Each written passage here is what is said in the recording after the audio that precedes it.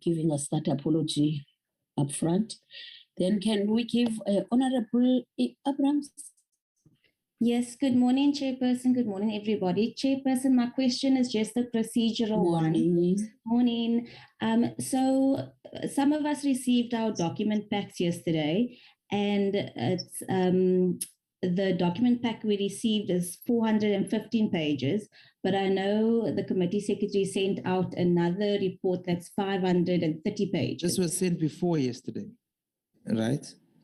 Linton, you're not on mute. Linton. So I just was wondering, Chairperson, you know, are we going to be working We're muted, right?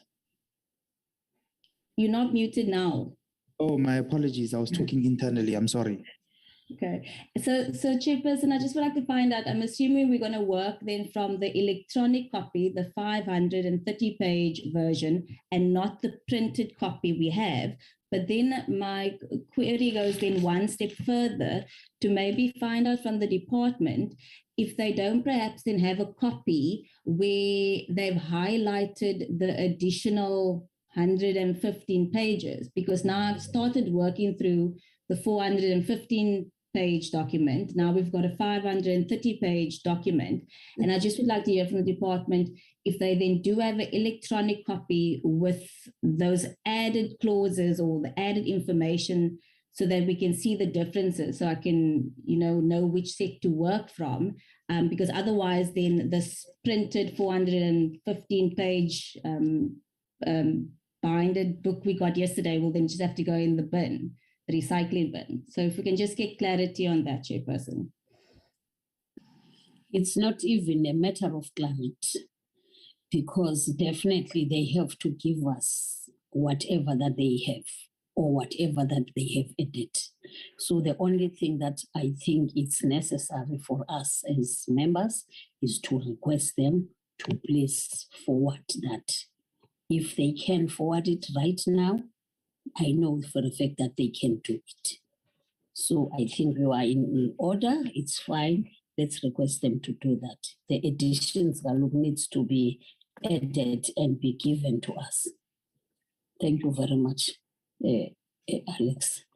Linton, apologies. Yeah, Honorable Chairperson. Thank you very much. My apologies. Is it better now? Is it better now, Chair? Better now. Thank you very much. My sincere apologies, Chair. I thought that my mic was muted and I was talking internally. But I can respond to the matter raised by Honorable Abrams. But before that, is just to confirm indeed that the Minister had indicated that she's in the Cabinet meeting and is unfortunately unable to attend. But let me also appreciate the gesture from yourself, Honorable Chairperson, to give the Deputy Minister a call and really just encourage her. I think that will go a long way. It'll be very, very useful. So I want to just appreciate you for that. I really appreciate that. And honorable members as well for that. So Chair, just as we start,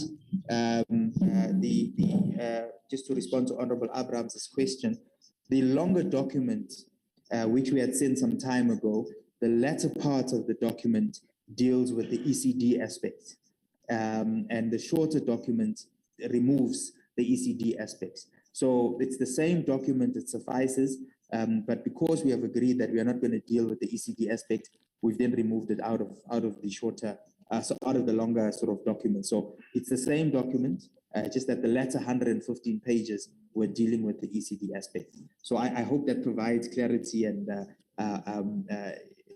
assists the process. Chairperson, just to get to the business of the day, if you would allow, we want to just start by really appreciating, firstly, the comments that came from the public, whether written or oral.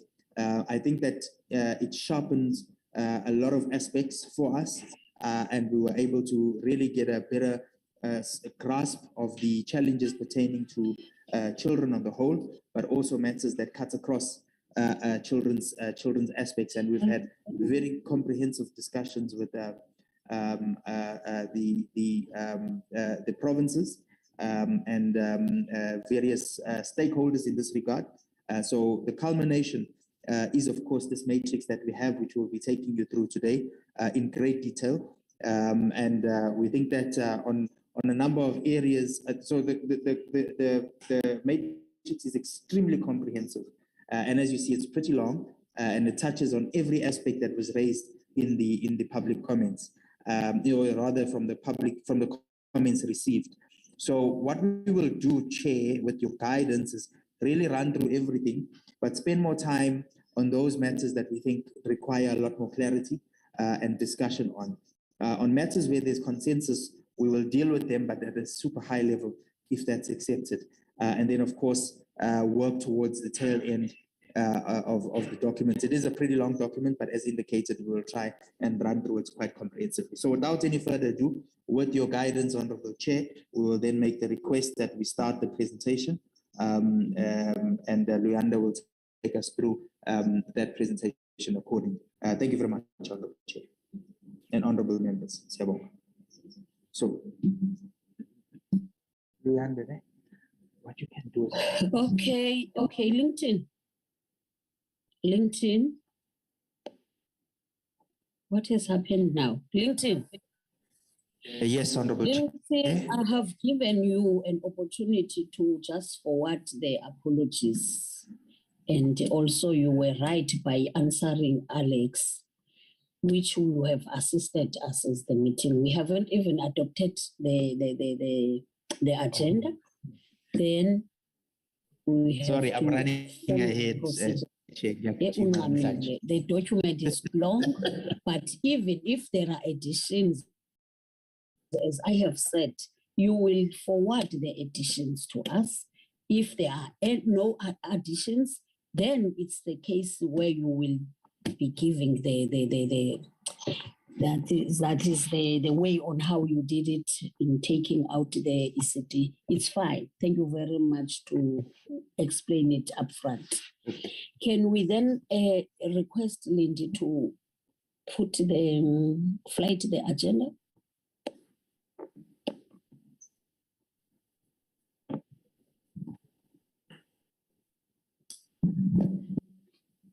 Thank you very much. Honorable members and officials, there is the agenda. We were on apologies, which we are done. And I hope that apologies are accepted. And then we can go to the adoption of the agenda as proposed. The agenda is as it is written, briefing by the department on a matrix, responding to all submissions made by stakeholders. You know, when I looked, in fact, everybody, when he or she looks at the report, it is too thick. Definitely, we won't finish that agenda, that document. As Lindy has already outlined on how can we deal with this document and in terms of the amendment bill. She said we will continue and continue. She even requested that we have meetings on Fridays just to finish up this document. So this Friday, I think it's the Friday that we will again have this meeting, which will also finish up this document. I think we will stop where the God wants us to stop today and then continue as days are still available for us to continue. And then we will have the discussions and questions of clarity. Then we still have the minutes of the 9th. As I have already said, that we don't have to collect minutes. We definitely have to deal with the minutes as we are still fresh on the items. Can I get someone who will adopt the agenda as proposed? Proposal for adoption. Matching is adopting the agenda. Can I get the seconder?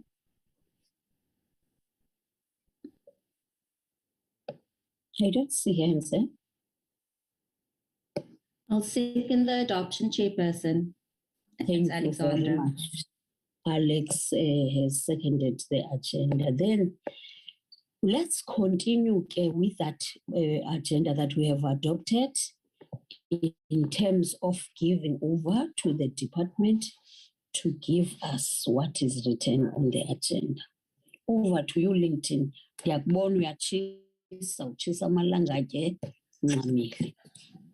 Yeah, no, Chairperson, ngiyagijima namhlanje. Thank 100%. No, thank you so much, Honorable Chair. I'll ask Peter Nechipale to mute where he is, please. Okay, Luanda, let's go straight to it. And we are going to try and push Chairperson as swiftly as we can without compromising umsebenzi. Okay, let's go, Luanda.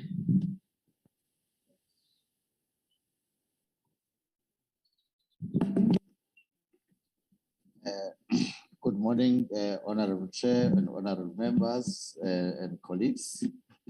Let me just get straight to the business of the day, that is responding to all the issues that were raised by stakeholders during the engagement when public hearings were held by Parliament. With regard to clause 1, which seeks to amend section 1 of the Principal Act, that is the Children's Act, there was a need for the definition of early childhood development, family counselor, intercountry adoption, and all that. The comment that was received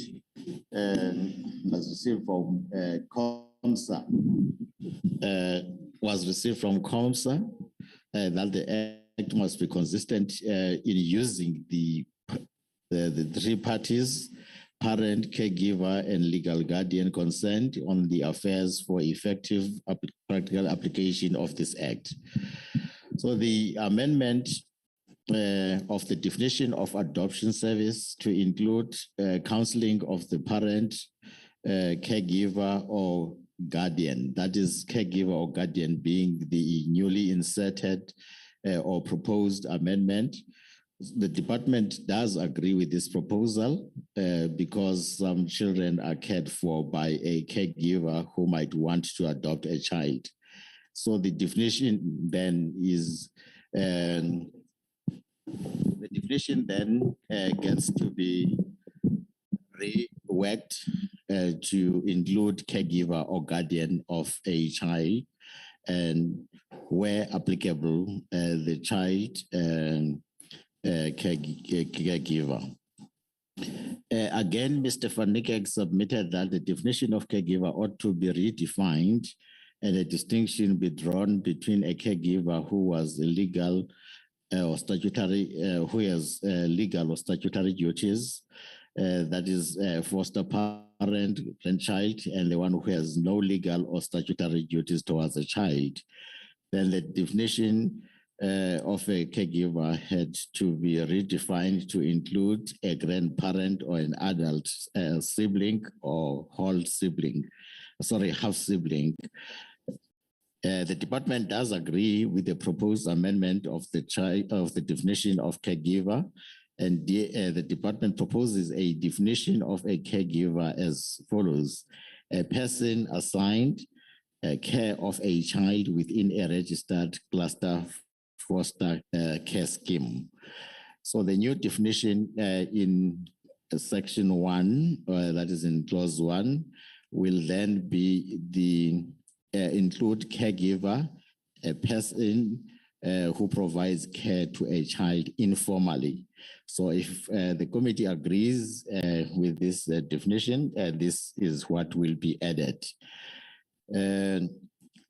Again, there is an issue of the incidental caregiver, which means any person other than a parent, guardian, or defined caregiver who factually cares for a child on a temporary basis only. The department agrees with the new proposed definition of an informal or incidental caregiver. However, the current literature refers to informal caregiver, which the department agrees to in terms of having to deal with that.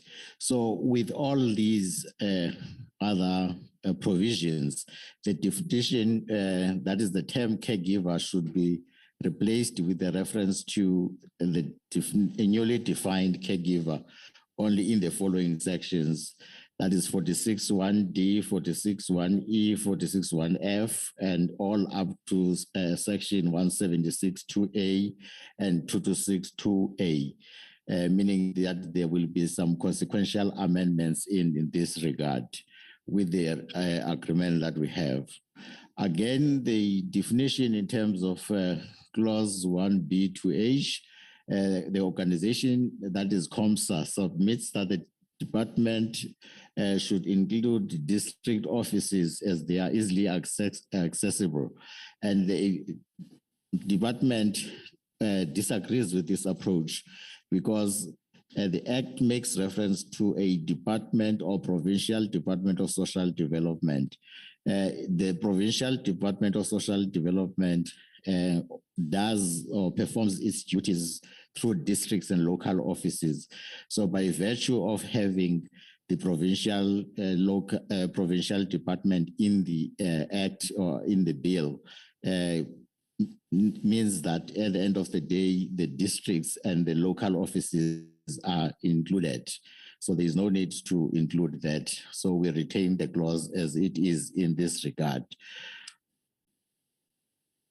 So again, with regard to clause 1V, the South African Council for Social Service Professions requires and compels all social service practitioners to renew their practice certificate annually for them to officially practice within the profession. So it is for this reason that COMSA submits to the department to include valid registration certificate. Section 1V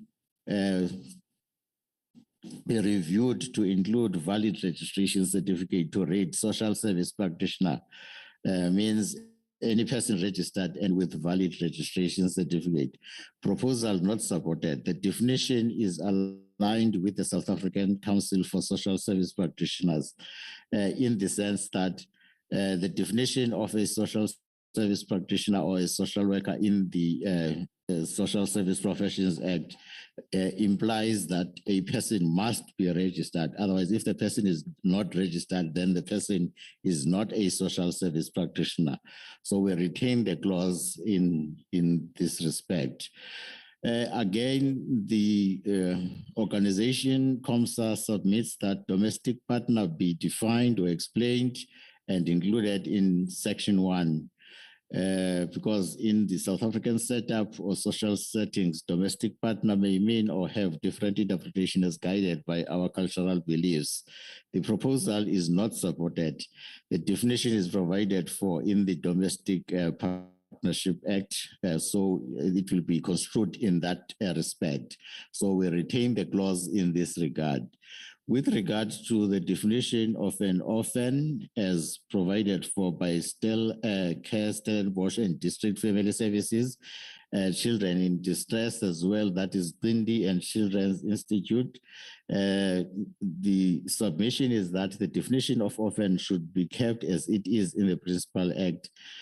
However, the Children's Institute submits that some social workers and magistrates have interpreted the current definition narrowly, including incorrectly to exclude many maternal orphans who are living with relatives.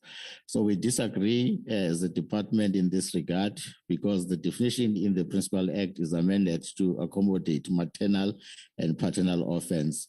So we retain the clause as it is, because it is already catered for. Again, with regard to 1C, the abandoned child, which has to be read with section 150, 1A in the context of a child in need of care and protection. The Children's Institute, Professor Skelton, Give a Child a Family Catholic Institute, and such other organizations provide that there is a need. Hello. Excuse me, Chair. Hey, mpiyaki. Hello. Yeah. Chair, we can Anastasia. help with the. Honorable Anastasia. With the Please. medication. Yeah. Medication. Anastasia. Honorable Anastasia. Hello. Okay, proceed. Okay, thank you, Chair. Thank you, Chair. So these organizations, provide that there is. Sorry, Chair.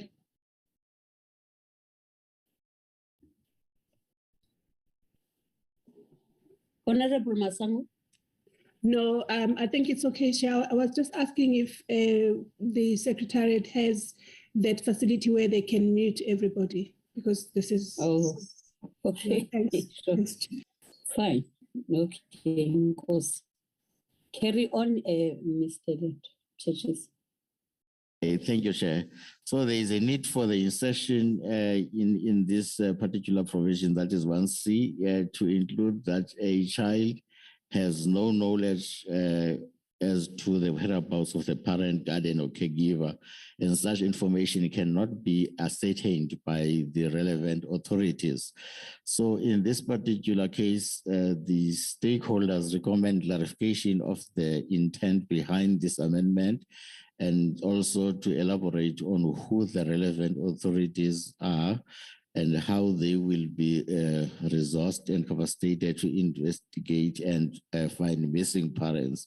So we agree with this particular concern and what Professor Skelton has indicated. So the clause is being amended to read as follows. That is, the child has no knowledge as to the whereabouts of a parent, guardian, or caregiver, and such information cannot be ascertained by the relevant authorities. So in this particular page, it flows from there, and the concern is the same, and the response is as we have just indicated.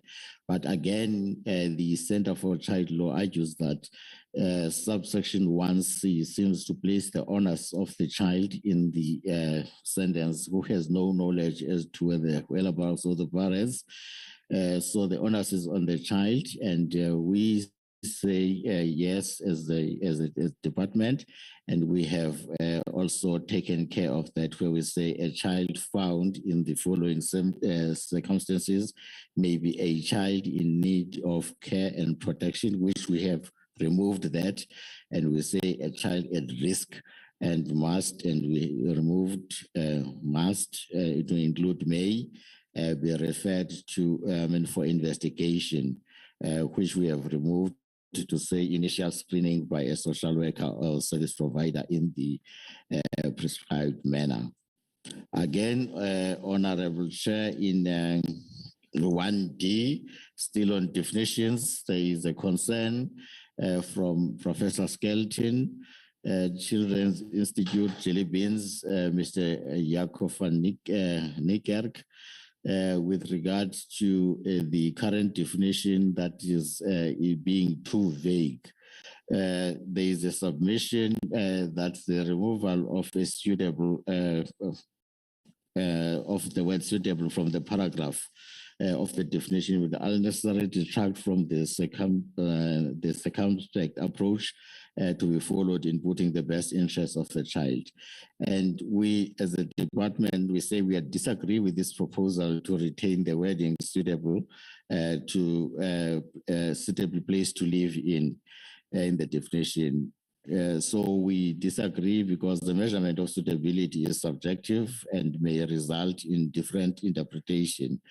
Hence, we retain the deletion of the word suitable in the current legislation. There is also another concern relating to the head of a shelter is removed from the definition of child care, that is a caregiver. So there is a submission that it appears that the bill seeks to remove all references to shelter from the Children's Act. It is important to note that Section 32 has reference to a caregiver, and we say as a department we disagree because the reference to shelters has been replaced by a comprehensive term child and youth care center, and therefore we retain this particular clause in that fashion. There is also a need for the insertion of a family counselor.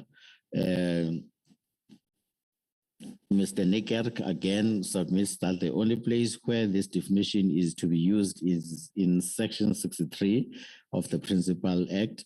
Section 63 relates to the evidence to be given by a professional person as specified. The position of the department is that a new definition of a family counselor is included in the definitions, although it is used in few clauses in the bill, if not defined. So it might be misinterpreted. So we do not agree with that approach, and we say we retain the clause because the position is very clear in that particular provision in our understanding. Again, Mr. Van Niekerk submits that the Act differentiates between two types of adoptions, one referred colloquially as national adoptions and also the inter-country adoptions.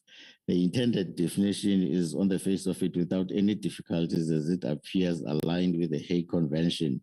But the challenge is that the definition is not inserted and that no other attempts to substitute a definition be made for the following reasons.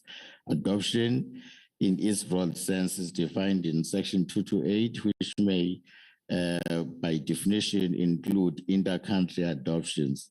The purpose of inter-country adoptions dealt with in Chapter 16 is dealt with in Section 254. So interpreting this definition of inter-country adoption may that one would qualify as an inter-country adoption. The adoptive child must be habitually resident in one country, whereas the adoptive parent has to be habitually resident in a different country. So the position here is supported. There is no need to define inter-country adoption, as the definition of adoption covers both national and inter-country adoption. That is indeed so. The removal of the definition of inter-country adoption will be dealt with. Again, with regard to because this is all about the same thing, adoption service, that is clause 1B. Mr. Van Niekerk agrees with the inclusion of a guardian. He, however, submits that a further alternative of a defined caregiver, insofar as it may be applicable, ought to be included in the list of persons to be counseled. In this particular regard, with the proposal by Mr. Van Niekerk is supported by the department, but the understanding is that there is no need to define inter-country adoption, as the definition is also as in the above, including all types of adoptions, that is domestically and nationally. So the removal of the definition of inter-country adoption will be taken into account. So Section 1 in relation to Section 129, that is definition of child parents by the Center for Child Law, there is also a need to include a definition of a child parent, and we agree. And the new definition has thus been inserted, that is in terms of who is a child parent. The clause 1X, temporary safe care, stell care, by stell care, Stellenbosch and district family, the organization recommends that the definition adds hospital or medical facility. The department agrees hospital or medical facility to be included in order to take care of, and the new provision will thus have the definition of temporary safe care in relation to a child, which means means care of a child in an approved and registered child and youth care facility. or in the care of an approved person, including a place as contemplated in section 167.3, where a child can be safely accommodated pending a decision of a court. So there's going to be a new definition as suggested during the commentary phase. Again, clause 1T, separated migrant child, the Legal Aid Resource Center, Center for Child Law also commented, and the organizations support the inclusion of a definition of separated migrant child. They submit that this definition is required in order to assist the court in dealing with practical issues, which include that the child has to be understood in the context of the UN Convention on the Rights of a Child, which in that particular case, then the word citizen is not included. So the deletion of the words in bold square brackets will show that how the proposal should be as per the commentary, and this is supported because now the definition of a separated migrant child will be retained and reviewed to replace the words "who is not a citizen" to be in line with the proposed amendment, and the clause will be amended accordingly. Again, in 1Y, that is clause 1Y, unaccompanied migrant child, Center for Child Law proposes that they don't support the definition because the definition in the UN Convention on the Rights of the Child does not include the word citizen, as we have indicated. And our approach is the same as above, where we said we support, and then that will be aligned with the UN Convention.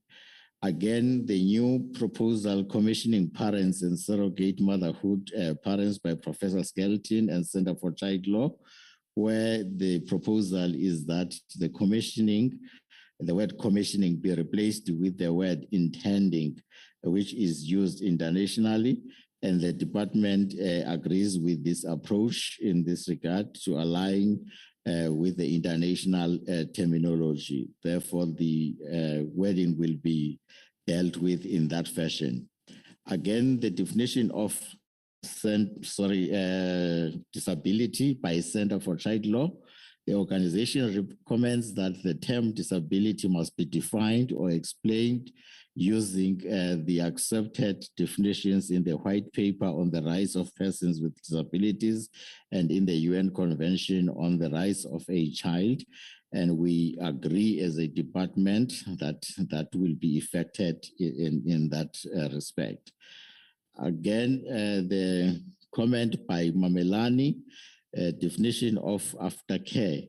The organization provides that the definition for aftercare is vague and does not stipulate the person responsible for providing these services, although in some way it places responsibility of such a service on child and youth care centers, even though the SCYCCs are not well placed in terms of location, staffing, and resources to provide these services.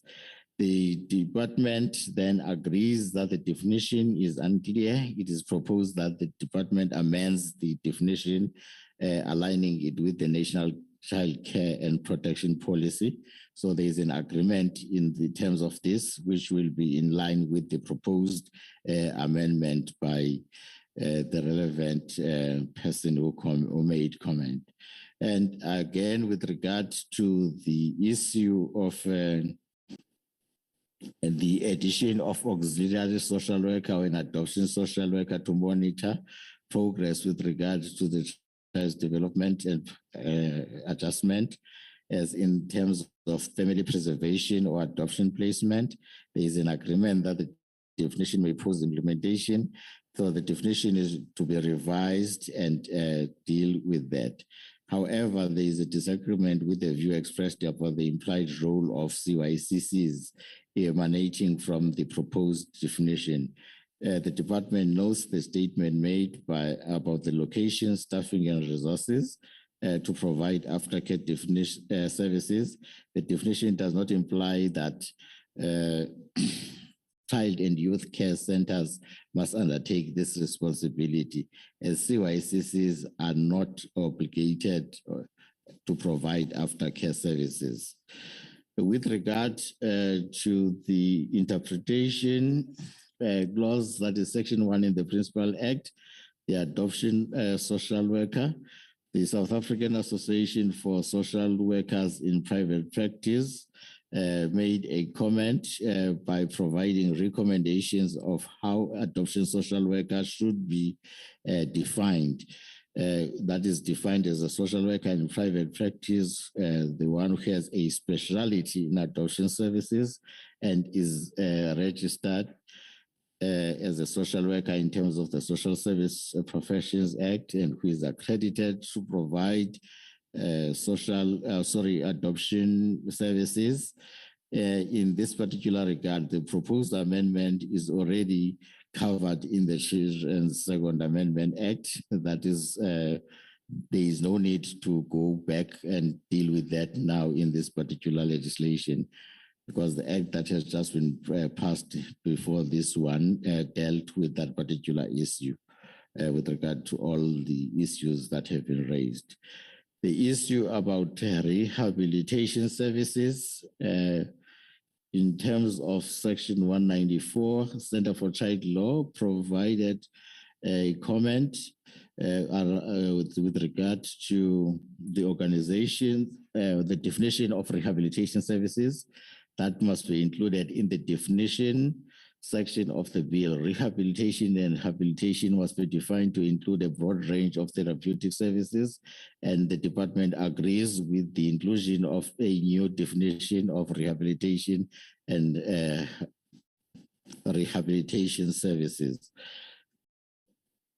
Clause 2 seeks to amend Section 6 and introduces concept of accessible.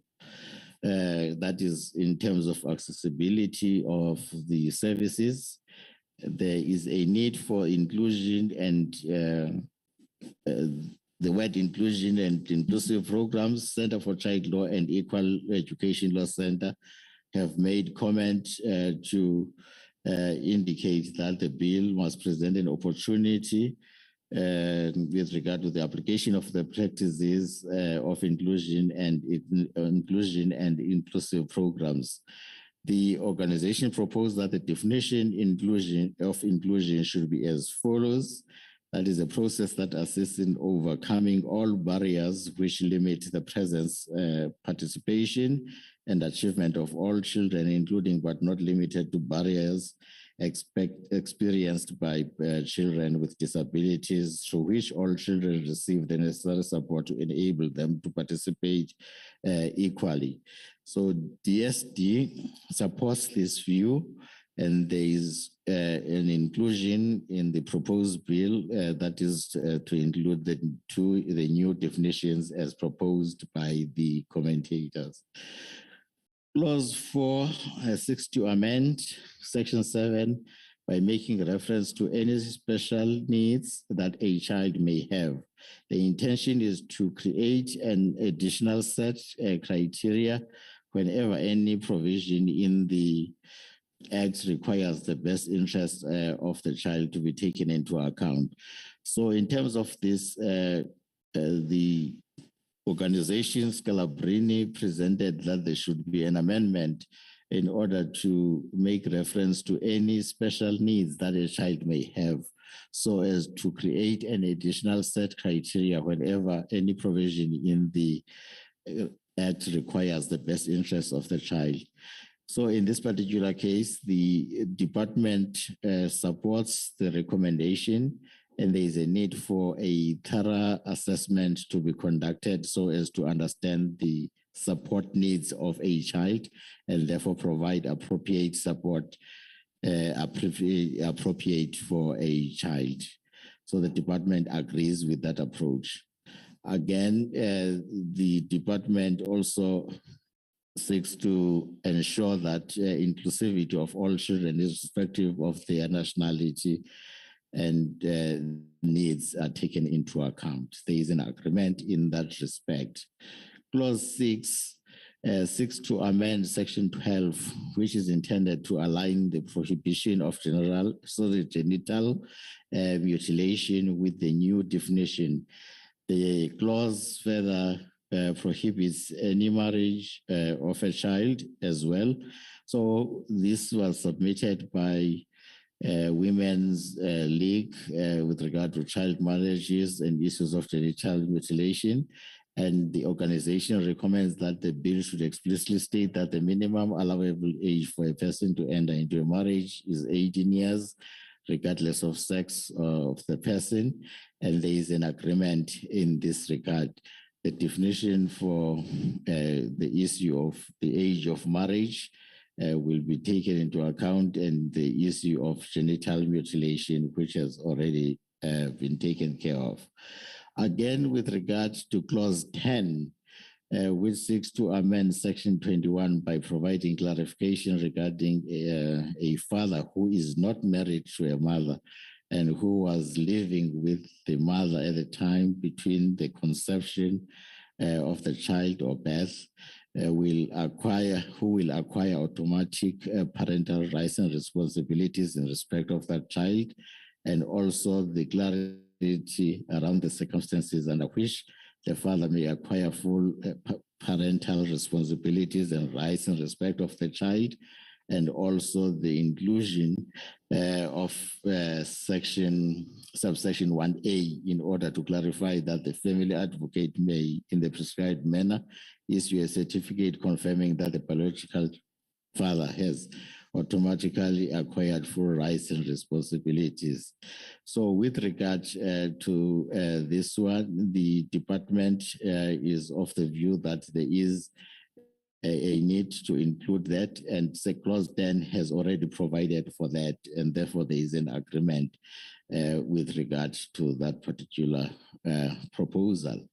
With regard to the issue of South African National Civic Organization, that is SANCO, who supports the amendments to Section 21 because it believes that family care should be enhanced under facilitation of social service practitioners where the child participation is concerned. There is also a reference that has been made to a 1995 Supreme Court of Appeal judgment that put an end to the debates that a natural father of the child born out of wedlock does not inherit rights of access to the child.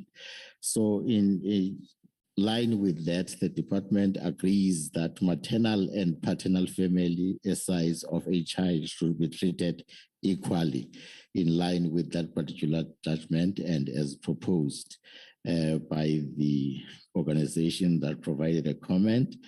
With regard to the organization Childline South Africa, the organization recognizes the importance of fathers actively supporting the and promoting the importance of fathers' participation in care of their children. Childline advocates also provide mediation processes when parents find it difficult to agree on parental rights and children's lives. There is an agreement with regards to mediation in matters pertaining to child care, and contact should be promoted when parents find it difficult to agree on parental rights and children's lives. So psychological support should be provided in high conflict cases. The department is in agreement with this approach, and hence the amendment of that particular section. We are the fathers, we are the parents, also made comments around the issue of parental rights. So the organization raised an issue or concern with regard to Section 21 of the Act against Section 9.3 of the Constitution. It points out that Section 21 attempts to promote a greater level of formal equality between married and unmarried parents, provided that certain requirements are met. However, irrespective of the increased recognition that unmarried fathers being important and the role that they can play, the common law position remains unchanged, and this raises inequality in the Act. The organization states that Section 9(3) of the Constitution specifically provides that the state may not unfairly discriminate directly or indirectly against anyone based on gender, race, sex, marital status, or birth. So the argument of the organization is therefore that acquisition of parental rights and responsibility infringes on the right to equality in that it infringes marital rights, gender, and sex, even though all this is subject to limitation in terms of Section 36. The organization makes the comments as indicated that Section 21 must be addressed so that there is no married and unmarried father and all children are treated the same. And the department does not agree with this approach because sections that the rationale for the amendment of this particular section is not to create a distinction between married and unmarried fathers in terms of rights and responsibilities, but simply to say the fathers who are unmarried must not be treated differently from fathers who are married based on the very same section that is being quoted. That is, there must be no unfair discrimination based on marital status. So we retain the clause in the bill based in terms of that particular approach. It is the issue of equality based on marital status, nothing else in terms of this particular bill. So with regard to... Excuse me, Advocate Tim Georges. Okay. I know for a fact that you can speak until 1 o'clock. Can we request members if there is anything that they think they would like to get a question or would like to just get a clarity question, indicate by by show of hand, so that at least or how do you think you will approach it? Where do you think you will stop? Honorable Chair, we stand to be guided by you, but the intention was just to go through as much as we can. Which is, if it can happen until 2, you will go up until 2. That is the approach, Jefferson. I may suggest an approach, Honorable Chair. Yes. Maybe we can go up to, because now we're on page 30, up to page 50, Chair, and perhaps take some comments and then go a little further down to about 140, 150 or so again, and take some comments, if that's okay with the Chair. Okay. Honorable members, what are you saying on that? Up until page 50? Yes, I agree with that, Chair. Let's do 50 and then discuss, and then we can continue with it. Yes. Okay. I hope you are noting things that you would like to just get the clarity. Thank you. Let's proceed, Advocate. Thank you, Honorable Chair. The Commission for Gender Equality also made comments regarding the rights of unmarried fathers, which in terms of this bill may have negative unintended consequences as in practice, which is the distinction between married and biological fathers. So the approach is the same as the department, where we say we understand the challenge between unmarried and married fathers, but the whole rationale for the amendment of this provision in the legislation was to close the distinction between unmarried fathers and married fathers in terms of access to their children, and based on the right not to be unfairly discriminated based on marital status. So it's the same principle that we have dealt with earlier. Again, the Child Welfare Society also submitted that the Act needs to cater for a situation where the mother who has abandoned the family or must have died, so that we should also take into account of that. So the insertion would enable an unmarried father to apply for a certificate from the family advocate to recognize the rights that is his rights as a father in terms of Section 21. So this process is likely to be more accessible than a court process. So the department agrees with this approach, and that Section 21 be amended to include the proposed amendment, which we have effected on the far right there. That is, the mother's whereabouts are not known or she is deceased. That will be included. Again, with regards to the National House of Traditional Leaders, we have also provided on this particular issue. The House is of the view that as long as the child is born, the unmarried father should have parental responsibilities, rights over the child, even if he was not living together with the biological mother at the time of the child's conception and birth. According to customs and tradition, the father of the child should identify himself as the child's father or pay damages, meaning that in many instances, the child's father does not necessarily stay with the mother during conception, so the time of pregnancy and until birth. So the department agrees with this particular concern, and there is a need to amend the clause to take into account that which has been proposed by the National House of Traditional Leaders. Again, with regard to Professor de Kock, who also made a submission in this particular instance, who proposes that in terms of Section 23(1)(a), wherein the amendment intends to replace social worker with social service practitioner, changing professional to practitioner can make matters worse.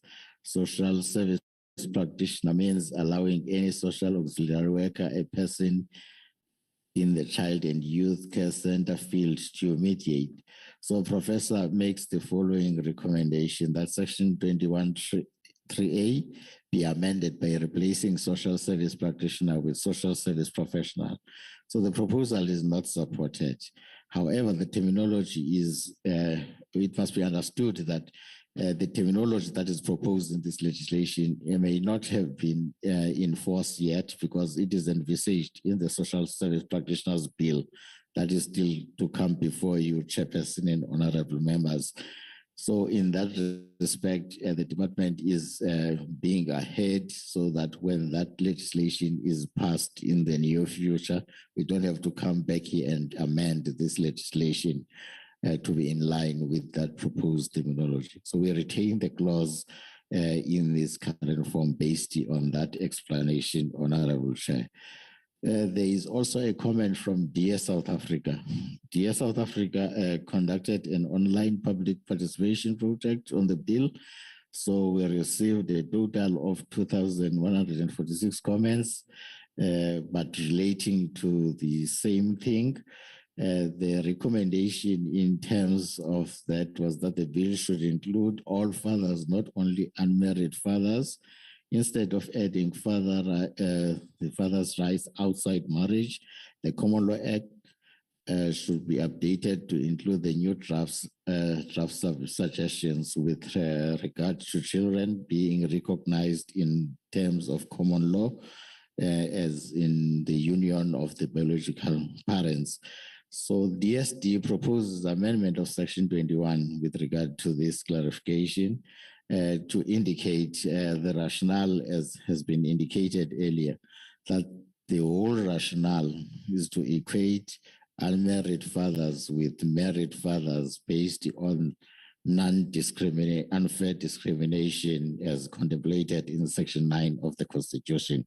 However, if there is a need to look at other things, maybe in the future, the department is willing to look at those things. But for the purposes of this bill, the focus is on unmarried fathers and married fathers based on Section 9 of the Constitution. So we retain the clause as it is, but we do understand the concern as a department. Sonke Gender Justice, the organization argues that one challenge with the insertion of subsection 1A into Section 21 of the Act is that the proposed certificate process does not cater for the situation where the mother has abandoned the family or has died. Expanding the certificate process to cover all these circumstances would enable an unmarried father to apply for a certificate from the family advocate to recognize his Section 21 rights as a father. So that is what Sonke Justice is proposing. And the organization makes the following recommendations: that it is important to make it clear that a father can approach the Children's Court for a Section 21(1)(8) certificate if he is unsuitable to access the family certificate. There's a family certificate. There is an agreement as a department with regard to that the father will have a choice to approach the office of the family advocate or the relevant court, which may include the Children's Court, to issue a certificate. So it is going to be dealt with in that particular fashion. Again, with regard to Mr. Solomon, who made comments in the bill and made recommendations that the Children's Act must redefine the term "in the best interest of the child." The proposal is not supported because Section 7 of the Act sufficiently caters for the best interest of the child in an event where there is a challenge with regard to the term. There is also another opportunity that the courts will always be there to guide us what is in the best interest of the child, because it may differ from child to child, situation to situation, and we then retain the clause of the bill and not redefine what is in the best interest of the child. Again, with regard to the other organization, the person who presented, that's Ms. Koli Majila, who presented that there should be compulsory mediation courses for parents to raise awareness of the harm done to the children if they are used as a weapon against one parent. So the recommendations are valid, and the department is already providing programs on mediation. So we retain the clause in the sense that this is already happening. It's just a question of awareness raising that the department should work on. So there is nothing to amend in this particular regard. I think I can pause there, Honorable Chairperson, as you requested that we pause it, page 50. Thank you, Chair. Thank you. Thank you, Advocate Chachisa. Can we then give the chance to honorable members to interact with the presentation that has been already done for now? I see the hand of Letitia. Honorable Alex will follow. Can we then go straight to Honorable Aris? Solomon's issue is going to be. Thank You're you. muted, Babane. Yes, thank you. Thank you very much, Chair. Chair, I just want to check on page 2. DSD responded, proposed the definition of a caregiver follows a person assigned care of a child within a registered custody.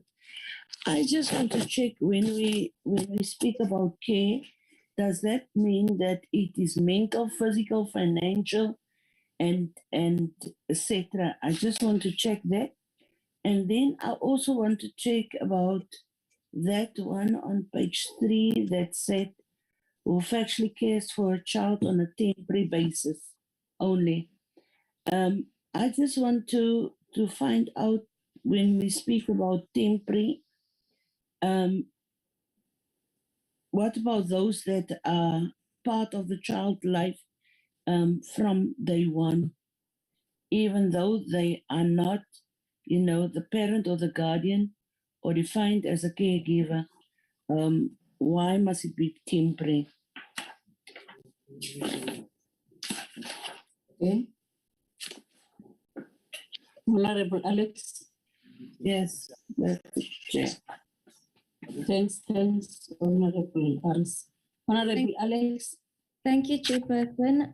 I just like to find out page 8, the clause that says, and we have this debate quite often in our committee, the must and may debate, and I just would like the department to now explain why they using the words may, when they say a child found in the following circumstances may be at risk and may be referred for initial screening by a social worker. So if the child is at risk and has been identified as a child at risk, why is it may? Why, are we giving a child a choice that they can go and sit down with the social worker and be screened and things like that? Are we giving the family in which we are now finding this child at risk in a choice? So if the department can just maybe explain why we're changing that to may and not must. Then, Chairperson, page 21 with the aftercare definitions and services, and this is maybe just also if they can explain how we'll need to interpret this matrix. Is it correct in my understanding that when the department just says agreed to the recommendation, are they going to then copy and paste the recommendation as is? And that's what we're going to see in the bill? Or is the department still going to come back to the committee with their own written clause? Because I think I make that point also on page, no, it's not page 16. I think page 25 as well. So just, where we are agreeing on recommendations, is the department just then copying and pasting, or must the department come back and provide us with now the new wording that they're going to insert? And then just page 42, if I can just get there. Page 42. Oh, yeah. If they can just now explain, because I think there's quite a few where the department agrees with recommendations, but it's not going to be part of the bill. And, they write on page 42, it must be understood that this is a new insertion which does not form part of the bill, the clauses of the bill. If the portfolio committee agrees that we take care of the new proposals that do not form part of the bill. So just then, Chair, clarity from you, how are we going to attend to those matters? Thank you. Okay, Alex. And then Bridget. Thank you, Chair. Mine is also just clarity. The advocate speaks on page 5 of the bound book about the recommendation that came from COMSA, where the department says that they are retaining the clause because the proposal is not supported, because the definition is aligned with the South African Council for Social Services Practitioners Bill. I would like to know, because this refers to these certificates that are no longer valid or that are not valid. I would like to know if the proposal is not supported, how is this problem going to be solved of the invalid of practitioners that are operating with invalid certificates? I hope I'm making sense, because I just was left hanging to know how the actual problem that brought about the recommendation is going to be solved if the department is retaining the clause. It just some clarification there would help a lot. And also, I would like to know about on page 26, where it talks about the married father. The married father thing, for me, I just would like to know what bearing does labeling a father married or not married and not labeling the mother. I'm just not understanding why do we have to go married or not married if people are the parents of the child biologically. I just would like that to be sort of explained to me. And Chair, I think I will stop there, because I'm really thinking that this process is assisting a lot. Thank you, Chair. Chair.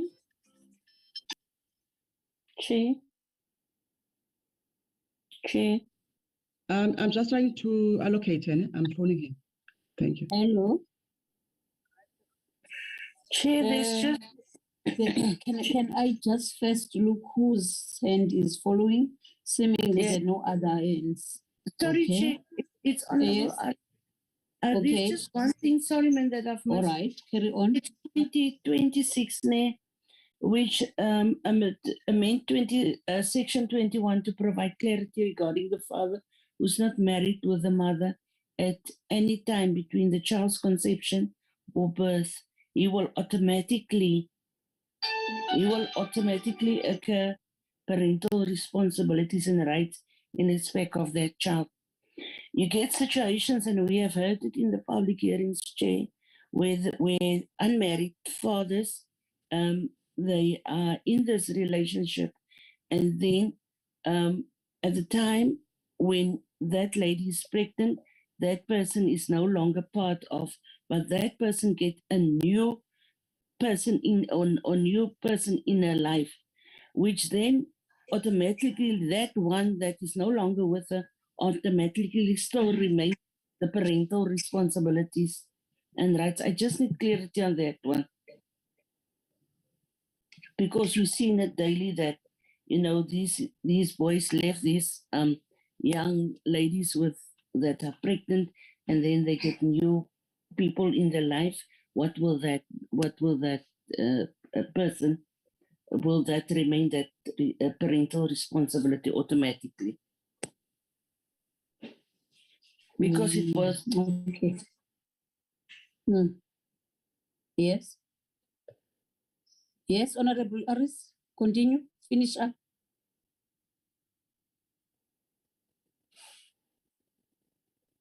Hello. Honorable Aris. What has happened now?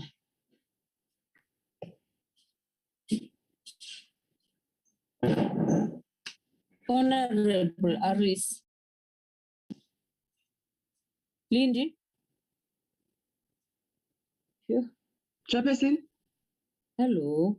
Hi, Chair. Where is Aris now? She's here. Maybe she's got a technical glitch because she's still in a meeting. Okay. She must finish up. Chair, Maybe can when you she's hear me? back. Chair, Yes. can you hear me?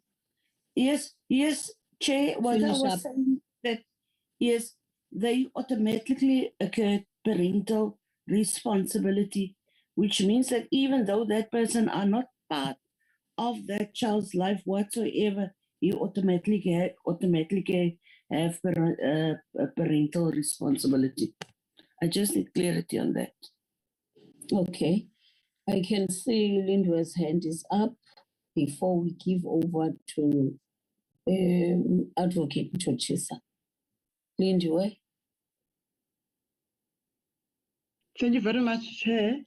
I wish to explain the process going forward, especially on the issues raised by Member Abrahams, just to get clarity as to what will be the process going forward. I think members in the last meeting tried to outline the process. The bill is before the committee, which is the legislature that passes, reject, or appeal the bill. Today's session is for the department to respond to comments and make the recommendation they wish that the committee should do when it deals with the clause by clause. The bill is before us. There is no role that will be played by the department going forward because their role was to consult at the executive level and then incorporate whatever public comments came during that process, certify the bill and introduce the bill to the parliament. And then the parliament took its own public participation process. And then now it will go to the formal stage of the bill. What is suggested by the department and what is recommended is not cast in stone because the committee will go at the formal stage, which is clause by clause, whereby there will be a parliamentary legal advisor and state law advisors on a particular clauses if the department feels that they don't want to agree on what is proposed by the department because this is just the proposal that we wish to retain. But the honors now is before the committee. It is the parliament that wish to change whatever the department feels strongly that they want it to retain. So I don't want to members or stakeholders to have misconception as if what is presented by the department is what the committee will agree on when they deliberate on clause by clause. The committee can, even if they are not comfortable or they are not sure of the implication of an amendment, they can also allocate that responsibility to the legal advisor to make the research and then guide the committee on the way forward. The new bill, the amendment bill will come from this committee. It will not come from the department, Member Abrams, as you think so. The role of the department now is just to give us some clarity, but the bill is before the committee. It is the committee that is going to change the bill and make an amendment bill, and it's become a B version of the bill. So I just want to get clarity on that. Now we're listening, and then we're listening to the argument of the department, and then the committee will apply its mind. When they do the clause by clause, it is the onus is on the committee to change or to retain whatever is proposed by the department. Thank you very much, Chair. Thank you, Lindiwe. I think you are repeating what you have said previously last time. But maybe for questions of clarity or clarification, we can give over to advocate to just explain things that are not clear. Otherwise, it doesn't mean that they are doing exactly what you are saying is supposed to happen next time. Am I allowed, advocate, to give you a chance? Chair? Yes. Yes, Chair. Just, I'm reflecting on Lindy is saying, and I'm noting the Chair's guidance in terms of responding, which we can do, but given the guidance, I'm not sure, Chair, whether you know, I'm worried about us finishing and taking responses because the guidance is provided that we ought to relay our observations and then the committee will deliberate clause by clause. So if the chair allows and with the guidance of the chair, perhaps we could proceed and conclude the inputs from the department side and then see whether there's at the later stage of the meeting, perhaps then respond to I'm worried that we may take a lot of time in responding to all the issues now, but I'm in your hands, Chair. I was just trying to flow with the guidance by the secretary, but we are in your hands. We're in your hands. Okay. Yeah, I think Advocate Mthoshisa is willing and ready to answer those ones that are questions of clarity. Because I will make an example. This thing of may and must, he explained it last time, but it might be, maybe some honorable members haven't managed to get the answer. I don't want to answer by myself, but it's just a question of clarification on that one. And also, I think even Honorable Aris is also asking the same clarity question. The only thing that I'm expecting from the advocate is to just clarify what this is what is happening and this is what the clause. Or in fact, he might repeat himself if he doesn't mind. Yes, I understand that will take a lot of time, but maybe it will be also helpful and useful for us to understand what is it that we have to correct. As Lindy has said, that we are gonna get that opportunity to do that.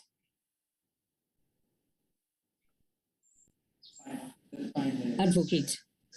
You can proceed. Thank you, Honorable Chair.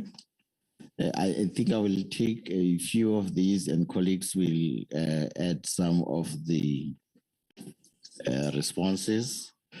With regard to the issue of may and must, I well understand it's an interpretation issue because there are instances in law where may means a must if circumstances or conditions have been fulfilled. Like in this particular case, it is stated that if there is a finding that a child is in need of care and protection, then the person concerned may, meaning that once that there is that finding, something needs to be done. It is often risky to place or to use the word must in circumstances like these, where certain circumstances have to be complied with first. But if the committee is of the view that the word must, as will be guided by the state law advisors later, then that still can be used. There is no challenge with regard to that. But it's a question of a cautionary way of drafting to place the word may under the circumstances.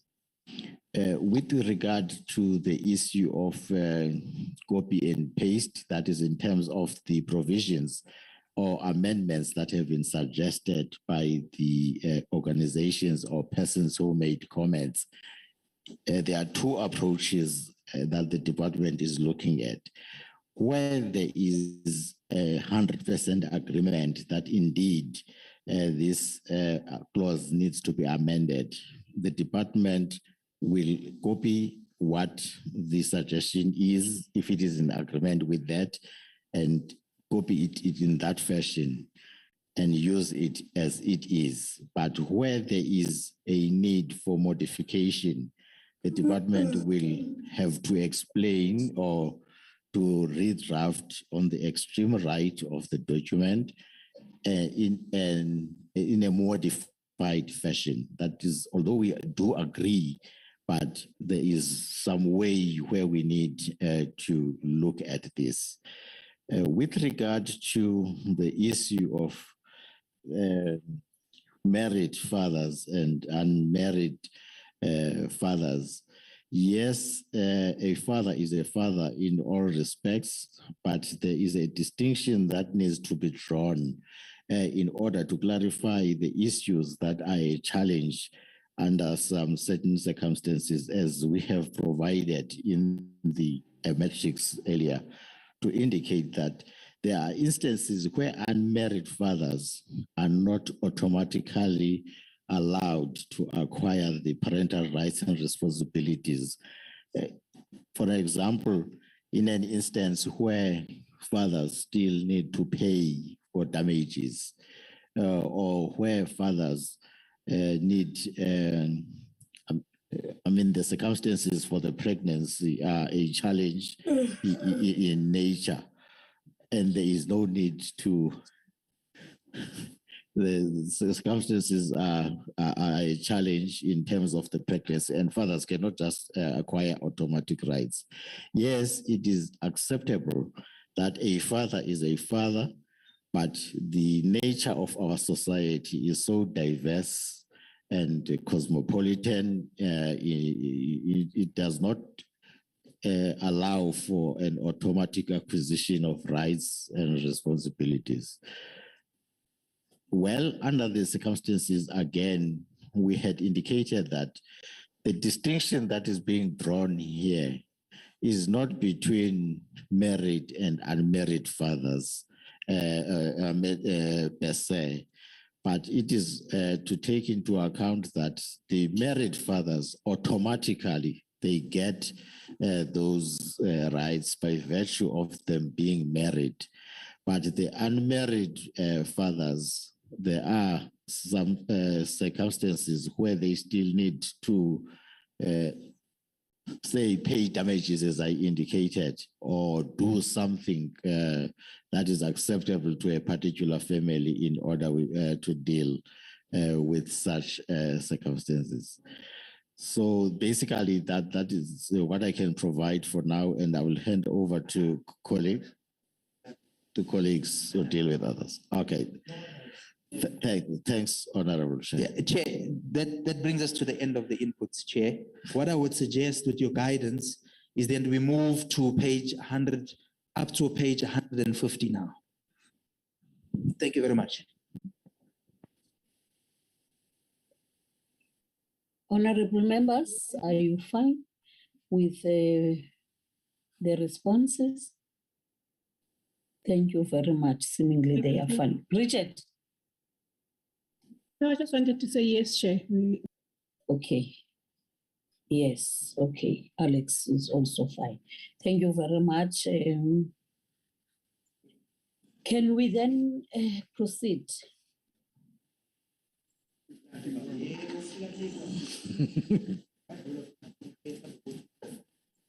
Advocate, over to you. Okay, thank you, Chair. I'm just trying to find my page. Yeah, yes, 51. Okay, with regard to the organization Give Child a Family, they also made a comment with regard to the amendment that there should be a clarification with regard to the parental responsibilities of unmarried fathers where the biological parents are not married. So the father will automatically be able to fulfill his joint parental responsibilities. Yes, indeed, the principle is the same as we have just presented earlier. That is, we note the proposal that the issue of maintenance is addressed again in the Maintenance Act, where we indicated at some stage that you will find that there are so many pieces of legislation that are impacted by this. So this particular matter that is being addressed here is more on the side of the Maintenance Act. So we are retaining the clause as it is. With regard to Mr. Gary da Silva, Fathers for Justice, the organization states that given the high rates of domestic abuse in South Africa, the abuse of protection orders with false allegation has been used with the sole purpose to destroy the relationship, sever or alienate the child or children from other parent. This places an unnecessary and unjust burden on the judicial system within South Africa. As a result, Father for Justice of the view that protection orders issued with the sole purpose to destroy, sever, and alienate relationship within the child and the father, and mediation is used as an instrument to delay finalization of the contact with the child. So we said as a department, the proposal is noted, and Section 35 of the Act covers for this particular situation. And we must also take into account that some of these are not within the jurisdiction of the Department of Social Development and this Act in particular, as the courts will have to determine these situations from time to time and on case-by-case basis. We therefore retain the clause as it is in the bill. Again, with regard to the issue of clause 6, which seeks to amend section 12, which is intended to align the prohibition of genital mutilation with the new definition, where we had indicated in this particular issue that there is a need to amend the clause, that is clause section 6, and we have recrafted it on the right, taking into account what the Institute for Catholic Education has indicated. As we have just presented recently, they have made a proposal, but we have recoined the proposal in order to suit our circumstances. And they've also made a reference to 12D in the Act, and where we indicate that we do not have that kind of a provision. It must have been just a mistake. Again, with regards to children in distress, that is clearly they made a submission based on the position that children should spend their childhood in safe, caring, and nurturing families. They deserve the best care and stability. And we indicated as a department that we do support the proposal and the new insertion that is proposed, that is the mother's whereabouts are not known or she is deceased, because that was not in the original bill. Therefore, we accept the proposal from this particular organization. And there is also the issue of corporal punishment they raised. We did make a presentation around this issue, and the commentary still stands, Honorable Chair, when we presented last time, that the issue of corporal punishment is very difficult for us to legislate on in this regard, because the Constitutional Court judgment about reasonable chastisement still stands. And we cannot differentiate now between corporal punishment and reasonable punishment, in the sense that if reasonable chastisement is already outlawed, it automatically follows by operation of law that corporal punishment is outlawed. And it is simple assault or assault with that is assault GPH and all that, depending on the severity of the assault itself. It is already outlawed in terms of the common law as pronounced by the Constitution earlier. With regard to the issue of Jelly Beans, who provided that there is an importance of fathers' participation in the care of their children and mediation processes when parents find it difficult to agree on parental rights. We indicated as a department that we do support the insertion, but at relevant court. Again, as indicated earlier, with regard to the question that was asked, whether we modify or we take the clause as it is, we have modified this one, as indicated on the far right, with the words underlined that we have inserted as a department. Again, Professor Ernst Skelton made a recommendation that there is a need to add a new insertion in section 46, which needs to read like parental responsibilities and rights for family members caring for child. That is 46.1, a children's court may make the following orders. And we indicated that, yes, the orders as indicated there are supported as proposed by Professor Skelton. And on the far right, we have inserted a new clause which will be addressing that as proposed. Legal Aid South Africa, the organization submitted that the insertion of Section 22 to capital A, which provides for the expression of the child's views regarding contents of parental agreement, might have an impact on the Legal Aid South Africa. The expression of the child's view might be through a legal representative, which might have to be appointed by Legal Aid South Africa.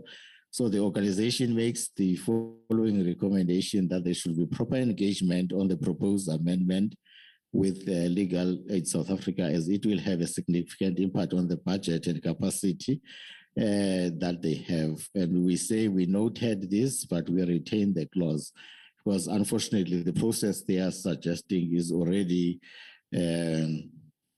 almost behind us, as we are not consulting any further with the organizations now. Again, with regards to the Consortium for Refugees and Migrants in South Africa, who provided that there is a need for the amendment, or made a recommendation in terms of Section 2110A, which must include the word magistrate, as currently most of the children's cases are addressed or dealt with in the magistrates' courts through the children's court. The subsection must read as follows: that is, a family advocate may, in the prescribed manner, issue a certificate. So the proposal is supported, and we have just changed the question of the magistrate to say the relevant presiding officer, so as to cover any other situation or circumstance we find ourselves in. Again, Center for Child Law also provided a comment where it indicated that the bill in Section 21.1a, that is, it should be the amendment of Section 21.1a, needs to cater for a situation where the mother has abandoned the family or she has died. This insertion would enable an unmarried father to apply for a certificate from the family advocate to recognize his rights in terms of Section 21, or this process is likely to be more accessible than a court process. So the proposal, as indicated, is supported, and then the clause will be amended as indicated on the far right. That is, the mother's whereabouts are unknown, or she is deceased. Again, the Children's Institute, the organization supports the amendment of Section 21.1a, but provides additional insertions where it points out that unmarried fathers often need a legal document to prove that they have full parental rights and responsibilities. The insertion or the proposal is supported by the department, where 1A, one capital A, indicates that a family advocate or a child's court may and provide as indicated there. So the department has taken that into account and has recrafted the provision to read as indicated on the extreme right there.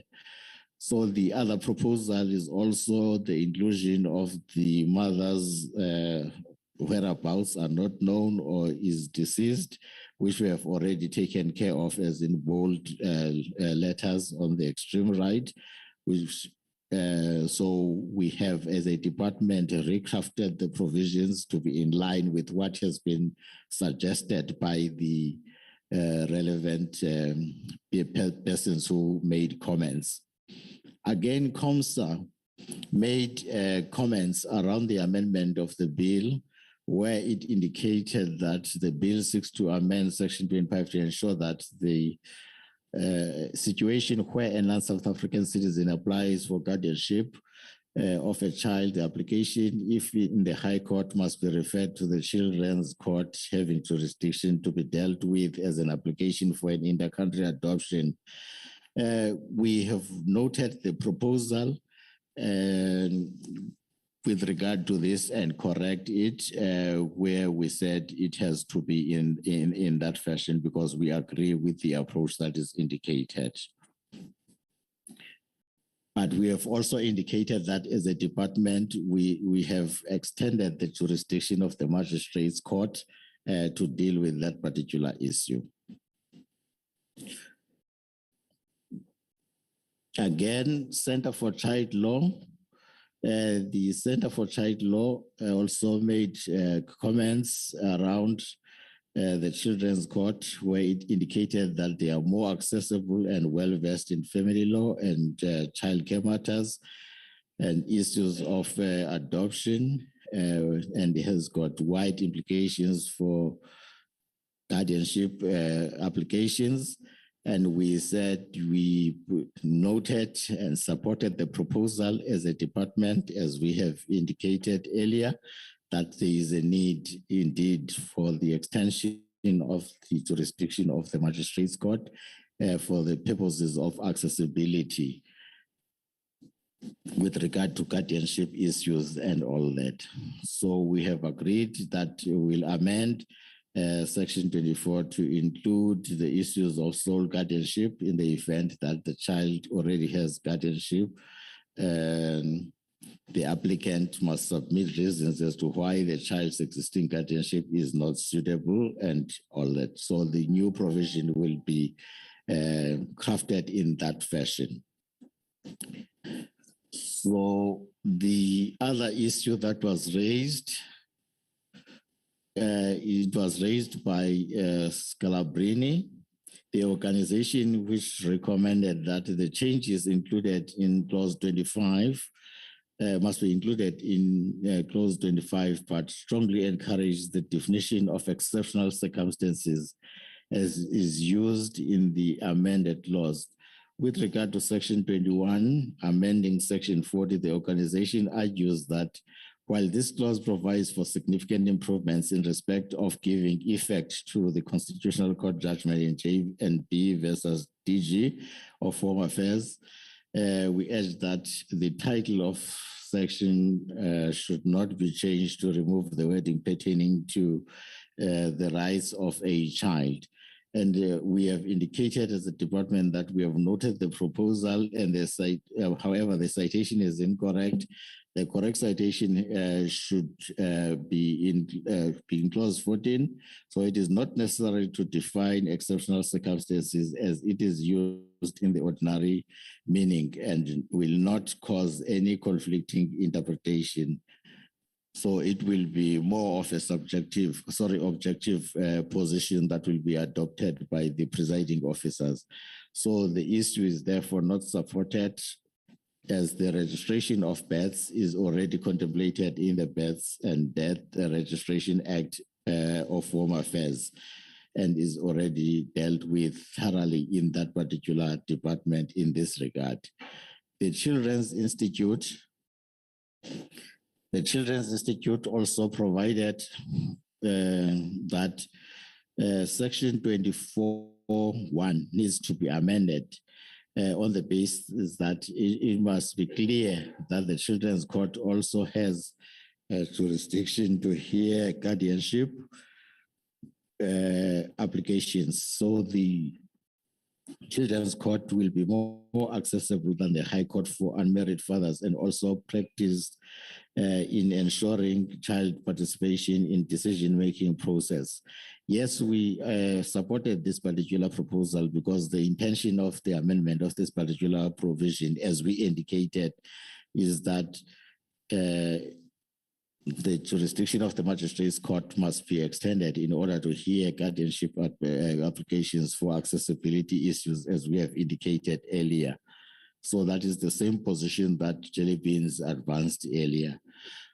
Again, the Children's Institute also indicated that it does support amendment to Section 45.3 as that will ensure that family members caring for orphaned and abandoned children and unmarried fathers will be able to apply for guardianship at the Children's Court. The Children's Court is more accessible, so this is actually supporting our position, where we indicated that yes, high courts will still have the power because we can't usurp the powers of the high courts as they are inherent in terms of their existence, but we will be extending the jurisdiction of the magistrates court in order to deal with the issues of guardianship. So the proposal is supported and we will effect the necessary amendments as we have agreed. Again, with regards to the South African Association of Social Workers in Private Practice, who indicated that the amendment to Section 46 will allow the placement of a child in temporary safe care pending adoption once the Children's Court inquiry concludes that the child is adoptable. We have indicated as a department that unfortunately we are not in support of this proposal. This contravenes the provisions of Section 167 that already caters for alternative care. This will create a risk of legitimate expectation. It is important to determine the adoptability of the child first, because if the child is adoptable, then the readiness must be dealt with regards to the family that is going to receive the child. And if something happens in the long run and there is a challenge and we have already placed the child with the potential family, it may have disastrous consequences for the child and for the family itself. Professor Ann Skelton also made a submission regarding what she actually recommended, and the recommendation made is that there is a need to insert the underlined words in Section 24, that is the Children's Court. And then we said, yes, the proposal is supported, as we have indicated earlier, that the Children's Court indeed must have the power to grant guardianship orders. Again, with regards to the position by Stellenbosch and District Family Services, the organization raises a concern of expensive legal fees that unmarried fathers have to pay when applying for guardianship. So this is the same position of dealing with the extension of the jurisdiction of the Magistrates Court, that is the Children's Court, to deal with guardianship issues. Yes, that inclusion is supported as indicated earlier with regard to those who presented.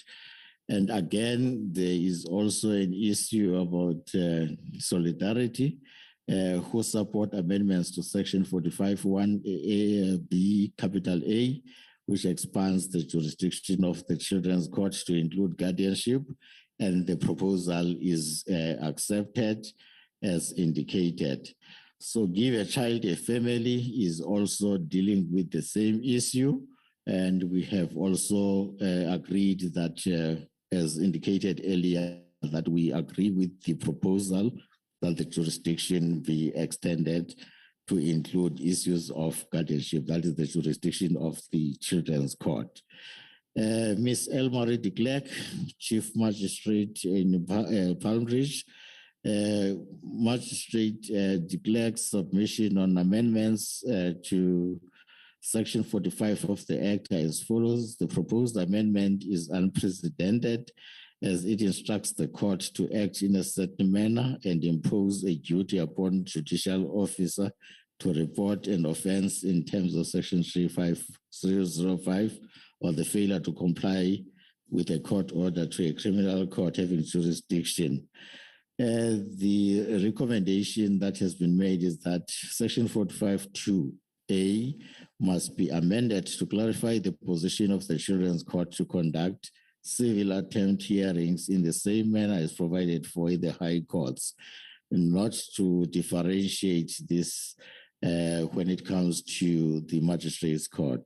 So the proposal is not supported. We are saying the magistrate courts are creatures of statute and must comply with the provisions of the law. The intention of clause 24(2) is to refer all criminal matters to a criminal court as a court of competent jurisdiction, and also to exonerate the children's court. So this clause is therefore consistent with section 42(8)(c), which we alluded to earlier.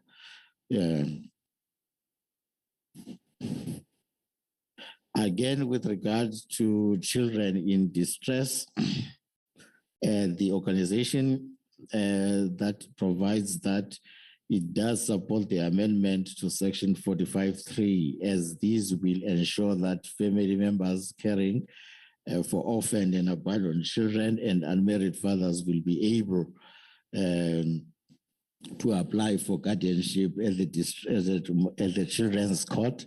The children's court is more accessible, so the position is the same. Yes, we do agree the proposal is supported because we have indicated that the magistrate's court jurisdiction or the children's court jurisdiction be extended to deal with that. So Deliberations again made a submission with regard to section 24(1) to say section 24(1) should include the children's court for the applications for guardianship, and we indicated that yes, indeed. So you will notice, Honorable Chair and Honorable Members, that all these comments are more on the jurisdiction of the magistrates court or the children's court, which must have jurisdiction to hear guardianship matters, which we have indicated in the beginning that yes, we indeed agree to that. The Child and Welfare Society, which also provides that sub-clauses and insertions on the involvement of the children's court in the assignment of guardianship as well as application of guardianship.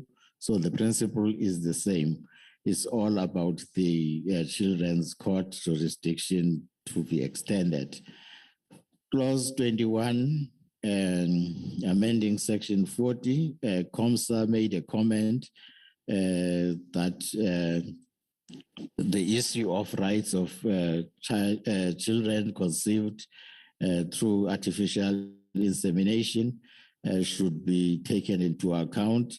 And we noted the comment, indeed, a child is a child, according to our understanding. When we say a child, we refer to every child and any child. So there is no need to differentiate between those born out of artificial insemination and those out of normal cause of birth.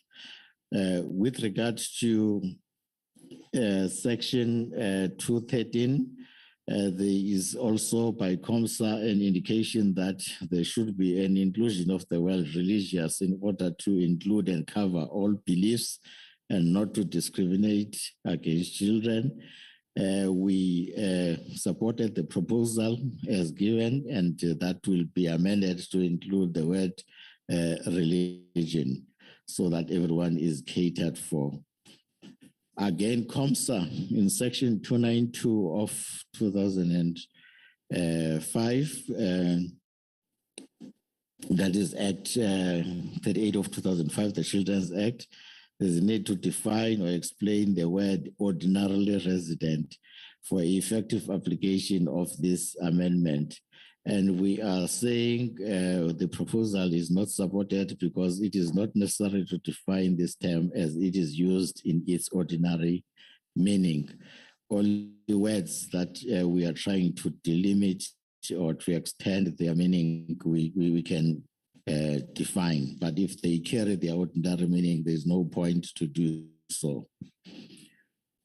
With regard to corporal punishment, there is a new proposal of defining corporal punishment by Professor Enskeltin, Stelke, Stellenbosch, and District Family Services, South African National Civil Rights Coalition. With regard to this, we indicated that we do not support the proposal.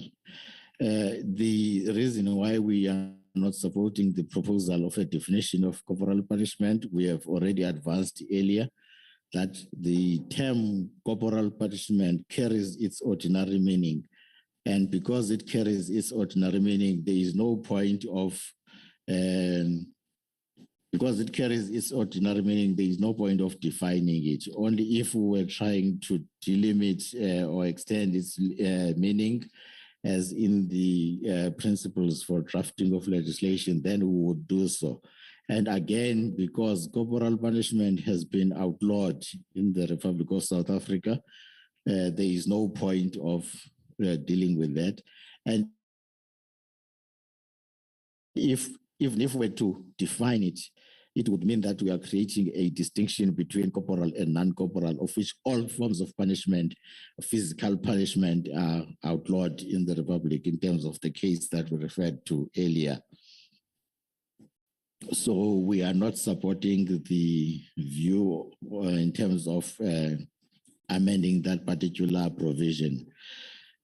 Clause 3 seeks to insert a new section 6 capital A, which relates to privacy, which we indicated that with regard to this one, we are not amending the legislation because there is already enough legislation that is dealing with the issue of protection of rights of children with regard to privacy, including but not limited to the latest Protection of Personal Information Act that has just been passed. So the provision in terms of 6A, that is the amendment, is therefore not supported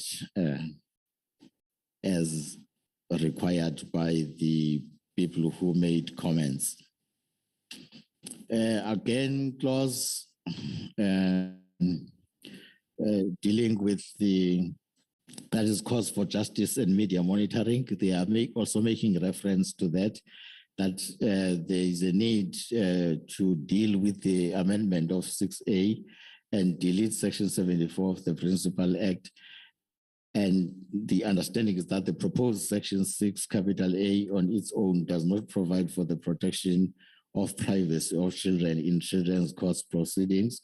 And the indication is, as we have just alluded to, that there are pieces of legislation that deal with privacy to children, and also including the case law that we have at our disposal, and also the pieces of legislation that have been passed.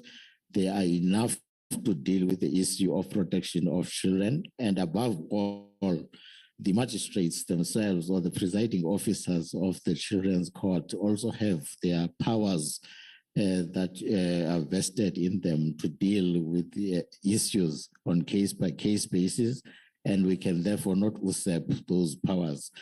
The proposal is therefore not accepted or not supported because the insertion of the clause 6 capital A adequately protects privacy of children by reference to all the pieces of legislation that we have alluded to earlier. Again, with regard to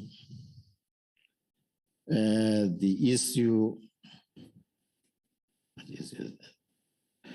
of South African social workers in private practice, the organization argues that there is a need for amendment in terms of the privacy laws, because obviously all these laws need to be respected, and Children's Act therefore does not need to say this.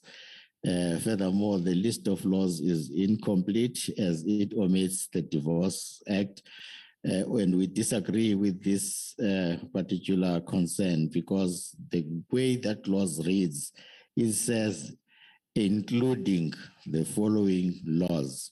And the word including means including but not limited to. That is how it is often interpreted in legislation. So the list is in any event complete if it's phrased in that fashion. And as indicated above, there is no need to amend Section 6 capital A further because there is enough legislation dealing with such issues.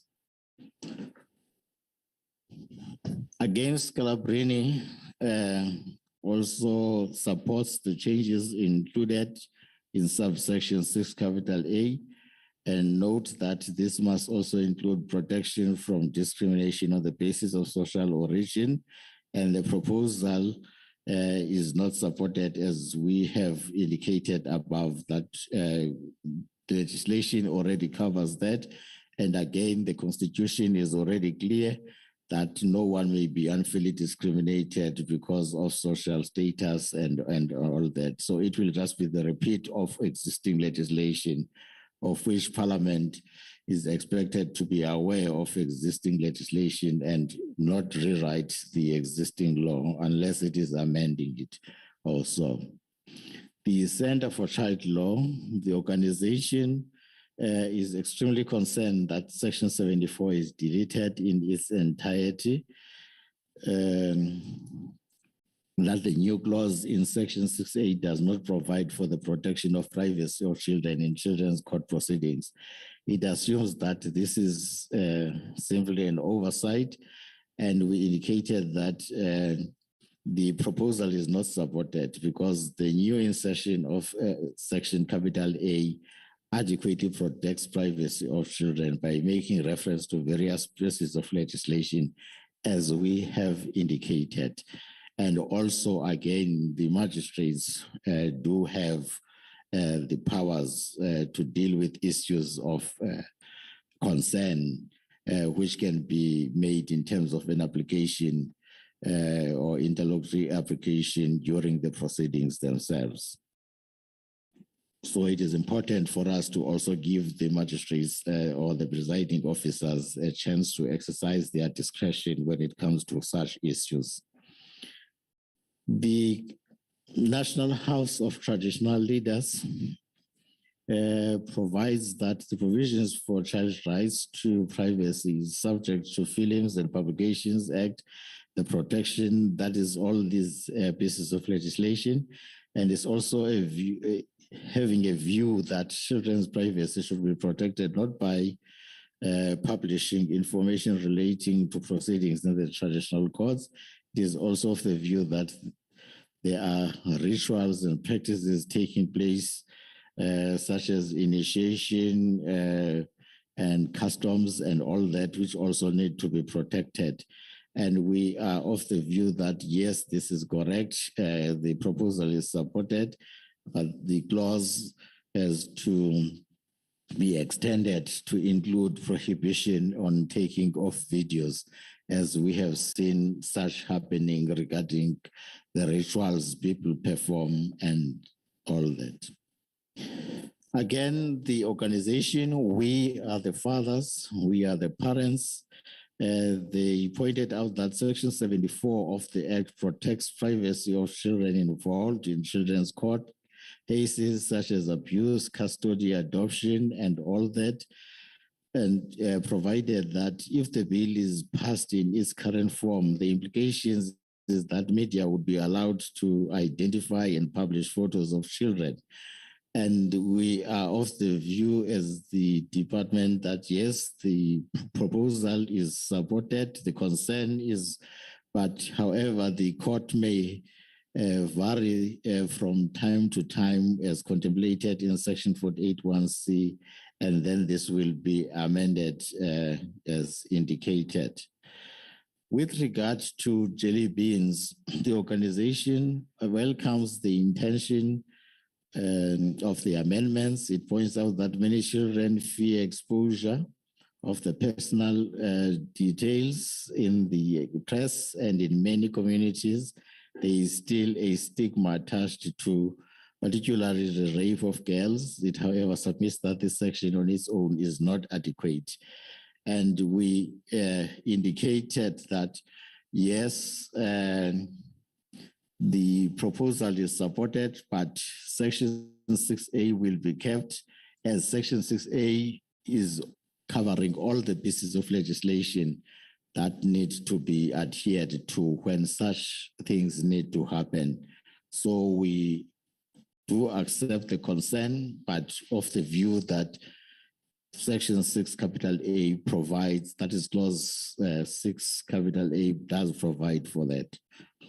Dear South Africa also made comments regarding the participation project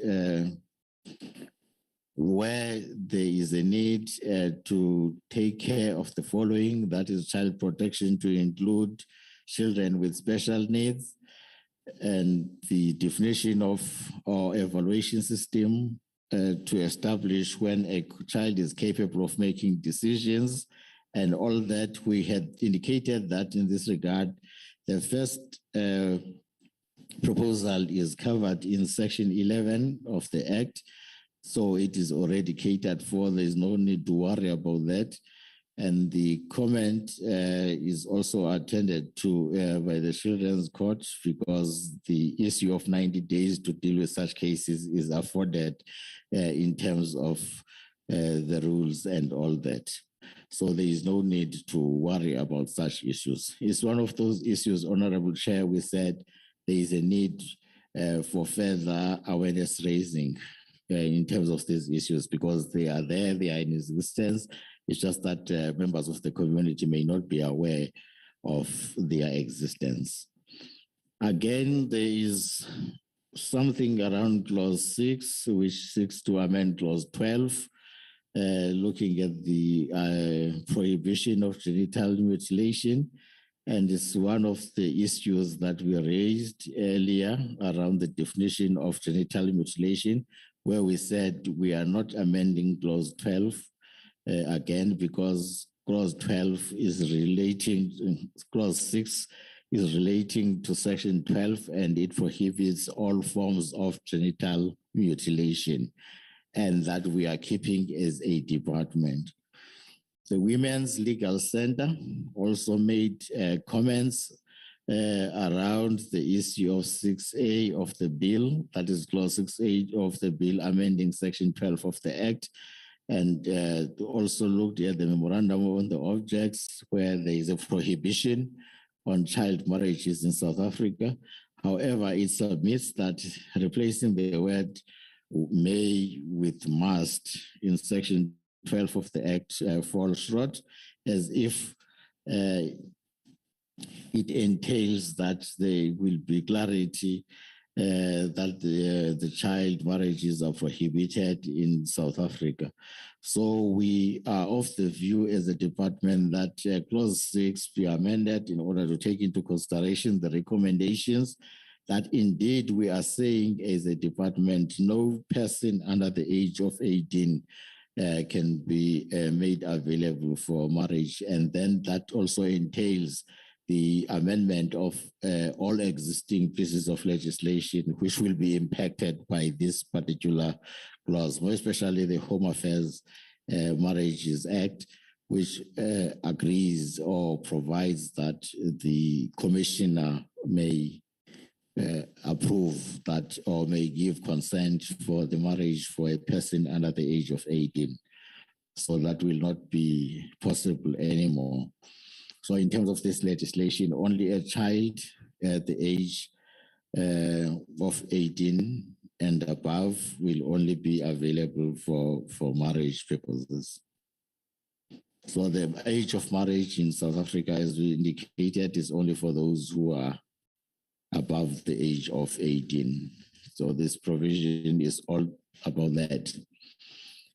Again, the organization Give a Child a Family provides that the amendment is supported on the basis that the African Charter on the Rights and Welfare of the Child in its Article 21 provides that governments should do what they can to stop harmful social and cultural practices such as child marriage that affect the welfare and dignity of children. So there's a submission that child marriage is threaten and violate the human dignity of girls. And we say as a department, yes, we agree the proposal is supported. Hence, we have set the age of 18 to be the age for dealing with this. The Center for Child Law also dealt with the issue of age of consent with regard to marriage, and the recommendation is supported because they are that comment is in line with our proposal. So the age of consent, it is also clear that in terms of the age, there was a question or something that was raised during public hearings that there are different ages for different transactions in life or in South Africa. And we agree with that. And we are saying, at least for this particular piece of legislation, it is not proper for us to deal with such, but only limit this to the age of marriage for the purposes of this bill, because these transactions or these age issues are dealt with in terms of different pieces of legislation for different transactions. So age 18 is set for that. With regard to the issue of Intersex South Africa, so the organization submitted that there are concerns over the lack of legislative provisions for a prohibition of intersex genital mutilation in South Africa. This is one of the areas that we dealt with when we made the overview presentation last week, Honorable Chair, honorable members, where we indicated that maybe we, as a department, need to look at the Second Amendment Act with regard to issue where it needs to be fully ventilated. So the comment is noted that indeed there is no piece of legislation dealing with that, but the challenges that come with it are also problematic, where we cited the instances where we said there are testimonies around the world where a child feels at some age that, no, maybe I should have been raised as a girl. And the other one says, no, I may have been raised as a boy. And the other one says, no, I may not have been raised either as a boy nor a girl. I'm comfortable. But now there is no reverse gear in terms of this particular surgical procedure that may have taken place.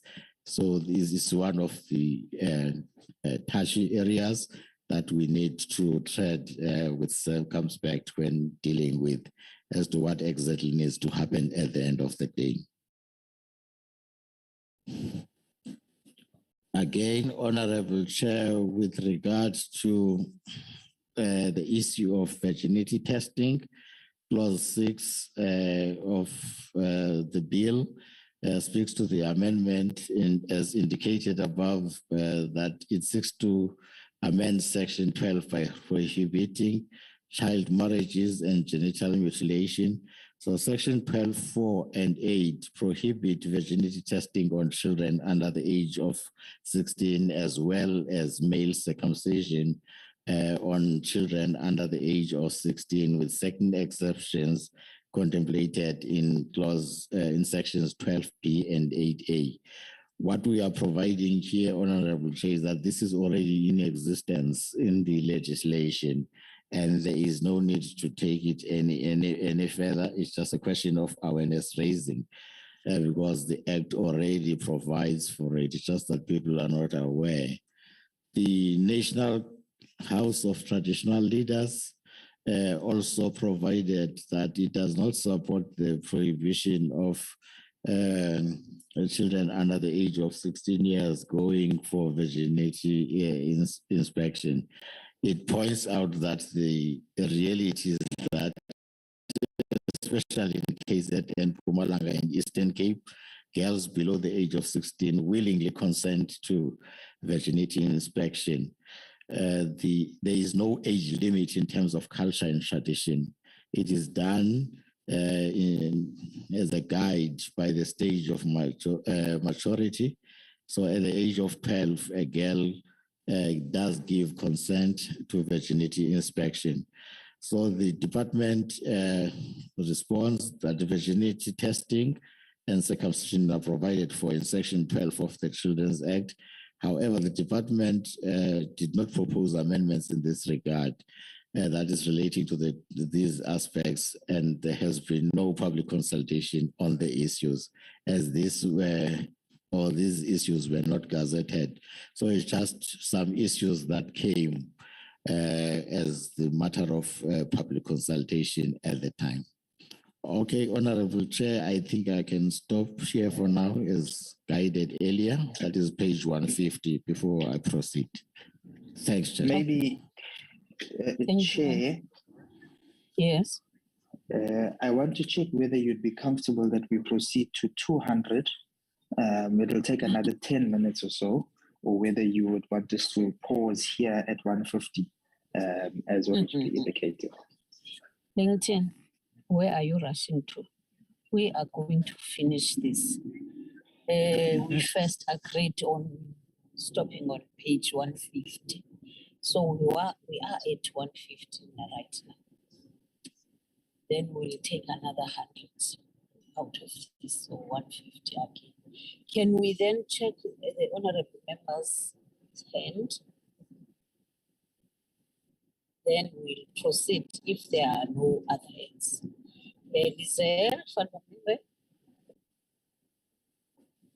That's the only hand that I see. Honorable Lizelle, over to you. Thank you very much, Chairperson. I just wanted to get clarity in terms of the slides 63 and 101 as it refers to corporal punishment. And my question really is just what would be the harm in including a definition of corporal punishment? And I'm asking that because in that slide, it clearly says the definition as proposed by Professor Anne Skelton is in line with the National Care and Protection Policy and also the UN Convention on the Rights of a Child. And I'm asking what will be the harm in including a definition of corporal punishment, because there is currently a bill before the PC of basic education, and they are in fact proposing a definition of corporal punishment to be included in the South African Schools Act.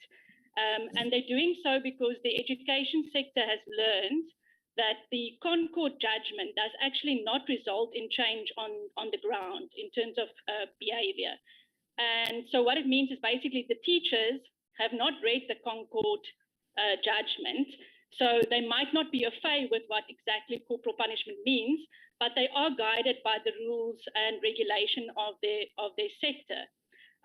So really my question would be, what would be the harm in including a definition so that we actually follow possibly on the lessons that the Department of Basic Education has learned in this regard? So really that would just be my question of clarity. Thank you, Chairperson. Thanks, Honorable Lizelle.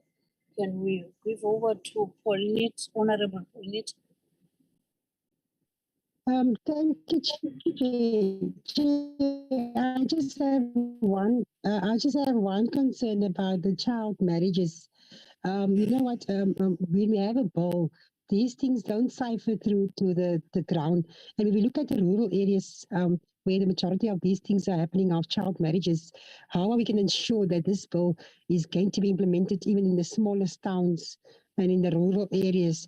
Because it is still happening today. And even though we put it on paper and say this is what's not supposed to happen, but it's still happening. I just want to know how are we going to make sure that it goes down to the rural area and also the small towns where people don't even read the newspapers or things like that. That is only one of my concerns that I would like to raise. Thank you, Chair. Thank you, Honorable Paulinette. I don't see any other hands. Over to you, Advocate. Thank you, Honorable Chair. The issue is raised by Honorable van der Merwe. The South African Schools Act, it does have this provision in Section 10, prohibition of corporal punishment. And it has this provision because that act was promulgated before or way before the passing of this constitutional court judgment we are referring to which abolished the reasonable chastisement as a form of defense. The challenge that will happen is that if we define corporal punishment and create an impression that corporal punishment is the only punishment that is prohibited as contemplated in the Children's Act, it will be problematic, because even if punishment is not corporal, but just the mere smacking of a child is itself outlawed in the Republic of South Africa. It is assault. A child can lay a case of assault against the parent if that happens, because even in the particular case we are referring to that ended up in the Constitutional Court abolishing reasonable chastisement, the father insisted all the way from the lowest court to the Constitutional Court that he was only punishing or nearly chastising his son. But it appeared that how he did it, it ended up being assault, GBH, or something of that sort. So it will, one, create a challenge in terms of us creating an impression that only corporal punishment is outlawed, whereas all forms of assault from minor to corporal are outlawed. And again, as I indicated, in terms of the Schools Act, it is there because the Schools Act predates the passing of that particular court judgment. Otherwise, the provision is now meaningless. That act will need, again, to be amended to also include all forms of punishment by teachers at schools, not only corporal punishment. With regard to the issue of child marriages, I note the concern, but the understanding is that it's an implementation issue and awareness raising issue. If the legislation is here indicating that no person under the age of 18 may be made available for marriage, it means that then the person who gets to be married under that age, that is age of 18, will be violating this particular piece of legislation, and will, if there is a sanction attached to it, committing an offense in terms of the Children's Act, and will have to be dealt with in terms of that fashion. So the understanding is that when this legislation is ready at some stage, there is a need to do a lot of awareness raising so that these issues are known to the communities. Thank you, Chair.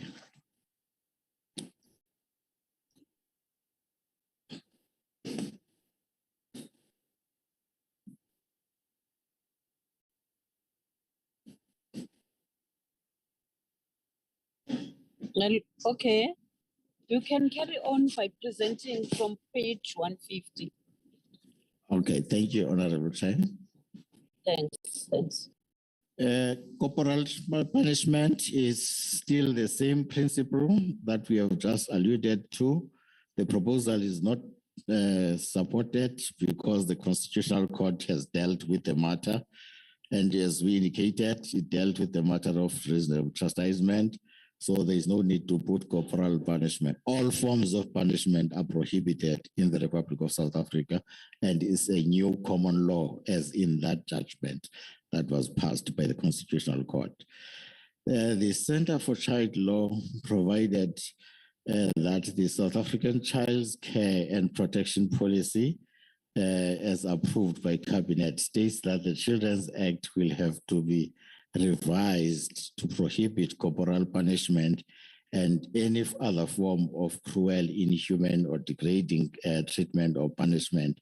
It is in this context, again, Honorable Chair and Honorable Members, that this policy being referred to here is before or was passed before this judgment, or if it was passed after this judgment, it will mean that there was an oversight in terms of reconciling this policy with the Constitutional Court judgment relating to this particular matter.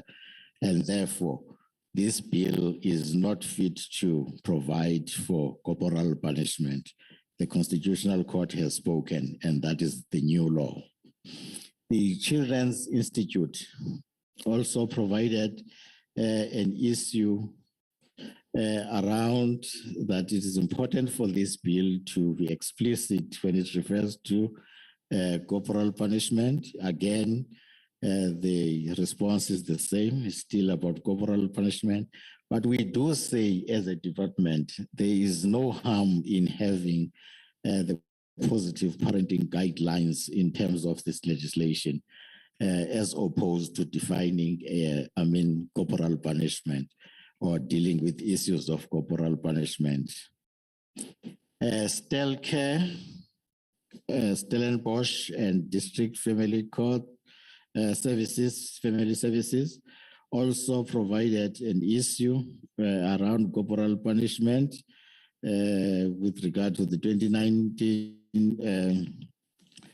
judgment, where it provides that corporal punishment is a violation of the best interest of the child. And we are saying, yes, indeed, that is what this judgment is all about, over and above reasonable chastisement. And the response is, as we have indicated, that this is how we propose to deal with the issue of corporal punishment as a department, and also taking into account the issue that the duty of Parliament is not to convert constitutional court judgments into legislation. The constitutional court judgments are on their own a new common law position. So common law exists side by side with legislation, as they are all part of our legal system. Dear South Africa, the issue again about the Constitutional Court and corporal punishment, and we provide the same response that yes, indeed, corporal punishment is outlawed and not needed in South Africa. We are not going to have it here. It's already in the Constitutional Court in terms of the judgments. So the organization makes the same input as all these other organizations dealing with corporal punishment, which we have dealt with. Again, Childline South Africa is also dealing with the issue about the ban of corporal punishment and support of positive parenting. Yes, with regard to positive parenting, we agree as a department that now that corporal punishment is outlawed and reasonable chastisement is outlawed, what then do we do as parents is when we bring in the issues of positive parenting, where we said we are then willing to have that as a guideline in terms of this particular legislation. So the issue from Well Vision South Africa, where the organization has got similar inputs around corporal punishment. The principle is what we have just alluded to, and we do not want to repeat ourselves for the sake of time, Honorable Chair and Honorable Members. The same as what Professor Skelton has advised, that corporal punishment or physical punishment means any punishment, blah, blah, blah, as indicated there. Unfortunately, we are not in support of that, as we say we must define all forms of physical punishment as they are all outlawed in the Republic of South Africa. Sonke Gender Justice also indicated their concern around the issue of corporal punishment. And for corporal punishment, we have also dealt with it and is also outlawed, as indicated in the earlier statements that we have made as a department. So again, this particular organization, the Child and Welfare Society, is also on corporal punishment. Kindi is also on corporal punishment, and principle is the same. And Jelly Beans is also on corporal punishment. that the organization also submits that the Constitutional Court banned the use of corporal punishment. Center for Child Law dealt with the issues around children with disabilities and chronic illnesses as contemplated in Section 11 of the Act. The organization, that is Center for Child Law, submits that the bill fails to facilitate the holistic reform needed to ensure that inclusivity is built into the system and design of the frameworks put in place to protect children. Instead, the current proposed amendments simple paper words such as disability and inclusion throughout the bill. And their recommendation is that, that is Center for Child Law's recommendation is that there should be a holistic reform of the bill to facilitate inclusivity in the care and protection system. And the recommendation is supported. Issues like, that is the department supports the recommendation. Issues like the allocation of trained, capable or caregivers who need to be capacitated to address the support needs of children with disabilities should be included in this bill. So it is supported as a department. Child Protection Services. Child Protection Services also places an issue about a child in need of care and protection, that is foster care and child and youth care centers, drop-in centers. And the key issues that they are raised in the submission is that stakeholders generally support the amendment to Section 150 in that it makes orphaned or abandoned children in the care of relatives no longer deemed as children in need of care and protection. They believe that this amendment, combined with an adequate placement, grants in the form of CSG, that is the Child Support Grant Top-Up, the number in the foster care system will be reduced. So as a department, we are indicating that the orphan and abandoned children who are in need of care and protection should not be automatically excluded as children in need of care and protection, as they will fall within the cracks of the child protection system and will be exposed to further vulnerabilities. So we agree with the approach. So the department agrees and with the Center for Child Law and Professor Skelton, and the bill will be amended to cater for the proposed amendments.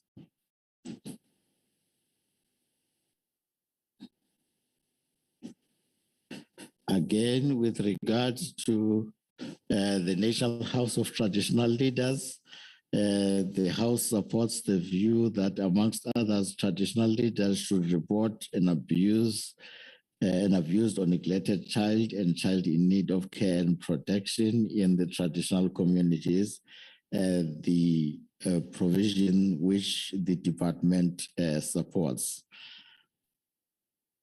Again, the South African National Civic Organization, SANCO, made a comment in relation to Section 151A. SANCO believes that family members who look after children considered wards of state should be entitled to appropriate financial assistance depending on their own financial circumstances, meaning that this should be justifiable. The reality is that poor relatives who take on the responsibility of looking after orphans must not do it as a source of income, rather the best interest of the child. Therefore, investigations must be done to determine the need that there's a need for sufficient financial support in order to provide children with the required care and protection. So the department notes the recommendation that is within the scope of the Social Assistance Act, what is being raised by Sanko. So it does not actually belong to this particular bill, but it's taken care of, and this will be escalated in that context. Again, the Center for Child Law, the organization does not support amendment to Section 105. It submits that the wording of Section 105 be clarified to reflect that service providers may offer some, but not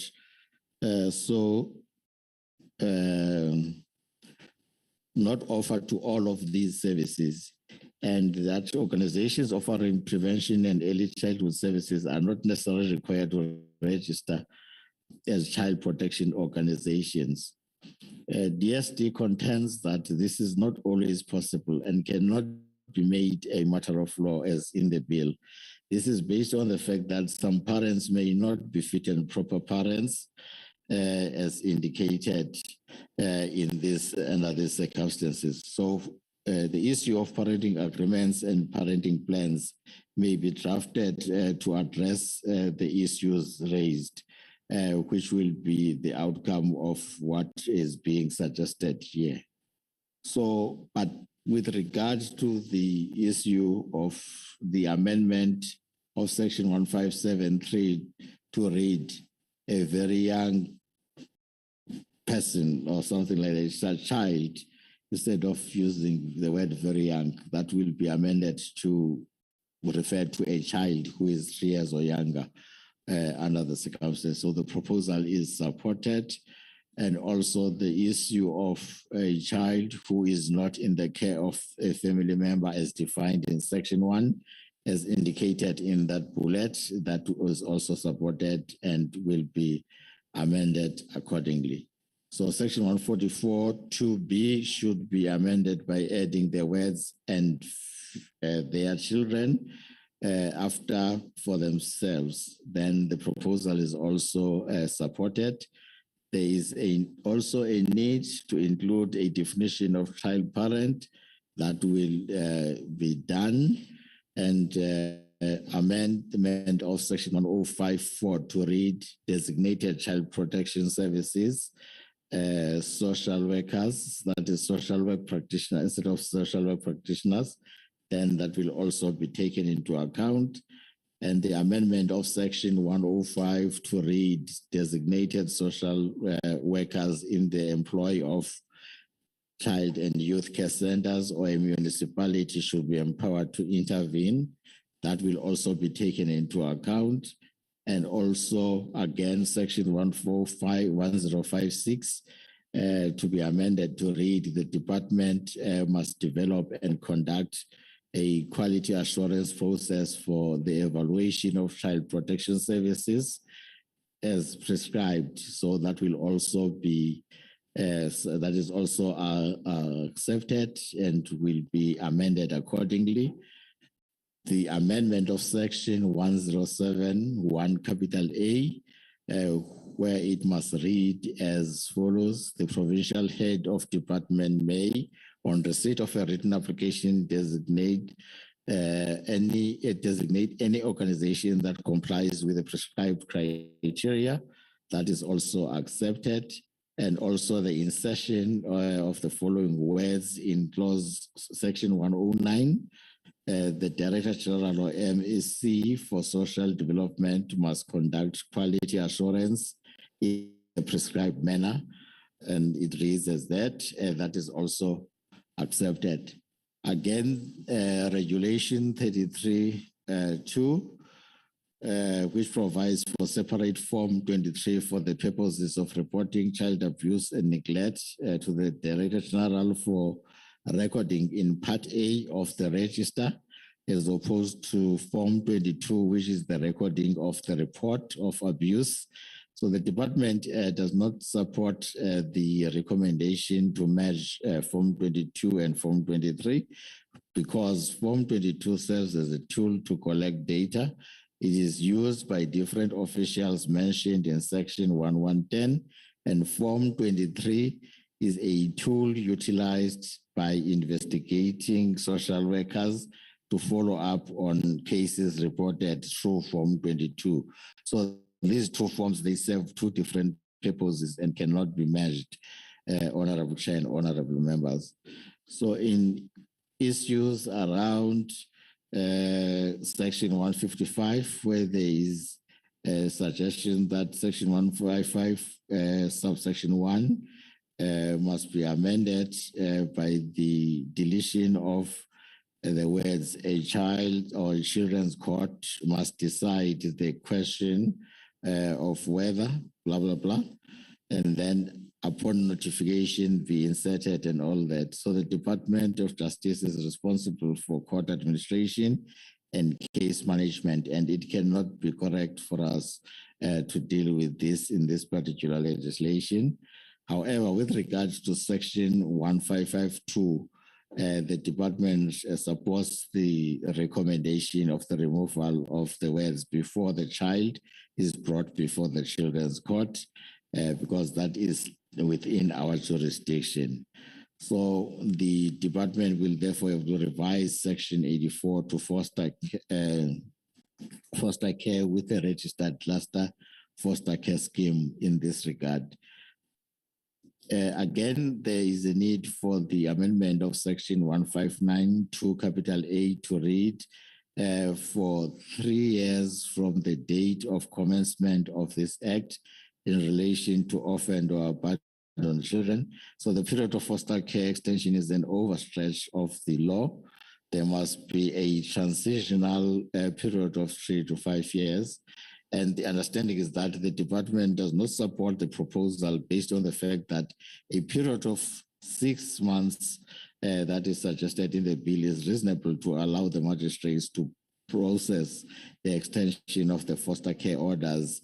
This is in line with Section 48 of the Act, which allows for magistrates to grant an extension under certain circumstances in accordance with the best interest of a child. Again, the issue of the internal organizational structure and decision-making procedures of a foster care scheme, there is an understanding that Section 167 should be amended by the inclusion of a new subsection which states that any reference to person in this subsection does not include a person who is related to a child or a person with whom the child has a close relationship, provided that in such circumstances the designated social worker has assessed the prospective temporary caregiver as being a suitable person to cater for the child on a temporary basis. So the proposal is not supported. A person who is related or not related to a child may provide temporary safe care. So on the basis of that, that is not supported. So the reference to disability in Section 188 should be deleted. The general regulations regarding children be revised to reflect the fact that the reference to stage of development is sufficient to give due consideration to the views of all children. So proposal is not supported. The temporary safe care period is provided for in Section 1672 is sufficient to deal with that. And the issue of the views of a child, including a child with a disability, must be considered. So that is not included or supported because the wording of Section 188 sufficiently covers that aspect, and there is no need to provide for something further than that. I'm not sure if I may pause here, Chairperson. That's page 200, or must I proceed?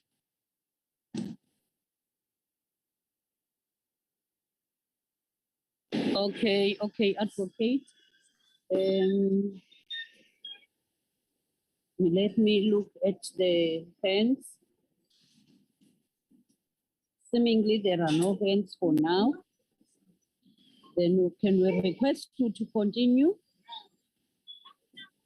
Okay, Mr. President, thank you.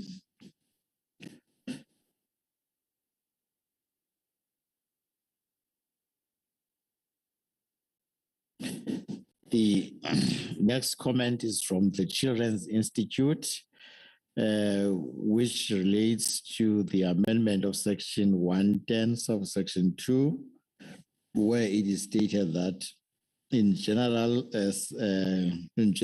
criminalization of parents for using corporal punishment should be considered a last resort, and the department has indicated the issue of abuse and corporal punishment earlier, and does not support this particular issue. However, supports the proposal that we must include a child who has been abused or neglected. Otherwise, does not support the part that says parents using corporal punishment should be considered a last resort. Again, Honorable Chair, the issue around Scalabrini, who provided a comment around organization that supports the specific inclusion of an accompanied migrant child in the definition of a child in need of care and protection. The recommendation by Scalabrini is that there should be inclusion of the unaccompanied migrant child in the list in the amendment, and that it forms one of the list found in Section 150, subsection 1 of the Principal Act. The indication is that there has already been an issue around this, and there has been an agreement that there should be an inclusion of this particular proposal. With regard to Smart Start, it recommends that Section 107E to be added within the following words. That is, provincial heads of social development must have direct access to Parts A and Part B of the National Register. And the understanding is that Section 125 already provides for that. So there is no need to deal with this in this particular bill, because it's already catered for in the existing legislation. Again, a comment by ENGO, Child and Youth Care Center, with regard to Section 105(5)(b)(2). So the organization submits that is the ENGO CYCC submits that child protection organizations place a child in a child and youth care center. Thereafter, services to child's families or other meaningful people are terminated.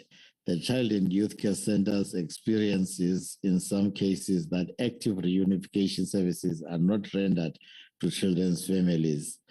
And the recommendation is that there is a need to specify that child protection organizations are responsible to render active reunification, and that the definition of rehabilitation services be amended to refer to rehabilitation and habilitation services. And also the rehabilitation and habilitation must be defined to include a broad range of therapeutic services or interventions, including but not limited to psychotherapy, occupational therapy, and speech therapy. So the proposal in this particular regard is supported, and so as the recommendations. So the matter is fully addressed in the guidelines with regard to the issue of social worker who is responsible for writing and submitting the extension of reports.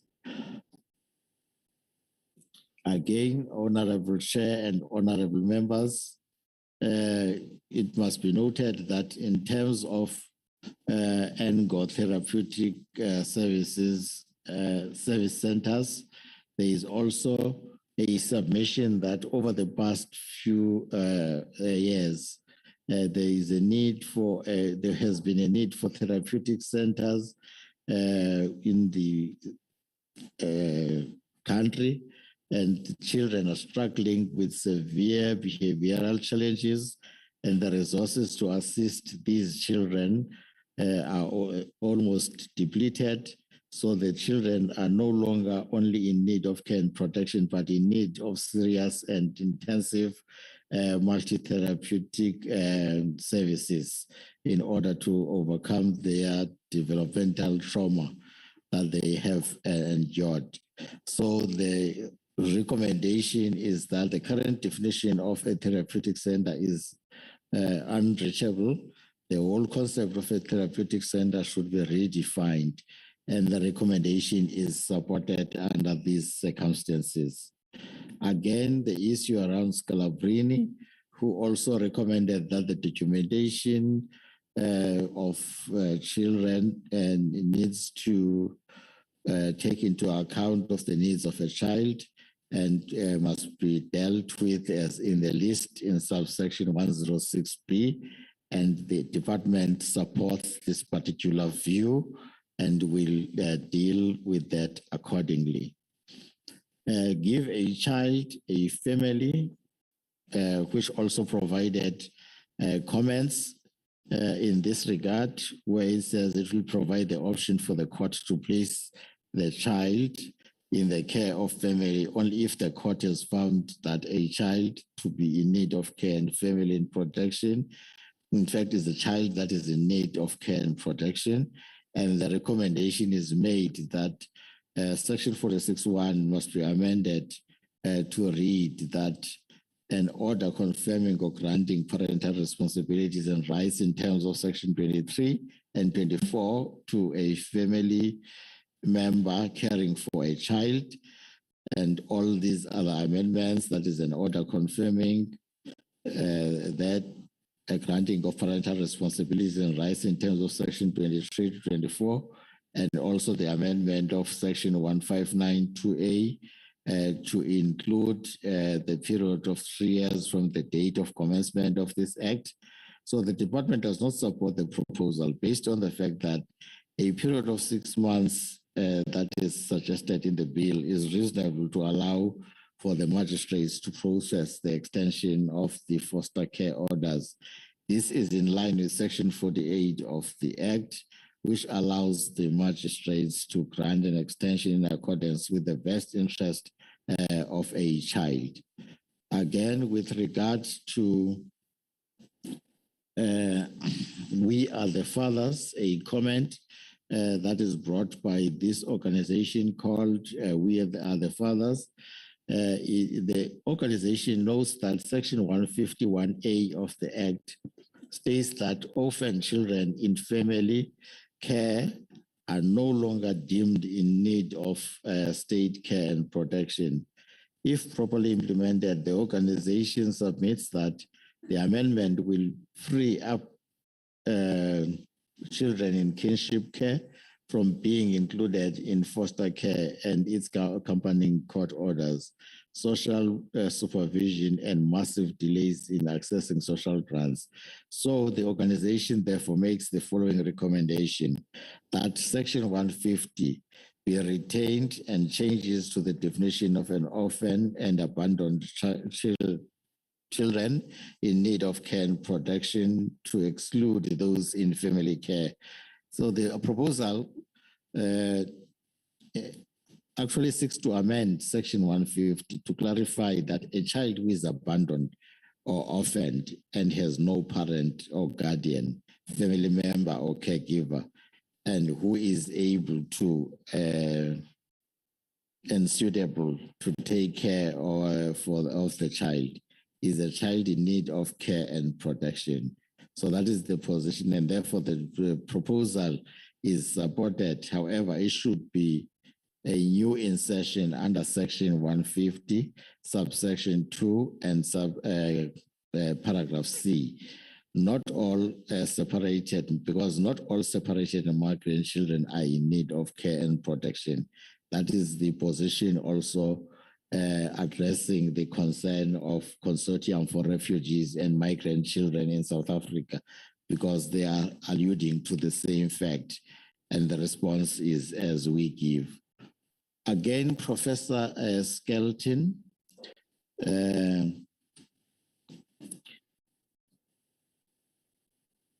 Professor Ann Skelton makes the submission in the form of a recommendation. And the recommendation is that there must be alternative wording for section 150A to read, a child who has been abandoned or orphaned and is not in the care of a family member as defined in section 1. So the recommendation is not supported. The proposed amendment bill seeks to amend section 150 to clarify that a child who is abandoned or orphaned and has no parent, guardian, family member, or caregiver who is able and suitable to care for that child is a child in need of care and protection. So the recommendation is therefore not supported under those circumstances. The further recommendation is that section 159, subsection 2, capital A, should read as follows. For 5 years from the date of commencement of this act in relation to orphaned or abandoned children in foster care with family members, a court may extend an order that has lapsed or make an interim extension of the order for a period not exceeding 6 months on good cause shown, and if an extension is in the best interest of the child. And the period of foster care extension is an overstretch, and that is the indication of overstretch of the law. There must be a transitional period of 3 to 5 years. The department does not support the proposal based on the fact that a period of 6 months that is suggested in the bill is reasonable to allow the magistrates to process the extension of the foster care orders.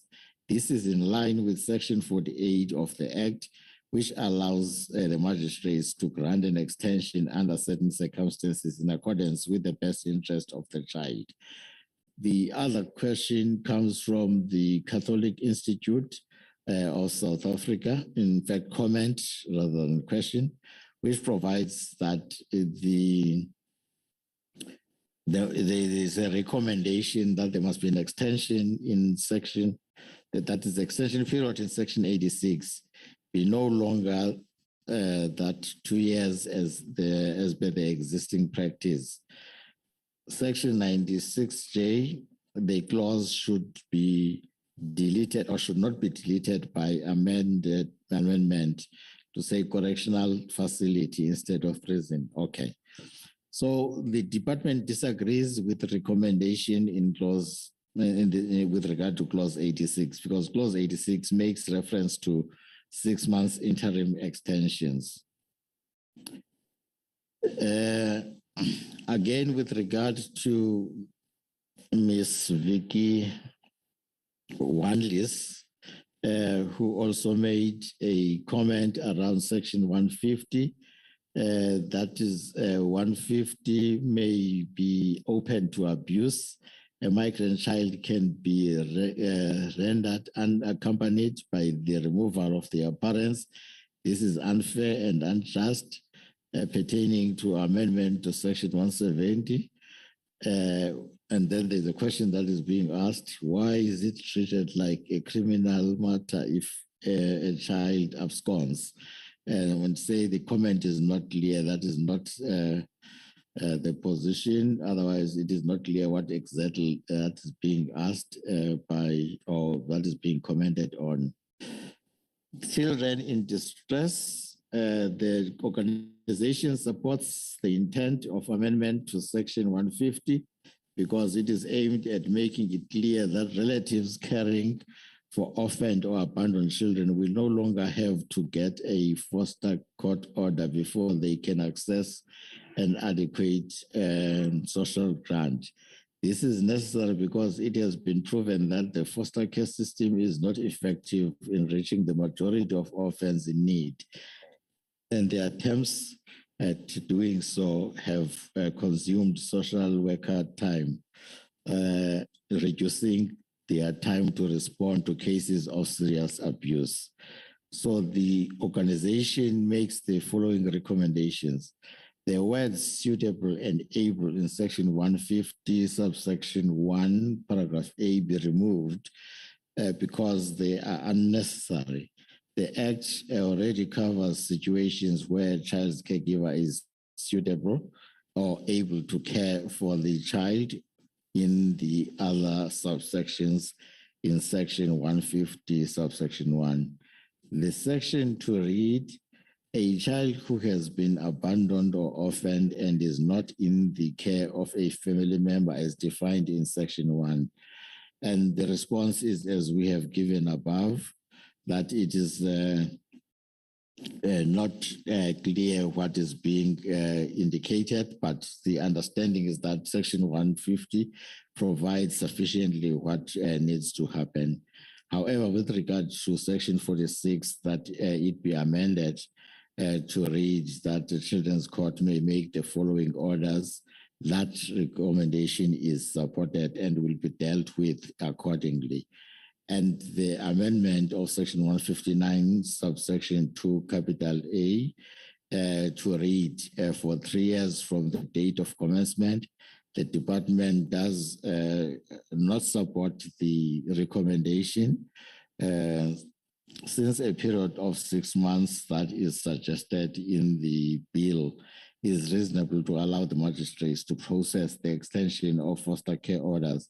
This is in line with section 48 of the Act, which allows the magistrates to grant an extension in accordance with the best interest of a child.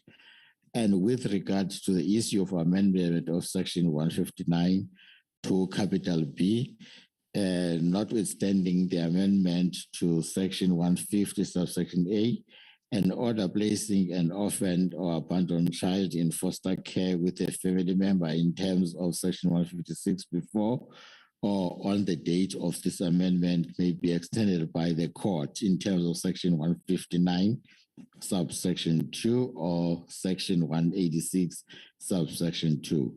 The department supports this view. However, the amendment of clause 82 as proposed by the stakeholders, that is Center for Child Law and the likes, regarding children in need of care of family members, the concern raised will be addressed as well as by the provision of clauses 86 section 6, paragraph B and subparagraph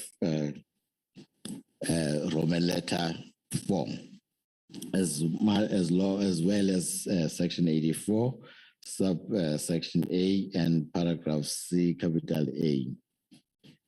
With regard to SA, yes, monitoring, mentoring alumni, the organization submitted that trained staff to young people in care is inadequate, resulting in few supportive conversation focused on preparing young people for life outside the home. So the Child and Youth Care Center has only 2 social workers providing services to 20 or more young people. So also these centers do not realistically prepare children for independent living after their stay in the CYCCs. So the organization makes the following recommendation. Government should be mandated to support formal one-to-one mentorship programs for young people in care in order to support their transition to independence. And also government should extend these programs of support up until 26 years of age. So the recommendation is supported. Independent living programs include comprehensive support to children exiting the child and youth care system. So the department does support this particular view, and the issues of aftercare have to be taken into account before the children leave the homes. Again, the submission from Mamelani Projects, the organization states that National Child Care and Protection Policy states that all children found in need of care and protection are guaranteed access to developmental programs to strengthen resilience while in care and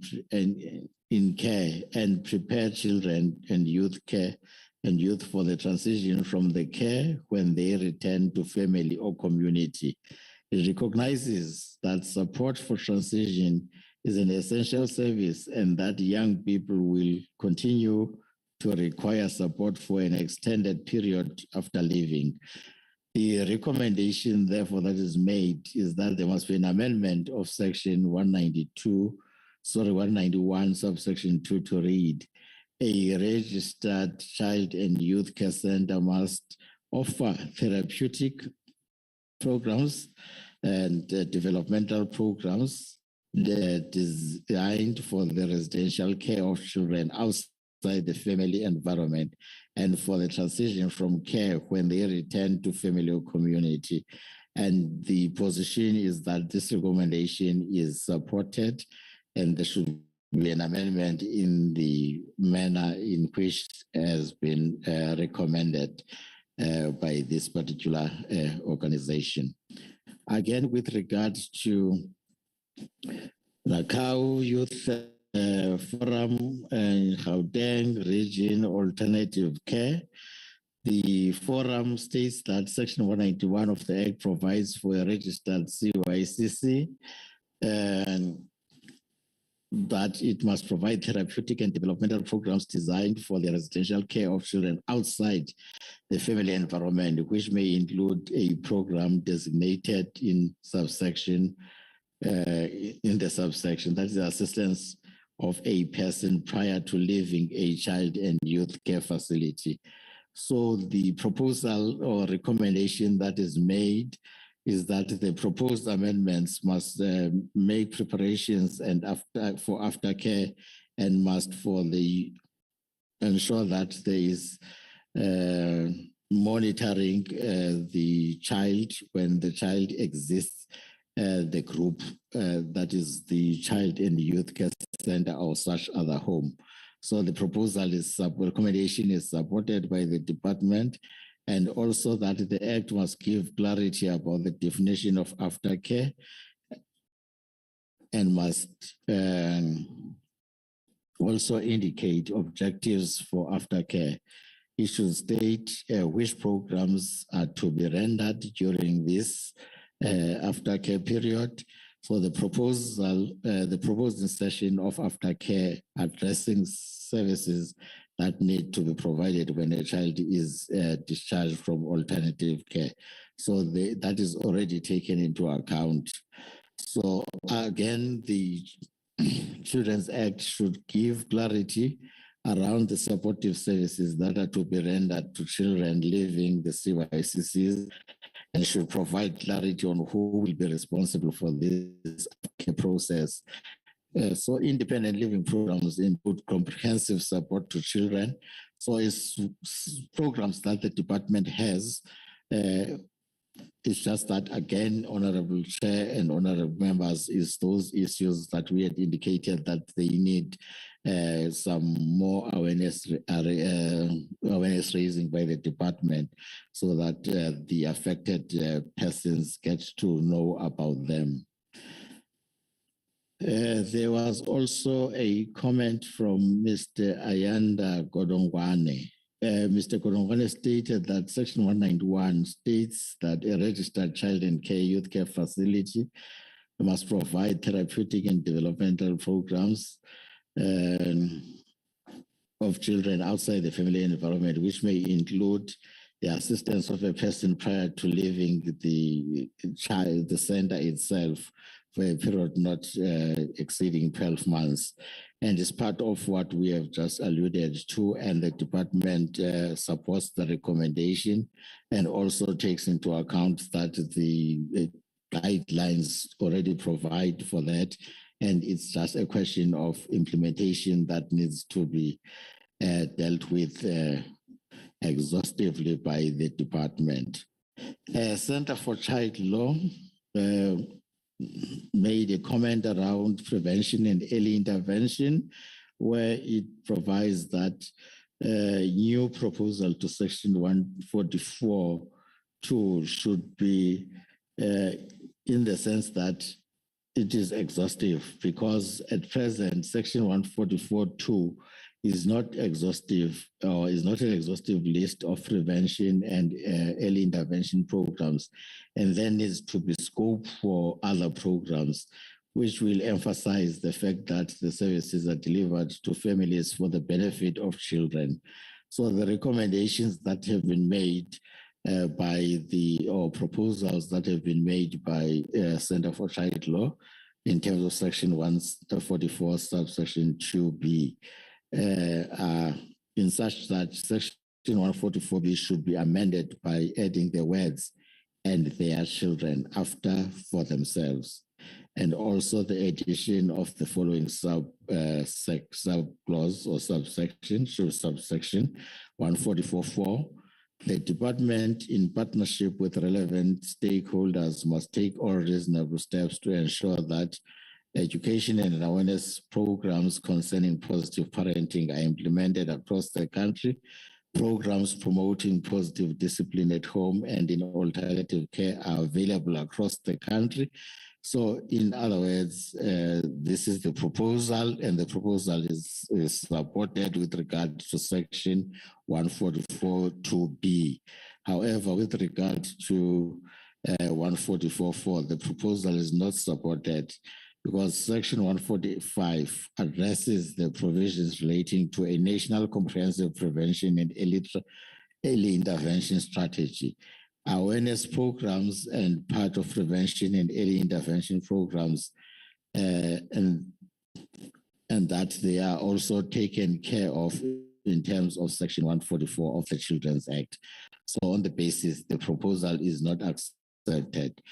Again, with regard to the Children's Institute, the organization submits that DSD is responsible for protecting children from violence and assisting those children who have experienced violence. A prohibition of corporal punishment and other cruel, inhuman, and degrading punishment in itself will not change the behavior.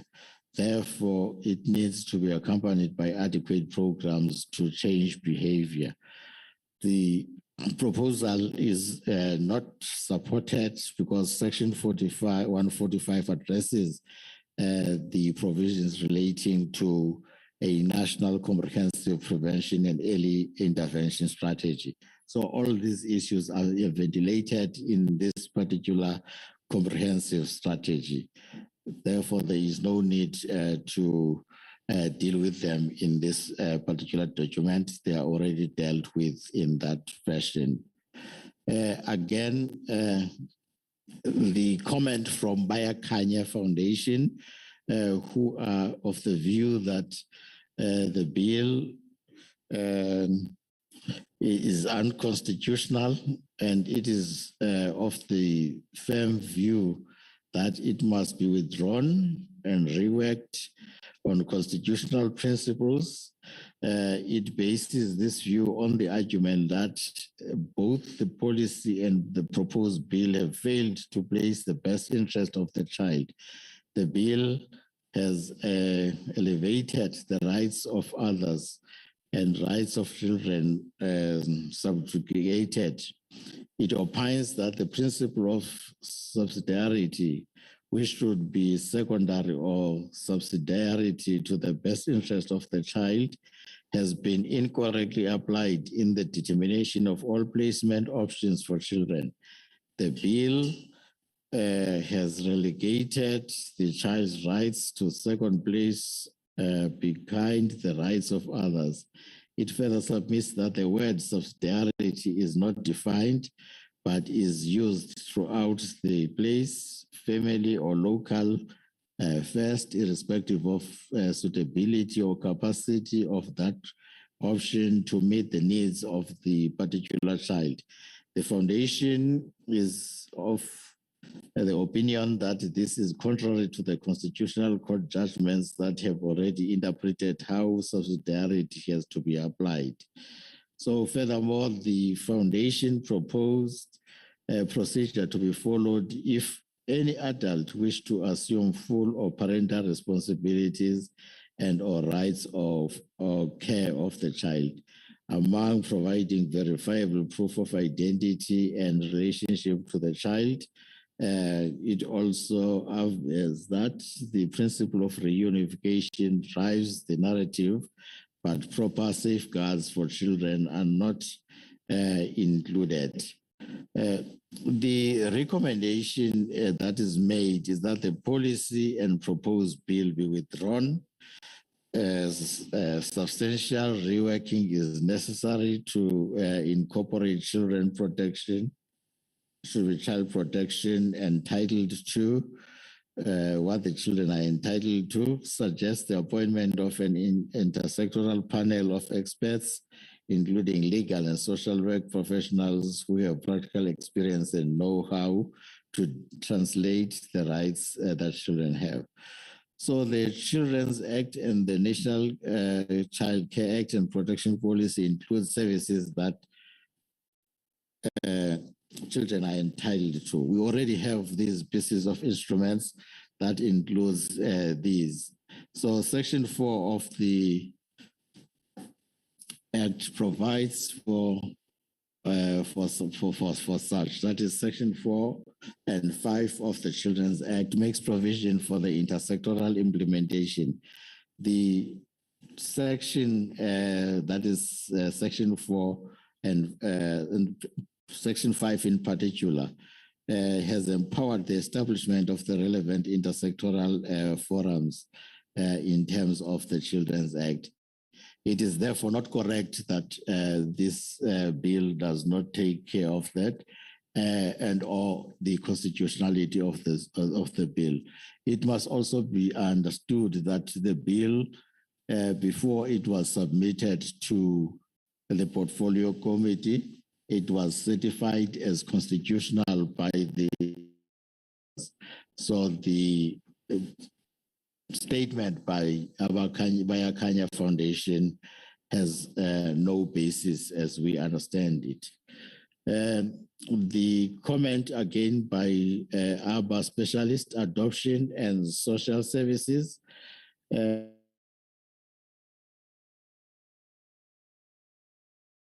the manner in which adoption is regulated should safeguard the rights of children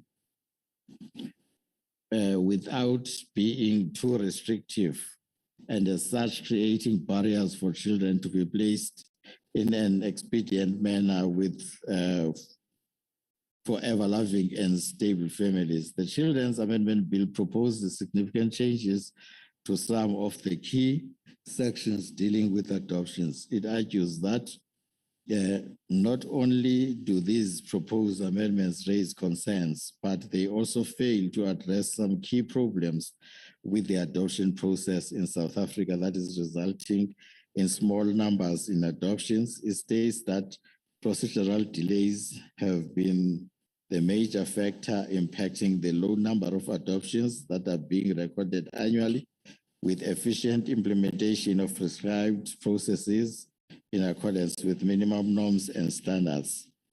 The recommendation that ABA is coming up with is that prevention of proper financial gain and regulating of professional fees, that the fees are being charged is too exorbitant.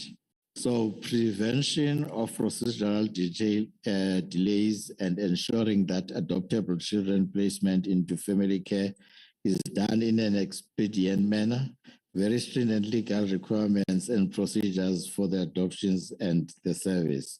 So the department is of the view that fees charged by professionals for rendering services are dealt with by professional bodies, as we have stated in our previous presentation.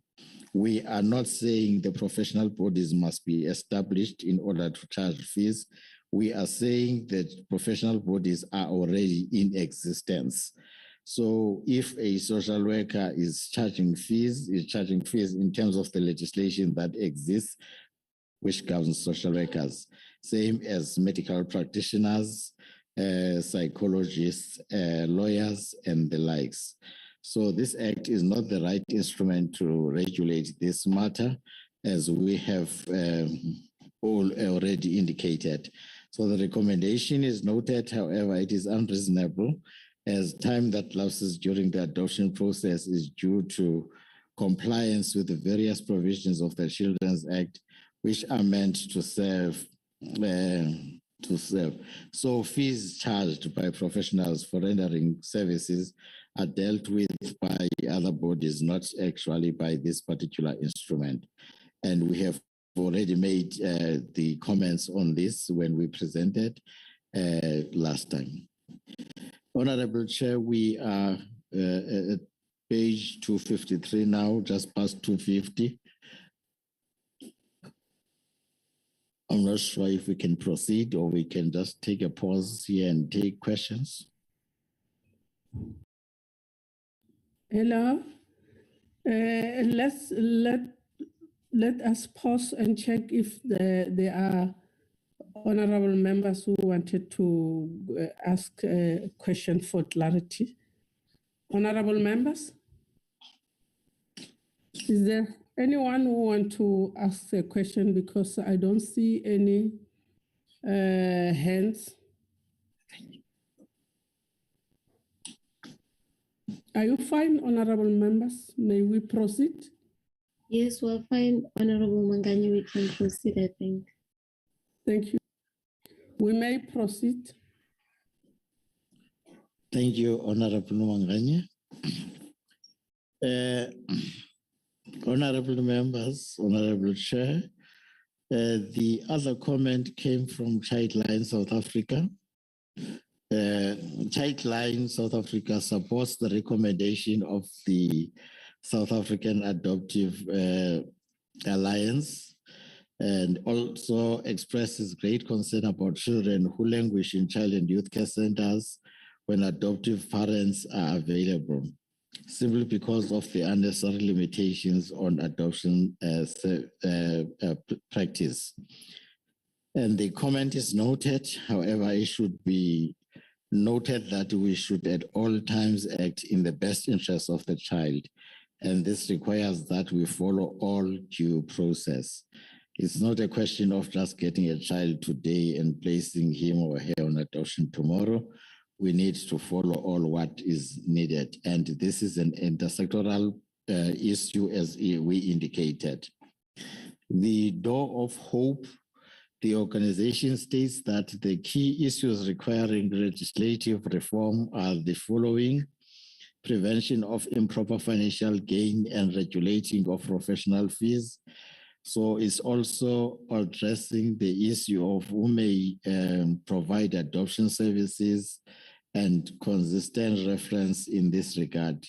Prevention of procedural delays and ensuring that adoptable children's placement into family care is done in an expedient manner.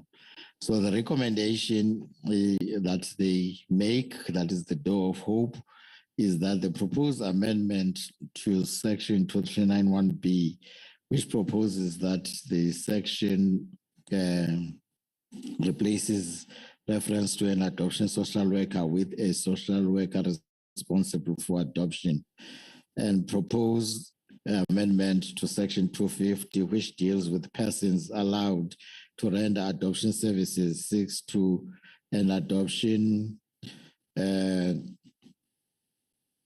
insertion of subsection 1E, that is subsection 1E in section 50.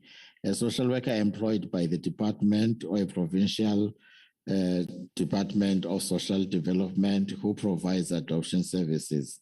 Amendments to section 151 should exclude children who are already in the care of family and not children who may have a suitable and able caregiver that is yet to be located and approached. Also, section 151A should be worded slightly different to focus on the question of whether or not the child is already in the care of family member and not whether they they have such a family member. So the department disagrees because adoption social worker should be used for consistency as throughout the Children's Act. And again, the amendment of Section 151 is not supported because the phrase suitable and able clearly differentiates between parents or caregivers. Excuse me, advocate. Excuse me, can I just get in? Remember, I requested to be excused by 12. Now I'm giving over the meeting to Honorable J. Mangan to carry on. Over to you, Honorable Mangan. Sure. Thank you. Thank you, Chair. And I think we'll push up to 350 and then we will stop there. Thank you. You may proceed. Okay, thank you, Honorable Chair. We indicated that the amendment of Section 150, subsection 1 is not supported because the phrase suitable and clearly and able clearly differentiates between parents or caregivers who are fit and proper and those who are not fit and proper to have parental rights and responsibilities of a child. So it is also noted that Section 249 of the Act, which provides for certain professional fees to be changed for adoptions, has been highlighted and allegations have been made about adoptions being used for trafficking or exorbitant fees are being charged. It, however, submits that the deletion addresses a concern about a prohibition on fees. However, the sector does not oppose charges for professional fees being regulated elsewhere, but it has some concerns about the removal of the provisions in its entirety, since it could result in unintended consequences, potentially allowing for the exploitation of mothers and children. The problem with their proposal is that it could effectively open the door for unscrupulous individuals to profit from adoptions. The proposal is not supported because the indication was that clause 1 to 2 seeks to amend Section 249 in relation to the use of the word fees, and not 249 in its entirety, as we explained in our last engagement last week. This amendment is intended to delete reference to all fees that may be charged for adoption. The rationale behind this amendment is to harmonize the provision of adoption services with the rest of other services in the Children's Act. So the fees charged by professionals for rendering services are dealt with by their professional bodies. And we indicated that this act is not the right instrument to regulate this concern. And it must be noted that this is a responsibility of the South African Council for Social Service Practitioners. That is the issue of dealing with fees. If that particular council does not charge or does not deal with the issue of how fees can be charged by social workers, then their own piece of legislation, the Social Service Professions Act, may be amended to deal with that particular issue. Otherwise, for the fees, they cannot be dealt with in terms of the Children's Act. So the costs for intercountry adoptions should continue to be regulated in accordance with the Hague Convention, which we agree as the department, but we are saying the professionals themselves must charge the fees as contemplated in the structures or bodies that govern the particular professionals. So the organization, the notes that Section 239 of the Children's Act calls for an HOD or professional HOD of social development to provide letter of recommendations to court regarding each prospective adoption. We have dealt with in the past where we said, yes, Section 239 letters do delay but we have engaged as a department, the provincial heads of department, to release these letters as speedily as possible if all requirements have been complied with. Again, the issue of 30 days will then be dealt with in terms of that.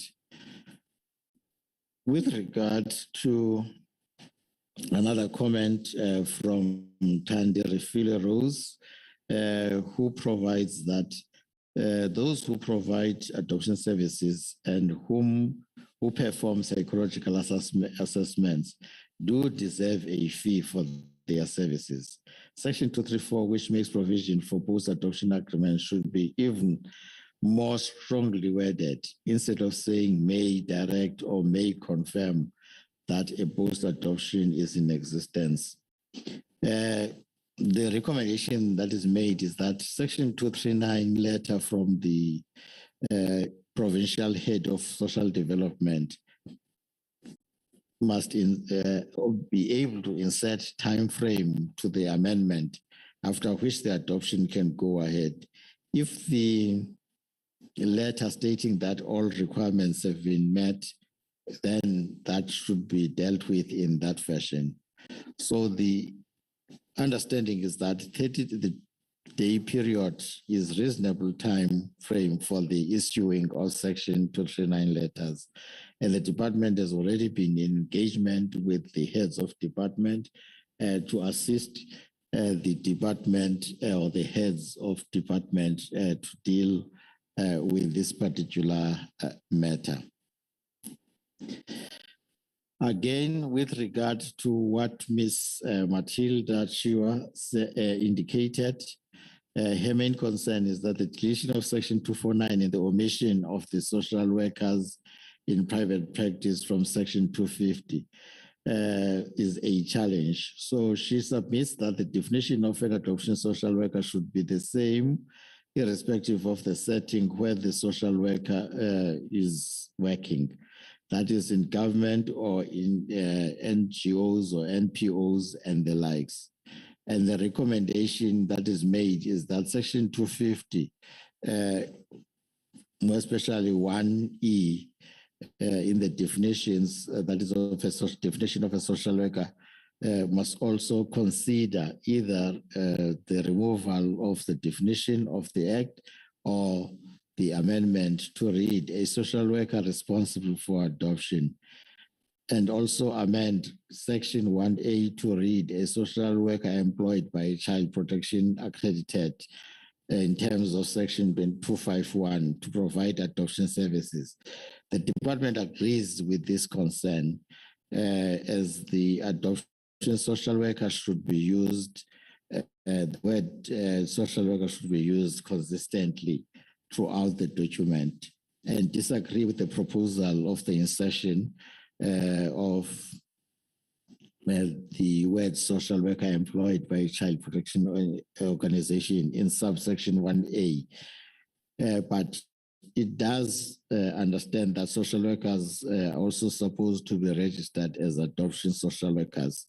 So if they are registered as such, then that will be the case. So the Child Protection Organization's social workers are also supposed to be registered as social workers, as that is a prerequisite before one can be registered as a specialist under the circumstances.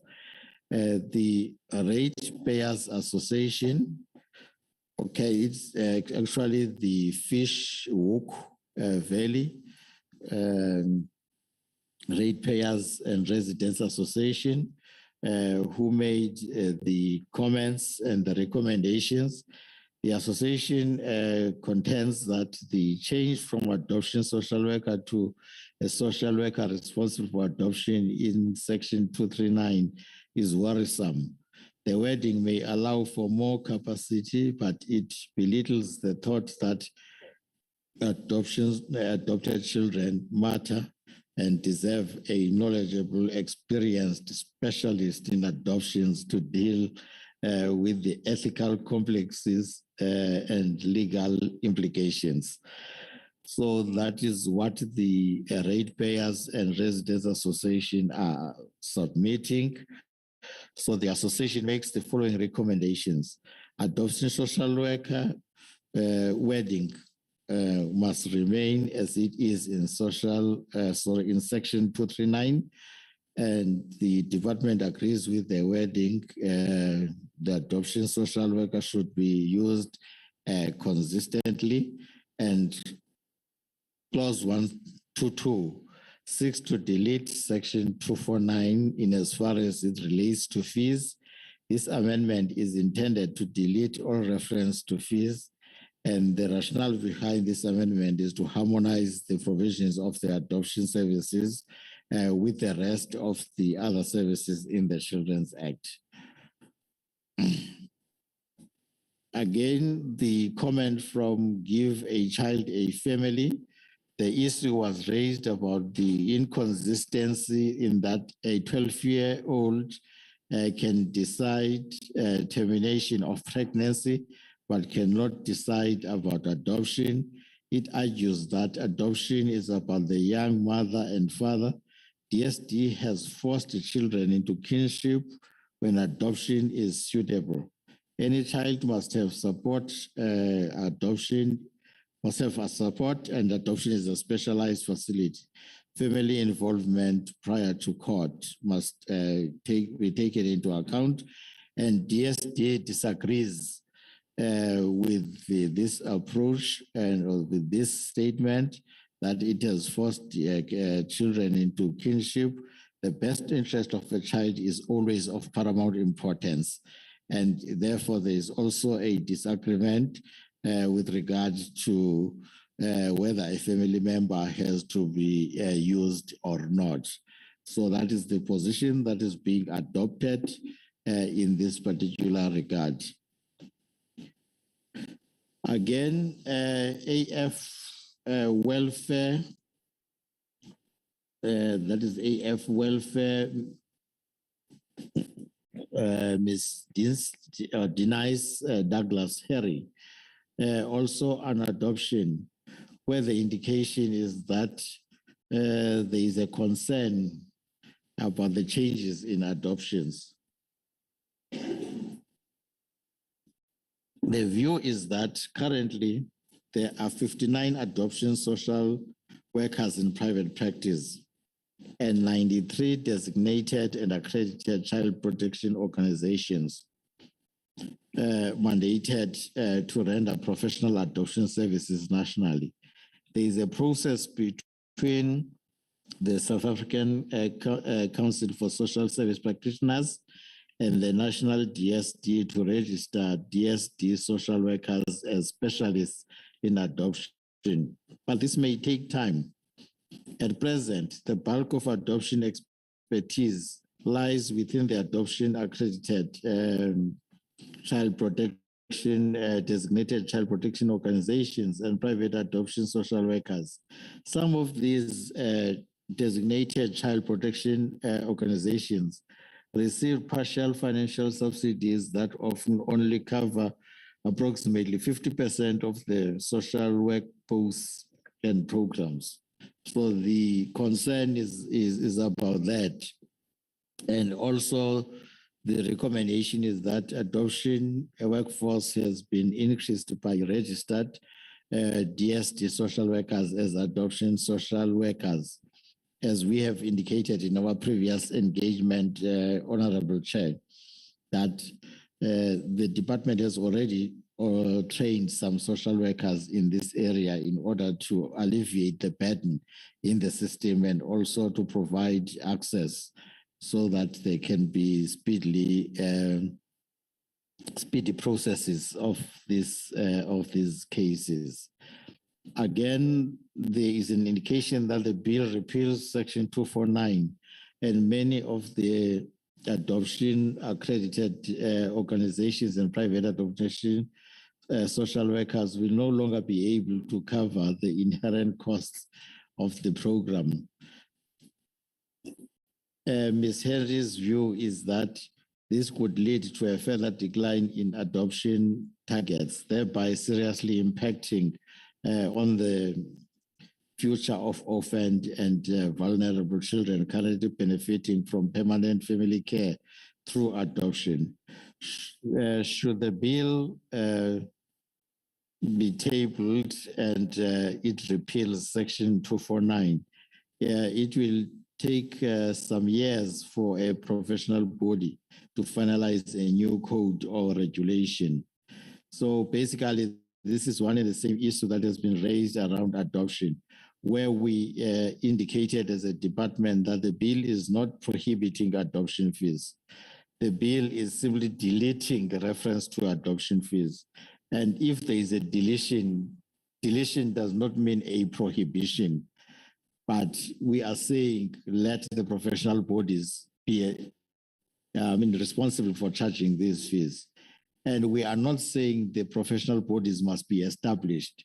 We are saying the professional bodies are already in existence. Lawyers belong to the Legal Practice Council. It's already there. Medical practitioners belong to their own association. It's already there. So these organizations will not take time, or professional bodies will not take time to be established. Instead, they are already in existence and they are responsible for guiding how fees should be charged by their members. You will also notice, Honorable Chair, that even in the nature of the comments that we are receiving, we don't have any lawyers worried about the deletion of Section 249 or medical practitioners who are worried about the deletion of Section 249. Not a single submission was received from the Association for Doctors or Council for Legal Practitioners, because they are aware that they are entitled to charge fees for the work they do, and that is not dependent on the existence of 249 in the Children's Act or not. Hence, we are saying deletion of Section 249 is not a prohibition or something of that sort. So again, the Arise Children's Ministry also submitted that it opposes the amendments that are made. The concern is that should the bill be tabled in its current format, the children it seeks to advocate for will be stuck in the system that is already overburdened. And the understanding is that the Advocates for Partnership is in line with the spirit of the Children's Act. It is for this reason that the department accredits social workers in private practice and child protection organization, because there is nothing that stops or there is nothing that suggests in terms of this bill that the registration or accreditation of child protection organizations will be stopped in terms of this particular bill. Work will continue as normal, but this bill or this act is not the right instrument to deal with the charging of fees for adoption services.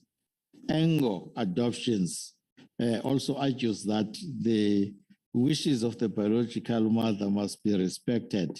That is, keeping a baby in the family at all costs dispenses of the biological mother's right to consent to the adoption of her child. The Act makes a clear provision for a parent's wishes for his or her child to be adopted by a particular person.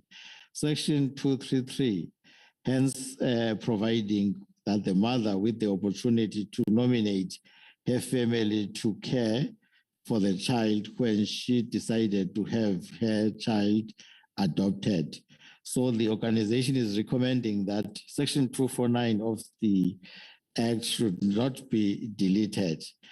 And clause 122 must be understood as deleting Section 249 in as far as fees are concerned.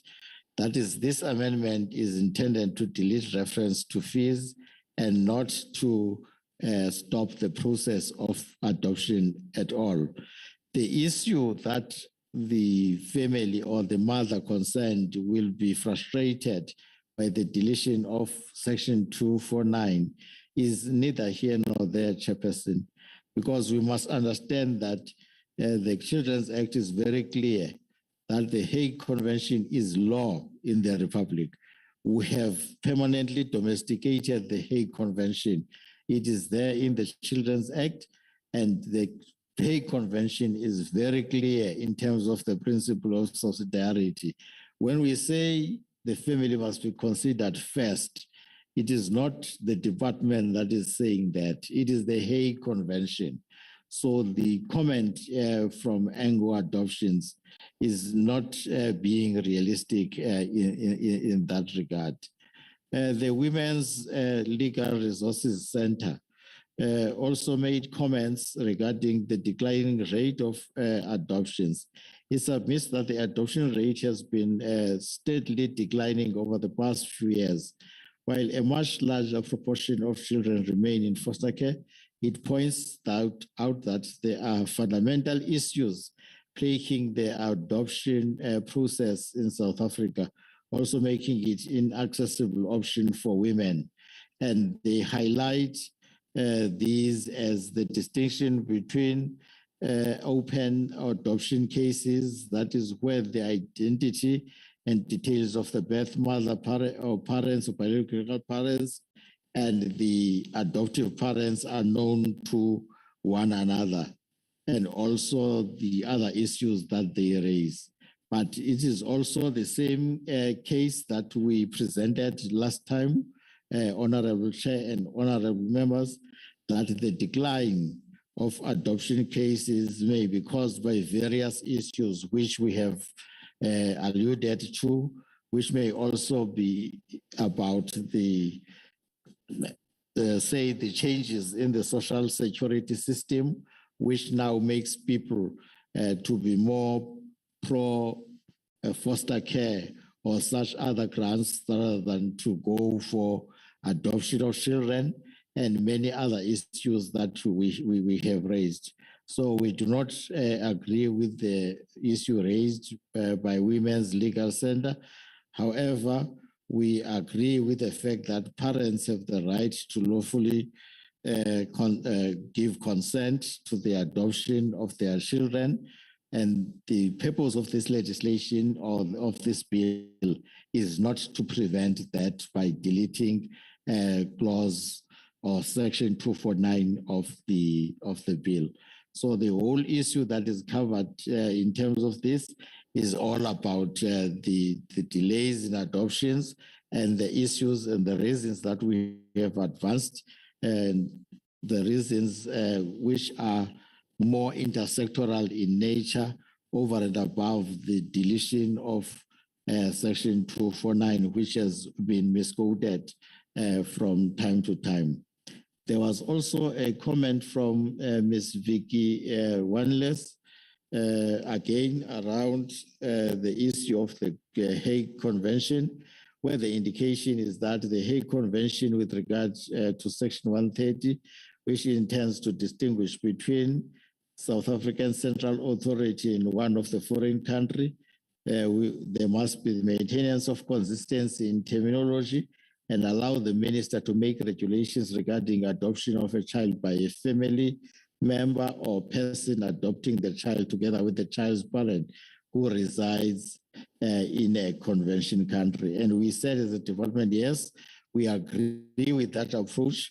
This is already covered in the bill. That is the principle of subsidiarity, and the rest shall follow thereafter. However, with the other issues in terms of not considering the family first, we disagree, because procedures for an adoption of a child by a family member is the same as unrelated adoption. So there is no distinction between the two. So there is no need for regulations in this particular regard.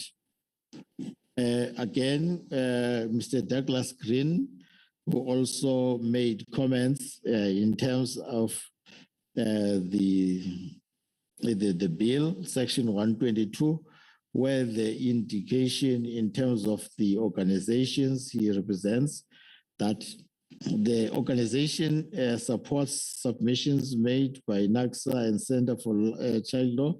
It states that currently the bulk of adoption expertise lies within adoption accredited organizations or child protection organizations and private adoption social workers. The designated child protection organizations do not make any profit through fees charged, since these fees mostly just cover expenses incurred. If the bill was approved, which repeals Section 249, many of the adoption accredited designated child protection organizations and private adoption social workers will no longer be able to cover the inherent costs of the program. And we say as a department, we disagree with this understanding. Maybe we need to further clarify that by deleting Section 249, we are not saying designated child protection organizations must not charge fees. What we are saying is that the Children's Act is not the correct instrument to do that. There is no prohibition in terms of this deletion. Instead, we are harmonizing this legislation with the rest of the provisions in the Act. Again, National Adoption Commission of South Africa, Honorable Chair and Honorable Members, also pointed out that the Children's Amendment Bill, as it proposes changes to some of the key sections dealing with adoptions, may have challenges. However, the bill fails to address, in fact, some of the key problems within the adoption process in South Africa, resulting in small numbers of adoptions. These relate to delays with the statutory placement of children into the care of adoptive families, amongst others. And we had said previously, and still do say so, that the delays or the decline in adoption cases in South Africa is not a South African thing only. There's a decline throughout the world. We made examples. There are so many factors that come into play which result into the decline and all that. And it has got nothing with the charging of fees as indicated by various organizations. So the position with regard to that still stands. Again, with regard to Ms. El-Kadei, who also made submissions in relation to the above, that there are administrative problems in the system that cause delays in the adoption processes. We are also saying with this particular case, we are not dismissive of the fact that there are challenges within the system, but they are more administrative than any other thing and intersectoral in nature. And the department is taking care of these challenges. And it does not mean that the deletion of Section 249 will cause further delays. So we disagree with this approach and understanding. And we cannot be able to explain it further than we have done in the past. This is the same position that has been alluded to by Solidarity in relation to amendments to Section 249, where there is an argument that there is a serious shortage of qualified social workers in South Africa. There is a shortage of social workers in South Africa, but the department is taking over, or maybe that's the wrong term. The department is joining the social workers in private practice and the designated child protection organizations to deal with this particular function, so that at the end of the day, there is accessibility and the unbottling of the bottlenecks that we have in terms of the process. The Child and Welfare Organization, the Child and Welfare Society also provides that the removal of Section 249 in its entirety is not recommended, since it would allow for criminal exploitation. It submits that by deleting the words receiving the prescribed fees, the objective aimed at removing the regulated professional fees for adoption services from the Children's Act will be achieved, since it will not place a complete prohibition in the charging of fees. Professional fees charged can still be regulated by the relevant professional bodies. Yes, that is the position that the department is adopting. And we are saying, yes, fees will be charged by the professionals, but not in terms of the Children's Act. So the position is still the same. And again, the entire deletion of Section 249, as correctly said, is not the position, but is the response that is quoted verbatim from the people who were making comments. The actual deletion is indeed in 249 2C, D, and E, in as far as they relate to the charging of fees. So we agree with the comment that is being made by this particular organization. Again, the other organization, Children in Distress, which believes that adoption is a key service to be considered for a child who does not have the prospects of permanent care by his or her biological parents. It is one of the designated child protection services as stipulated by the Children's Act. It is thus, on this basis, its submission and recommendation on the following factors. The Children's Act prioritizes adoptions as preferred form of permanent alternative care, and the purpose of adoptions is to protect children. And the understanding, as we have indicated as a department, is all about the issue of fees, and also understanding that by deleting this Section 249, we are not putting an end to adoption services, but rather making the provision look similar to other provisions in the Act. That is harmonizing the provisions of relating to adoptions to those of other services in the legislation. So we disagree with the understanding that this will put an end in the adoption services. So again, Jelly Beans is also on the issue of adoptions, which is supports the Adoption Alliance, where it expresses great concern about children who languish in child and youth care centers when adoptive parents are available. We are saying we agree with this particular concern, and permanent placements in family care are always the preferred option. We are not saying children cannot be adopted by parents who are not family members, but we are saying the family must be considered first, and then the rest shall follow. So it must be able, the Child Protection Organization must be able to demonstrate that it has considered the family first, and there was no one to be found. Hence, the adoption became an alternative. So that is the position that this bill is all about, over and above all the other issues. The Catholic Institute of Education, which makes a submission in the form that Section 249 should not be deleted, which recommends that social workers specialized in adoption must be considered, and recommends the use of social worker specialized in adoption services in Section 125. And we are saying our comment is the same as we have provided with regard to all issues, because the issue of the adoption, which is a challenge, is centering around two issues, Honorable Chair and Honorable Members. It is about the deletion of Section 249.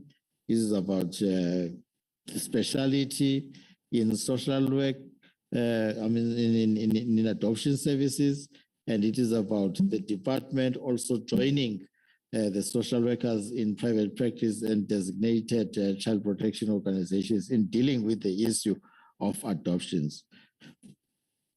The Center for Child Law also provided comments around Section 239, 1B and Section 251, where we indicated, it is indicated that Section 249 should be reinstated, and where we disagree for all the reasons that we have advanced, that Section 249, 2A, B, and D must go because of the issue of the fees, and Section 259, which is actually a cross-reference and a consequential amendment, must also go.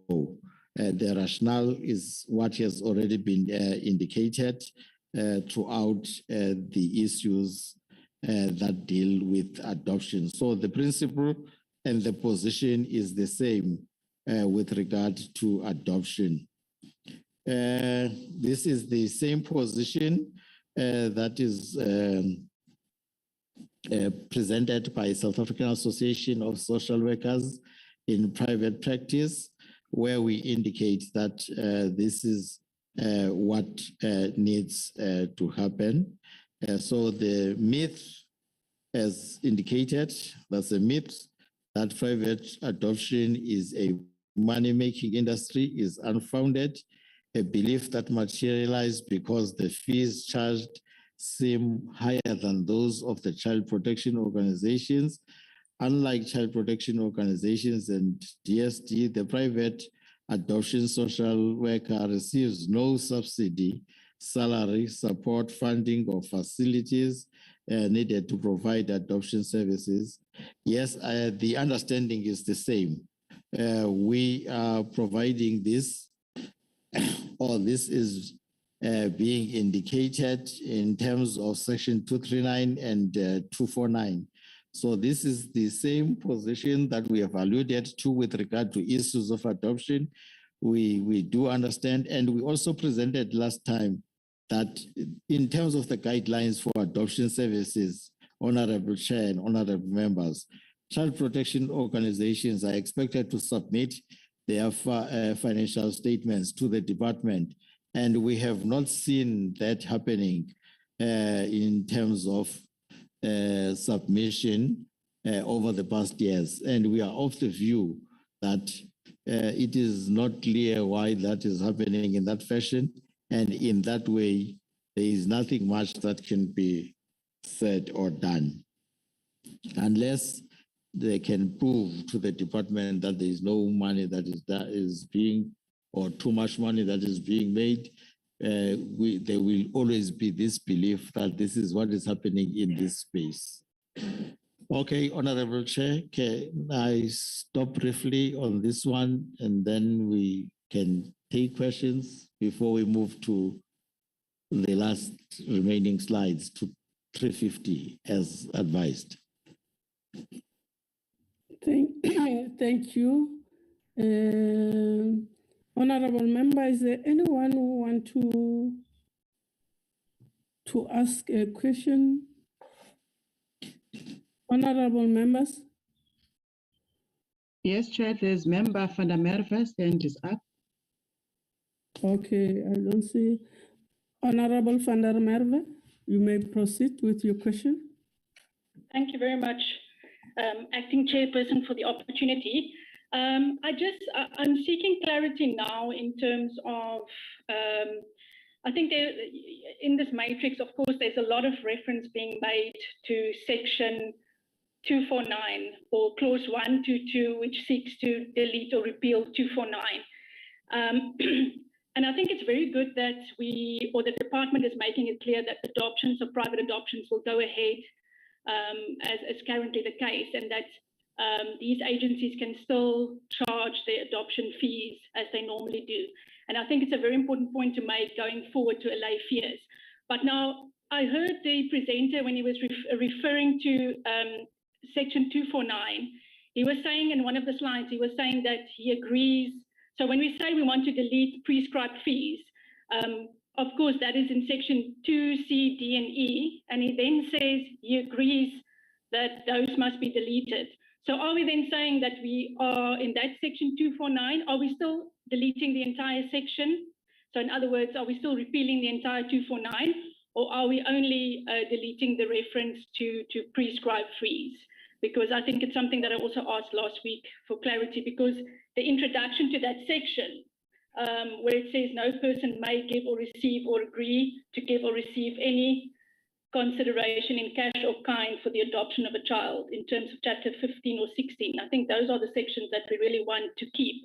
So if there's now an agreement that we're only deleting 2C, D, and E from this section, or did I hear wrong? And then with regards to the issuing of the Form 30s within 30 days, so in other words, the section 2391, so my question still is, what is the recourse if DSD does not meet the agreed turnaround times for the issuing of these Form 30s and the 2391D letters? In other words, is there not a clause, mechanism that we can build into these clauses in terms of holding to account that we stick to the 30 days? Because I'm afraid if we say it will be done in 30 days and it's not, then we really haven't done justice to the process. And then I did submit some other questions after last week's meeting with regards to adoptions, the delay in adoptions, the numbers of international adoptions, and all those other questions. And I hope ADDG received them and that they will be answered. Thank you so much, Chairperson. Thank you very much for the question. Is there anyone, Lindy, who have raised their hands? Because, okay, no one. We may answer the question, please. Thank you, Honorable Chair, and thank you, Honorable Van der Merwe. Indeed, it's not the whole 249 that is going, it's only 249 as far as it relates to fees, and 249, 3 and 4, which are cross-referenced to 249. If my citation is correct with regard to that, which will be consequential amendments. And with regard to issue of 30 days, yes, the Act does not necessarily say if the HODs do not respond within 30 days, what then must happen. It is open up to the applicant to take up the matter further when the accounting officer does not actually comply with the legislation. Not unless the suggestion is that there must be a provision that indicates what must happen if the accounting officer does not respond within the time frame set in the legislation. Otherwise, for now, it is open in that fashion. Thanks, Honorable Chair. Thank you very much. Is Linton around? Yes, Chair. I think I can see his name. I think the question that Honorable Van der Merwe have asked last week, I think will, after finishing the slide, they will attempt to, they will make sure that they respond to them. Can we proceed? Presentation, please. Okay, thank you, Honorable Chair. The issue of surrogacy, there was a comment from Center for Child Law in respect of the effect of termination of surrogate motherhood agreement as contemplated in Section 299 of the Children's Act. So Center for Child Law submitted that Section 299 needs to be revised to consider the fact that as it is where the surrogate agreement is terminated, that puts the husband of the surrogate mother before the commissioning father, who may then be the biological father. The recommendation is that there is a need for an extensive relook at Section 299, and the recommendation is noted and supported by the department. the National Child Protection Register. There was an issue about the National Child Protection Register clauses 61, 65, 66, 70, 72, and 77, which are summarized in the bill as follows. The bill seeks to amend Section 111 by inserting a new subsection 3, which requires the DG to designate an official from the department or within the department to be the registrar of the Child Protection Register. So it also seeks to amend the heading that clarifies that Part B of the National Child Protection Register deals with persons unsuitable to work with children. It also seeks to amend Section 119 by inserting a new subsection 2, which excludes persons who were children during the commissioning of an offense against another child from the operational provisions of Section 120 to 128. It also seeks to amend 127 by affecting minor technical and consequential amendments. So this is the submission that is being made, that the bill further seeks to amend Section 142 by empowering the minister to make regulations. So the key issues that have been raised around the portion of stakeholders, particularly from DS South Africa, called for the National Child Protection Register to be made more public, particularly in the context increasing human trafficking and abduction. Other submissions recommended that all provisions relating to Part B of the National Register be deleted and criminal record system be used instead. The proposition that was presented, which is the case with regard to this, is that no, this is not supported because Part B of the register relates to matters greater than just the what the criminal record includes from the SAPS system. So Part B remains in terms of this particular legislation. There was also an issue from Children's Institute that Part A of the register, which deals with the organization, which provides that the organization must make the following recommendations, that is amend the Section 110 by inserting the underlined word that is substantiated. So the department has agreed to the proposal and say, yes, the word substantiated in Section 114, subsection A, paragraph 1, and paragraph A will be dealt with. Again, Center for Child Law also provided that it does not support the Part B of the register. The register is ineffective, expensive, and is unlikely to ever be fully achieved. So the recommendation is that the register be removed in its entirety. In this place, there should be a section that requires all employers to check the SAPS criminal record. And the department does not support this view, Honorable Chair and Honorable Members, because SAPS records are only limited to convictions, whereas the DST record includes both convictions and records from various fora, like the disciplinary hearings and matters from civil courts and all that.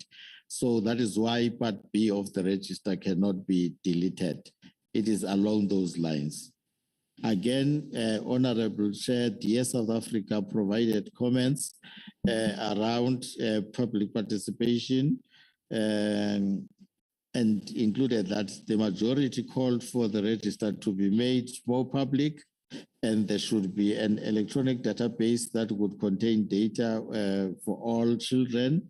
And the understanding is that from the department, with the raises that have been advanced above, and the proposals, more especially with regard to the deletion of Part B, are not supported, and the register is confidential in order to protect the identity of children when it comes to this issue of it being made public. Professor Skelton also made comments around section 117 to read, there should be consideration to delete all provisions that deal with Part B of the register towards the use of the criminal record system and a regime to prevent the employment of any person with a relevant criminal record from working with children. And again, Honorable Chair, as we have indicated, this view from Professor Skelton is not supported because SAPS records are only limited to convictions as per the criminal court records, not other records from other fora like similar hearings, as we have indicated. The Childline South Africa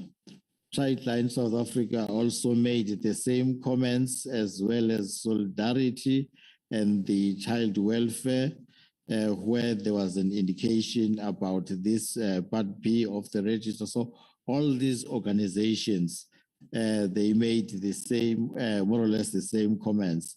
But with regard to Solidarity, they went further to say clause 68G to amend section 120, which amends section 123.2, must include clubs or association providing services to children, to align it with the wording of that is in the proposed subsection, which has been supported, and also the amendment that has been proposed by the Child and Welfare Society, the removal of the word all unsubstantiated, that is the words in section 1141A by inserting the word substantiated.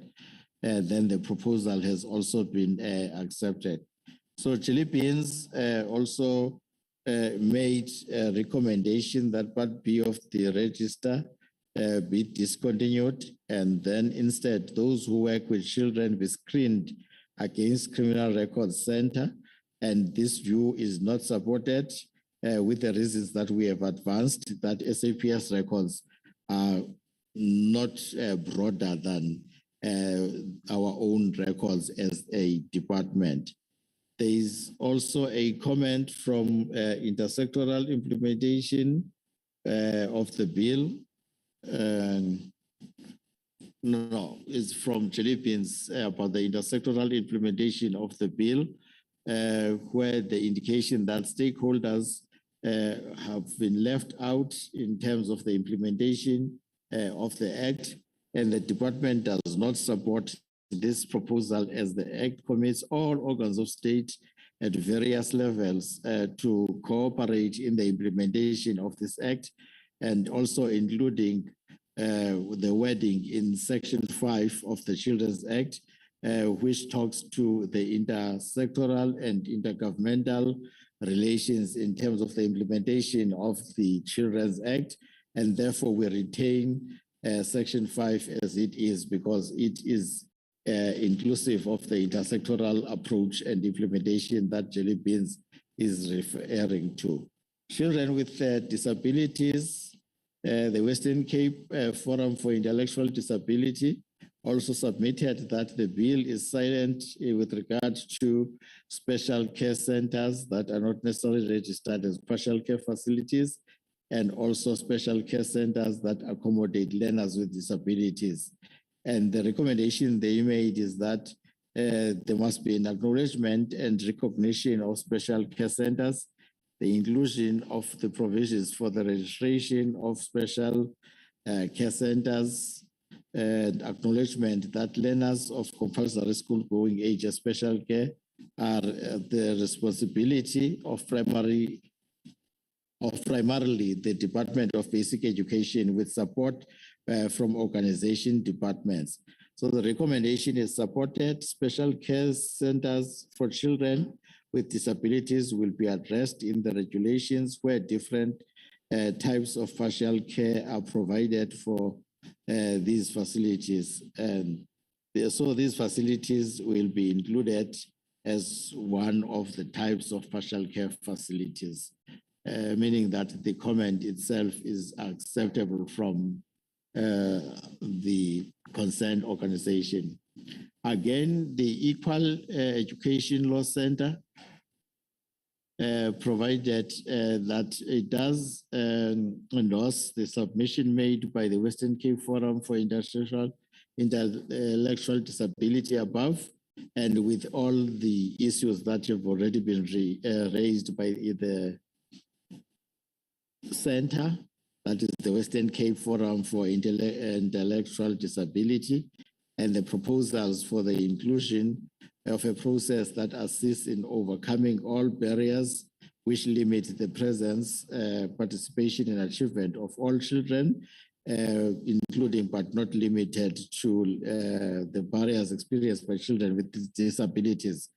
And that has been supported by the department and will have to be dealt with accordingly. And also the case of deleting the following words which appear in clause 45(1) of the bill, that is, in the case of a child with developmental difficulties and disabilities until the year before the child enters school, and this is supported, that will be included in the definition of rehabilitation services, which must include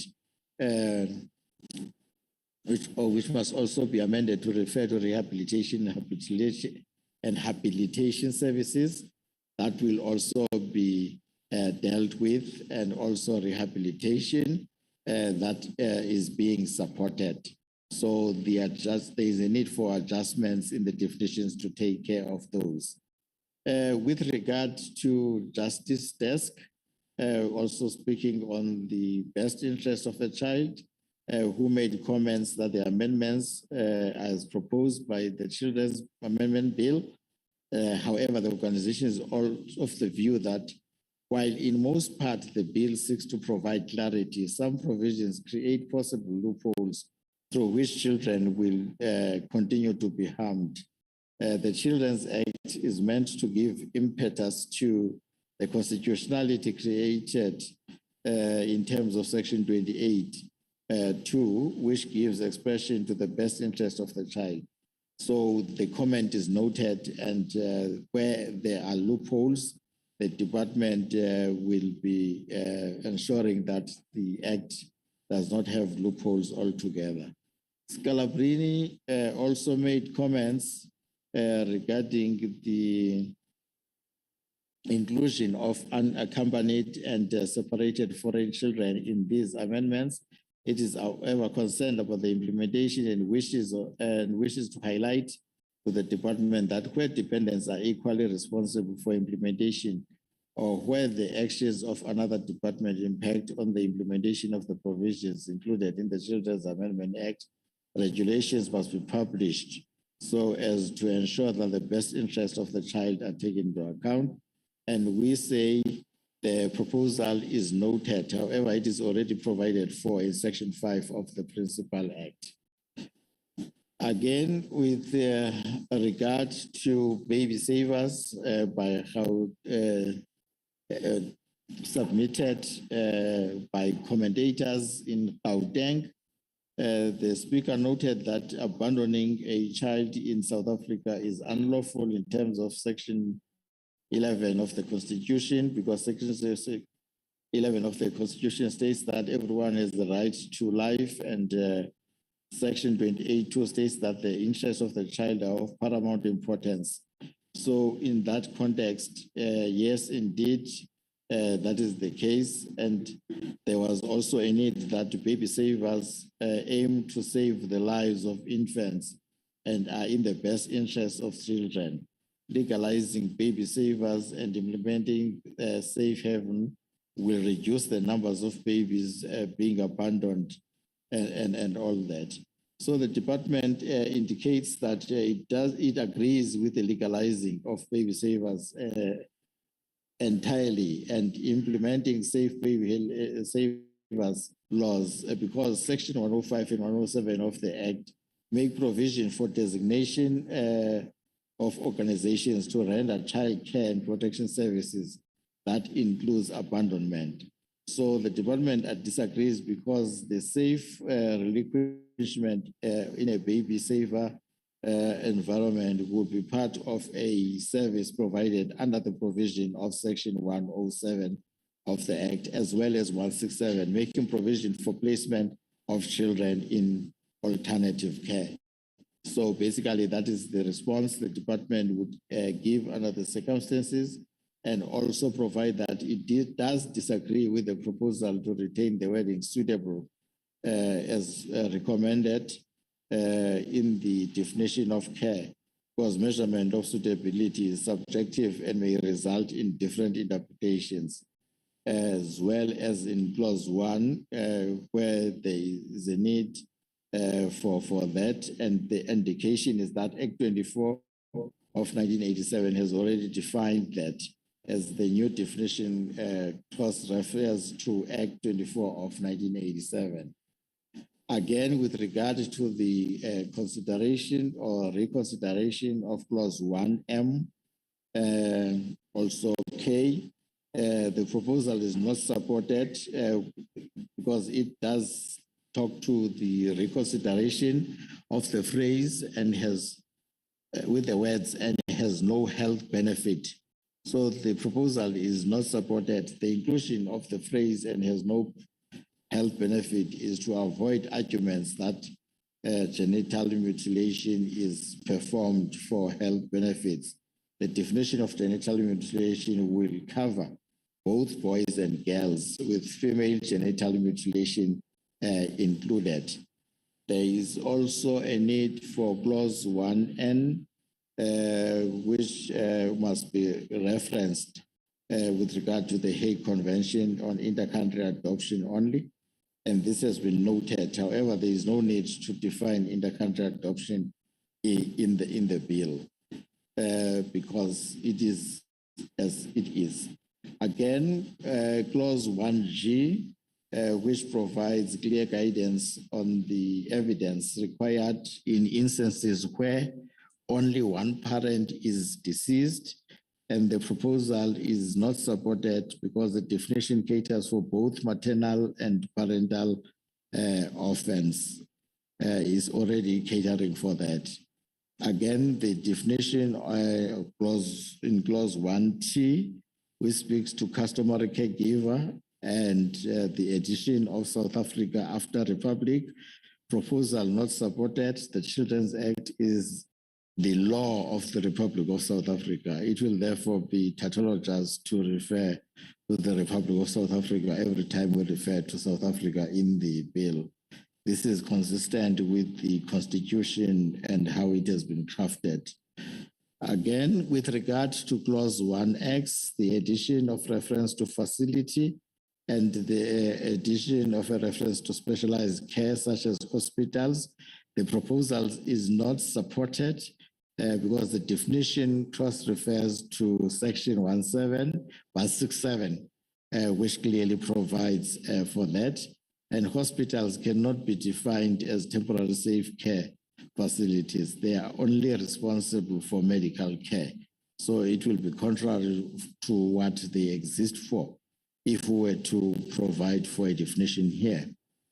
Clause 1, subsection 5, ensures that similar wording is used as is used in clause 1T, e.g. references to custom.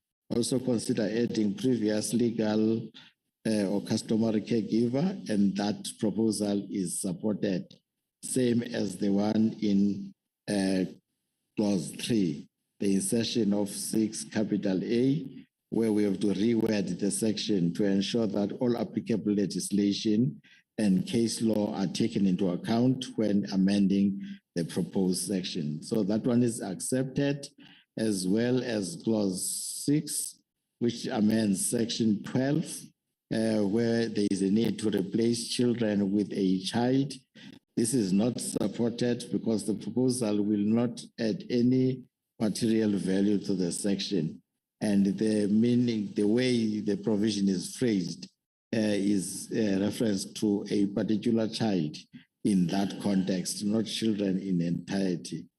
Clause 9, the amendment of section 19, which is about reconsidering the proposed reference. Sorry, Advocate Mchochisa. I would like you, after finishing this sentence that you are in, you should stop, as I have underestimated the time the member should prepare for going for the sitting. Okay, Honorable Chair, you mean after this particular part? Yes. Okay. Okay, Honorable Chair, we'll do so.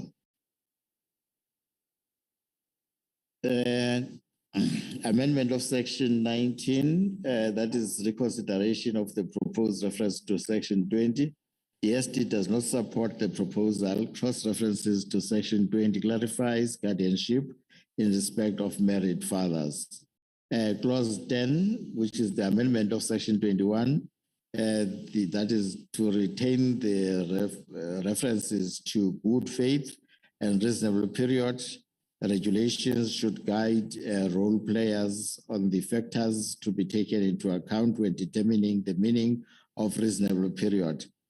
Proposed subsection 3A, replace social service practitioner with social worker, and this proposal not supported. We disagree with the proposal to retain the wording good faith and reasonable period, because these are just phrases that are more that are not measurable. They are more subjective, and it will be difficult for us to phrase them in that fashion. So we don't support as the department. Again, the amendment of clause 13, which... Sorry, Advocate, I see honorable member have raised the hand. Honorable van der Merwe, I just want to find out what is for. Honorable van der Merwe? No, sorry, Chairperson. I wanted to ask a question of clarity, but I'll wait till he is done and then I will ask my questions. Apology for that, Chair.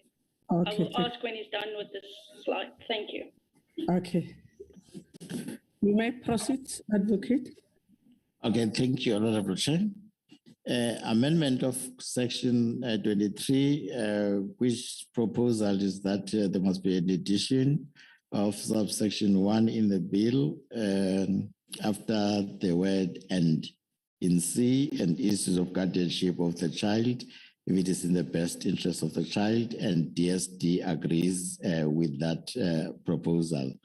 And clause 14, amendment of section 25, which is about deleting the quoted words. So proposal not supported because there are no reasons provided why the quoted words should be deleted.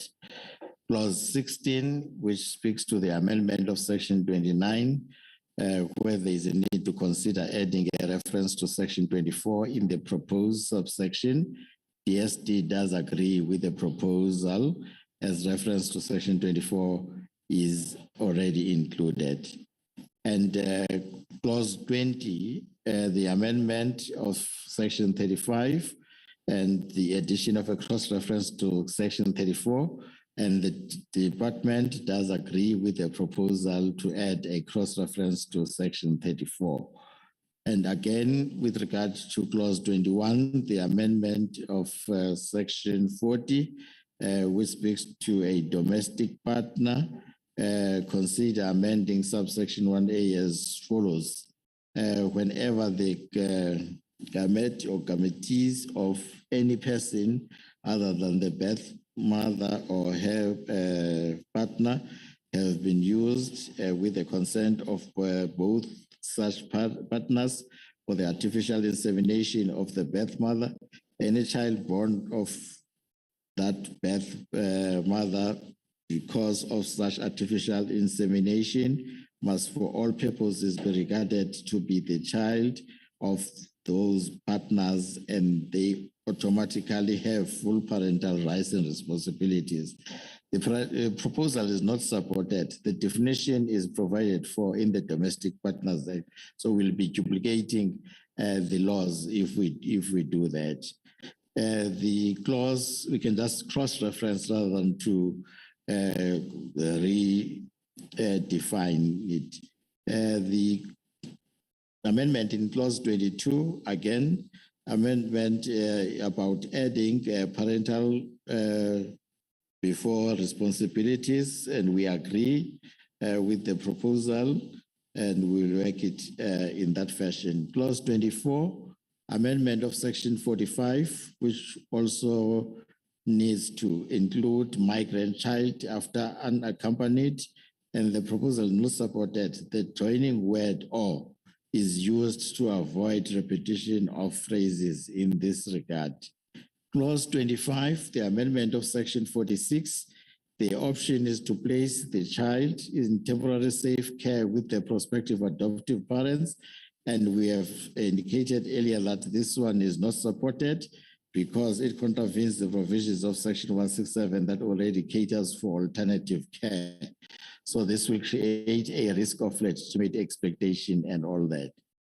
Clause 26, which speaks to amendment of section 49, the replacement of social service practitioner with social worker, and the department agrees with the proposal to replace with social service practitioner with social worker, as social service practitioners are not able to present mediation report as part of statutory evidence in court hearings. That goes the same with clause 33, which requires the amendment of section 75 by the addition of references to sections 44, 49, and 62, and also 63 in the section where the Minister of Constitutional Development should also be empowered to make regulations. And that is noted, and we'll work on that. Clause 56, amendment of section 105, which talks to the indication whether quality assurance should be in respect of child protection organizations and child protection services.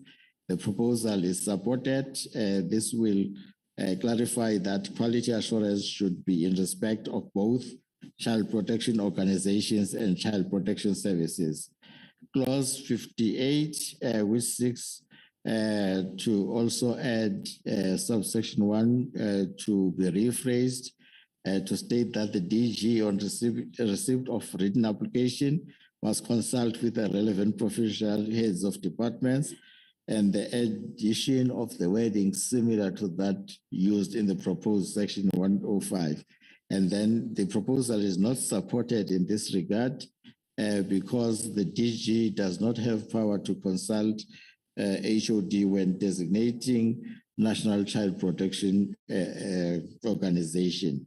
It is the responsibility of the DG, but the DG may delegate if he so wishes, not necessarily to make it a joint power. Clause 59, which looks at amendment of section 109 in terms of amending the wording so that it is in line with the wording in sections 101 and 102, and subsection 1 and subsection 2 of section 101. The proposal is supported in this regard. Clause 60, which looks at amendment of section 110 by deletion of the word A, no, article A before the word councillor in proposed subsection 1, and the addition of home-based care and SAPS in the list of officials. The deletion is supported, and the inclusion of home-based care and police officials is also supported. Again, with regard to clause 52, the amendment of section 114, which talks to the consideration of adding a reference to a guardian in subsections 12, A6, and also 2C4, 7. The addition of guardian is supported. Clause 64, insertion of 117A, which seeks to ensure identical wording is used throughout, and then the deletion of the comma after the word "to" in proposed subsection 2B, the deletion of comma after "to" is supported, and the proposal to reconsider the wording of the proposed section is noted. Clause 65, amendment of heading, that is the amendment of heading of Part A to the register in line with the amendment. The proposal is supported, and the heading will read as Part A of register, record of abuse or deliberate neglect of children. Clause 66, amendment of section 119, the reconsideration of the wording in the proposed subsection so that it is in line with section 120. Proposal not supported because the clause trust refers to section 120. Advocate Nchochise, thank you very much for the sterling work. Could we stop there so that members should be able to raise whatever that they wanted the clarity for, so that the sitting is just happening now. So I wanted to give them chance. I'm sorry to stop you in the middle. Can we give them chance to ask? Honorable van der Merwe. Thank you very much, our chairperson, and thank you very much to the advocate for this presentation. It is very helpful, and I know he's been at it for hours now. I wanted to get clarification in terms of the slides on 330, 331, 417. Okay, well, 417 will still follow, but it deals with the same issues. As it refers to baby savers, so on the comment where it says DSD's response, it says safe relinquishment in a baby saver should be legalized as an immediate solution for unsafe abandonment. And then it also says not all forms of abandonment should be legalized. So I heard the advocate saying he completely agrees with legalizing baby savers and safe haven laws. So I would like to then just get clarity, because there was in a previous slide, I think I heard contradictory information. So just to confirm, therefore, that if a child is safely relinquished in a baby saver, this act is not deemed illegal. So he then says that the department would support the decriminalization of people who use baby savers. Because as we know now, if you leave a baby in a baby saver, that is deemed to be illegal. You're not allowed to leave a baby in a baby saver. So I just want to get if that is the department's view, that you would support the legalization of leaving a baby safely, safe relinquishment, because I agree with the point that says not all forms of abandonment should be legalized, because the only form of abandonment that requires decriminalization is actually safe relinquishment. In other words, we want mothers to be able to safely use baby savers without criminal repercussions. And currently that is not the law. So I just wanted to get clarity that that is in fact the department's view.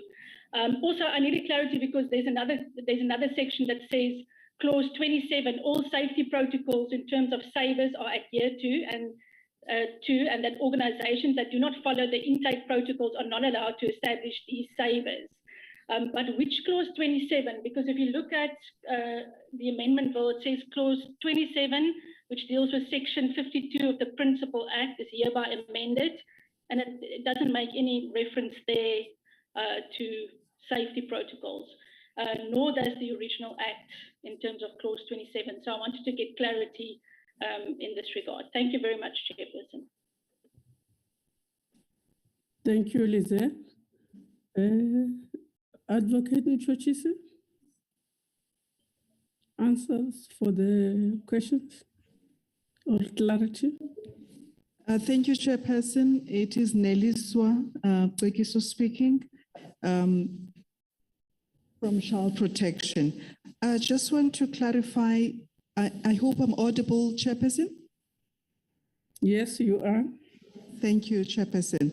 I just wanted to respond to the aspect of abandonment, that when it comes to the provisions of the Children's Act, even this amendment bill, I don't think we are criminalizing or decriminalizing issues of abandonment, because in terms of the other laws, abandonment, yes, it will be illegal. But in terms of the Children's Act, which is about protecting the rights of children, especially those that are in need of care and protection, we have made that provision that, yes, there will be children in need of care and protection.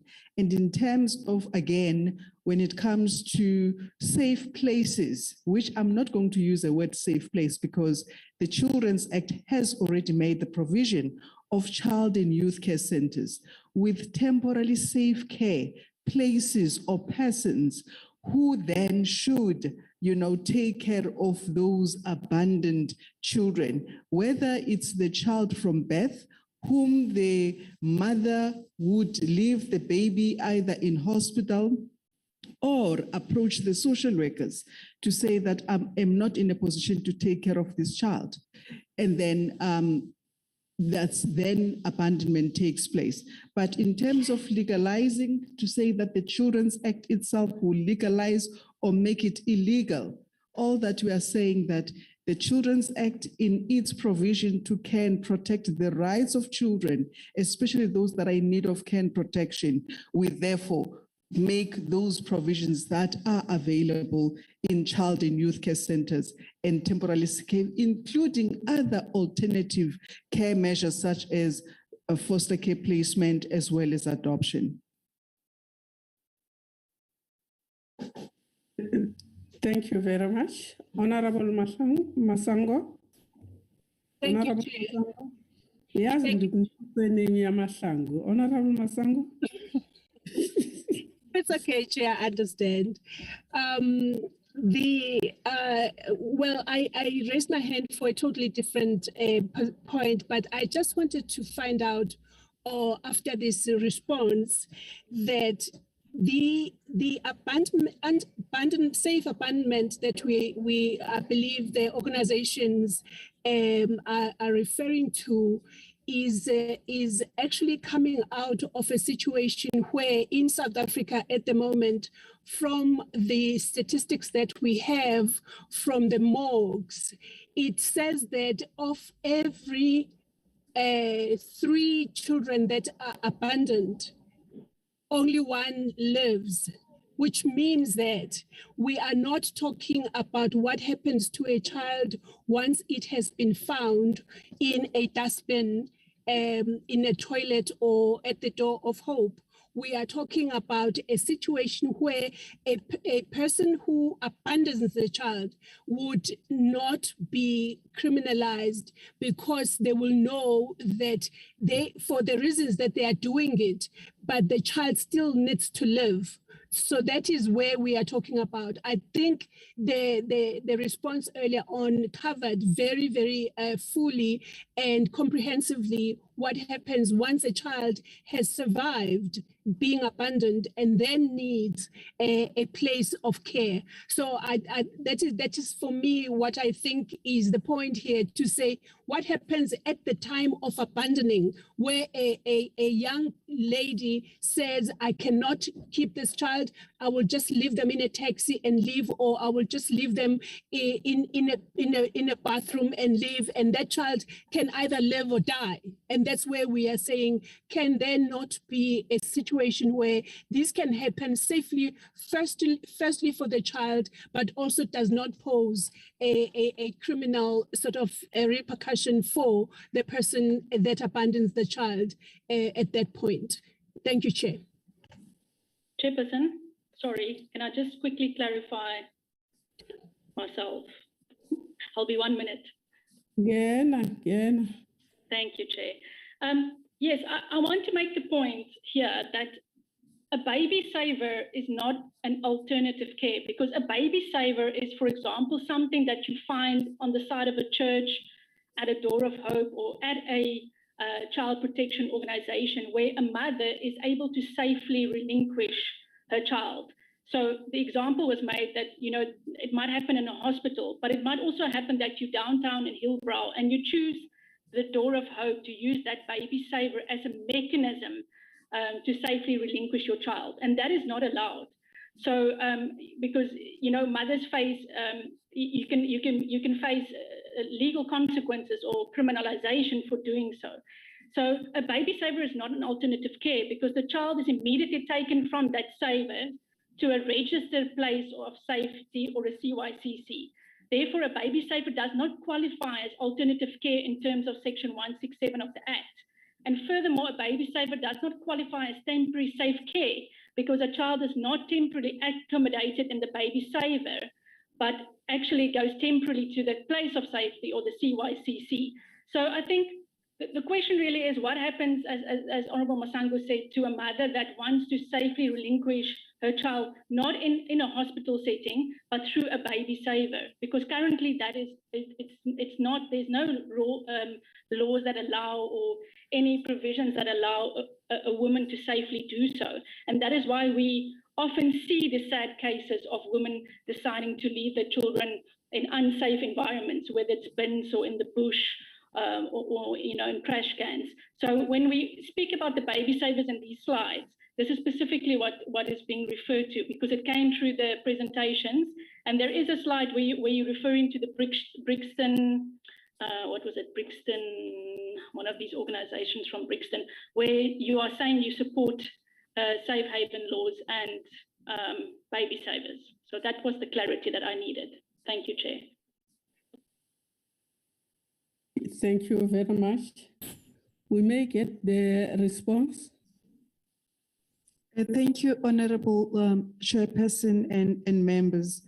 I just want to clarify and maybe put another presentation that I believe that as a woman is pregnant, there is support that needs to be provided to the pregnant woman, which is the area that we also identify as a gap that needs to be intensified. And again, when the baby is born, which is also an intersectoral, approach that requires that, DSD and health work together to monitor and support the young mother or even, the mother of the newborn baby, so that we can avoid such circumstances where we find ourselves having to react. Because for me, the baby savers is basically a reactionary, not a proactive approach if we look in terms of our prevention and early intervention programs. However, I also want to indicate that we need to ensure that we also intensify, the awareness and education so that expecting mothers, including those with newborn babies, they know where to go when they have challenges of taking care of their babies. However, in terms of really legalizing abandonment of children, I cannot really comment on that. Maybe advocate can indicate, because I'm wondering about other provisions and other legislations in terms of, even the Criminal Procedure Act, if there are categories in terms of their crimes, if abandonment falls under that, because abandonment, it is criminal act, and I'm not sure whether the Children's Act is in a position to say it is, because there's also issues of child neglect, which we actually address through the provisions of, children in need of care and protection, who will then be supported. Thank you, Chair. Thank you, Honorable Masango. Sorry, Chair. I left my hand for after this presentation thing is done, so that I can address the Chair. I'm giving you that chance. Oh, okay. Sorry, Chair. Chair, just this meeting today and previous meetings, and not making light of other meetings that we have as a portfolio committee, we've had members that could not connect or that kept being kicked out of the meeting due to connection issues. I am just addressing the Chair to request that the Chair considers the meetings taking place in person, especially for the clause by clause parts of this processing of this bill and other meetings later, because I believe that we do now have an opportunity to meet in person, Chair. Thank you very much. It's noted. I hope it won't be difficult. It will happen. Thank you. Advocate, are you there? Yes, I'm here, Honorable Chair. I'm saying the question that they have asked previously, are you able to address them or you focus only on this one? Because they wanted me to ask that question from Advocate Mchochis.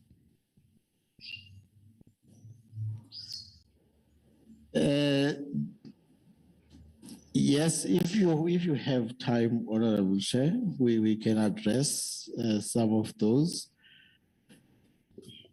We rely on you. Chairperson, Alain? Chair, may I make an intervention, please? Yeah. I think the responses we got suffices. I mean, at the end of the day, we still have to, as a portfolio committee, have to look at the clauses and how we want to go about making amendments. And also the amendment process, before we get there, we will seek legal advice. So I think on the issue of baby savers, safe relinquishment, I don't think we need additional responses. I think it's something that we as a committee can also ask a legal opinion on. So in the interest of time, I think I'm happy for now. Thanks, Chair.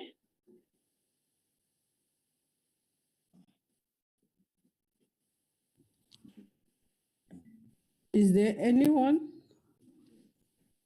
We're done. So our sitting is at 3. So I just want us to end the meeting. I don't know how far you are, Advocate, with the issue of for finishing up to 350. If we can't, we will finish it in the following meeting. Are you with me, or are you just kicked out? Yes, Honorable Chair, maybe with your permission, we can defer it to the next session because we'll definitely finish that time, because now we are in page 344 of 520.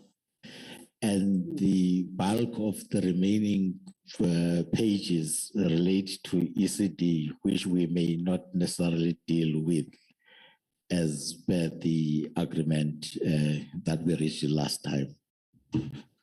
So roughly we may be left about, say, 100 pages or less now. Okay. Thank you very much. Okay. Is Lincoln around?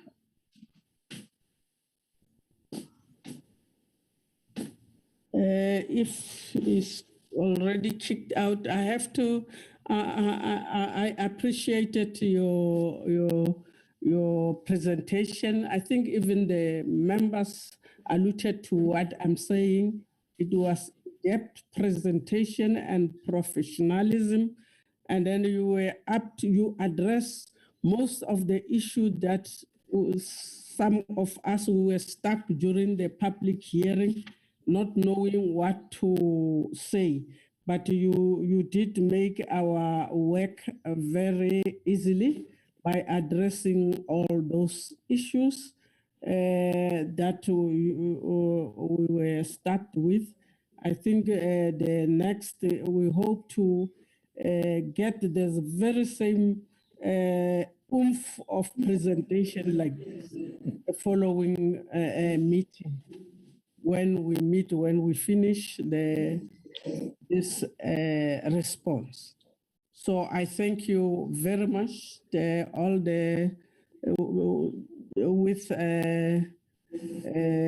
including all the staff from the DSD and Linton also.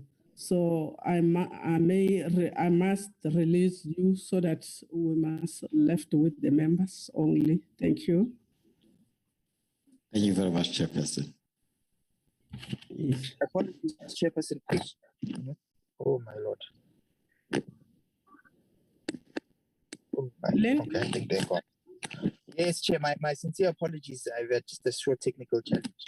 I know you're looking for me. My apologies. Yes. The last word. Yes. No, I want to just highlight, Chair.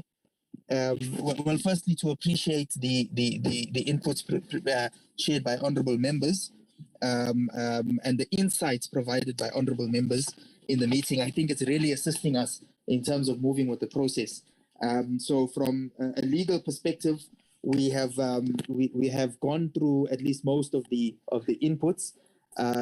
Chair, I wanted to just confirm, and I'm sorry if I missed it, whether Friday is still happening, and if so, what time, so that we can conclude with the remainder of the work with regards to clause by clause.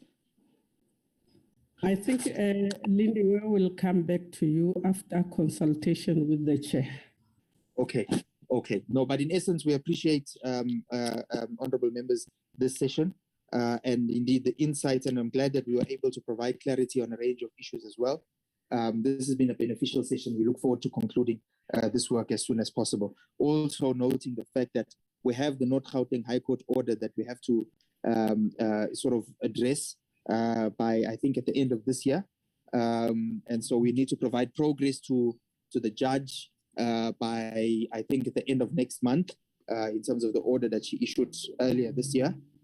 So this process is quite important for us to be able to also respond to the legal aspects as it relates to the orders that issued by the North Gauteng High Court. So we want to thank you very much, Honourable Chairperson and Honourable members.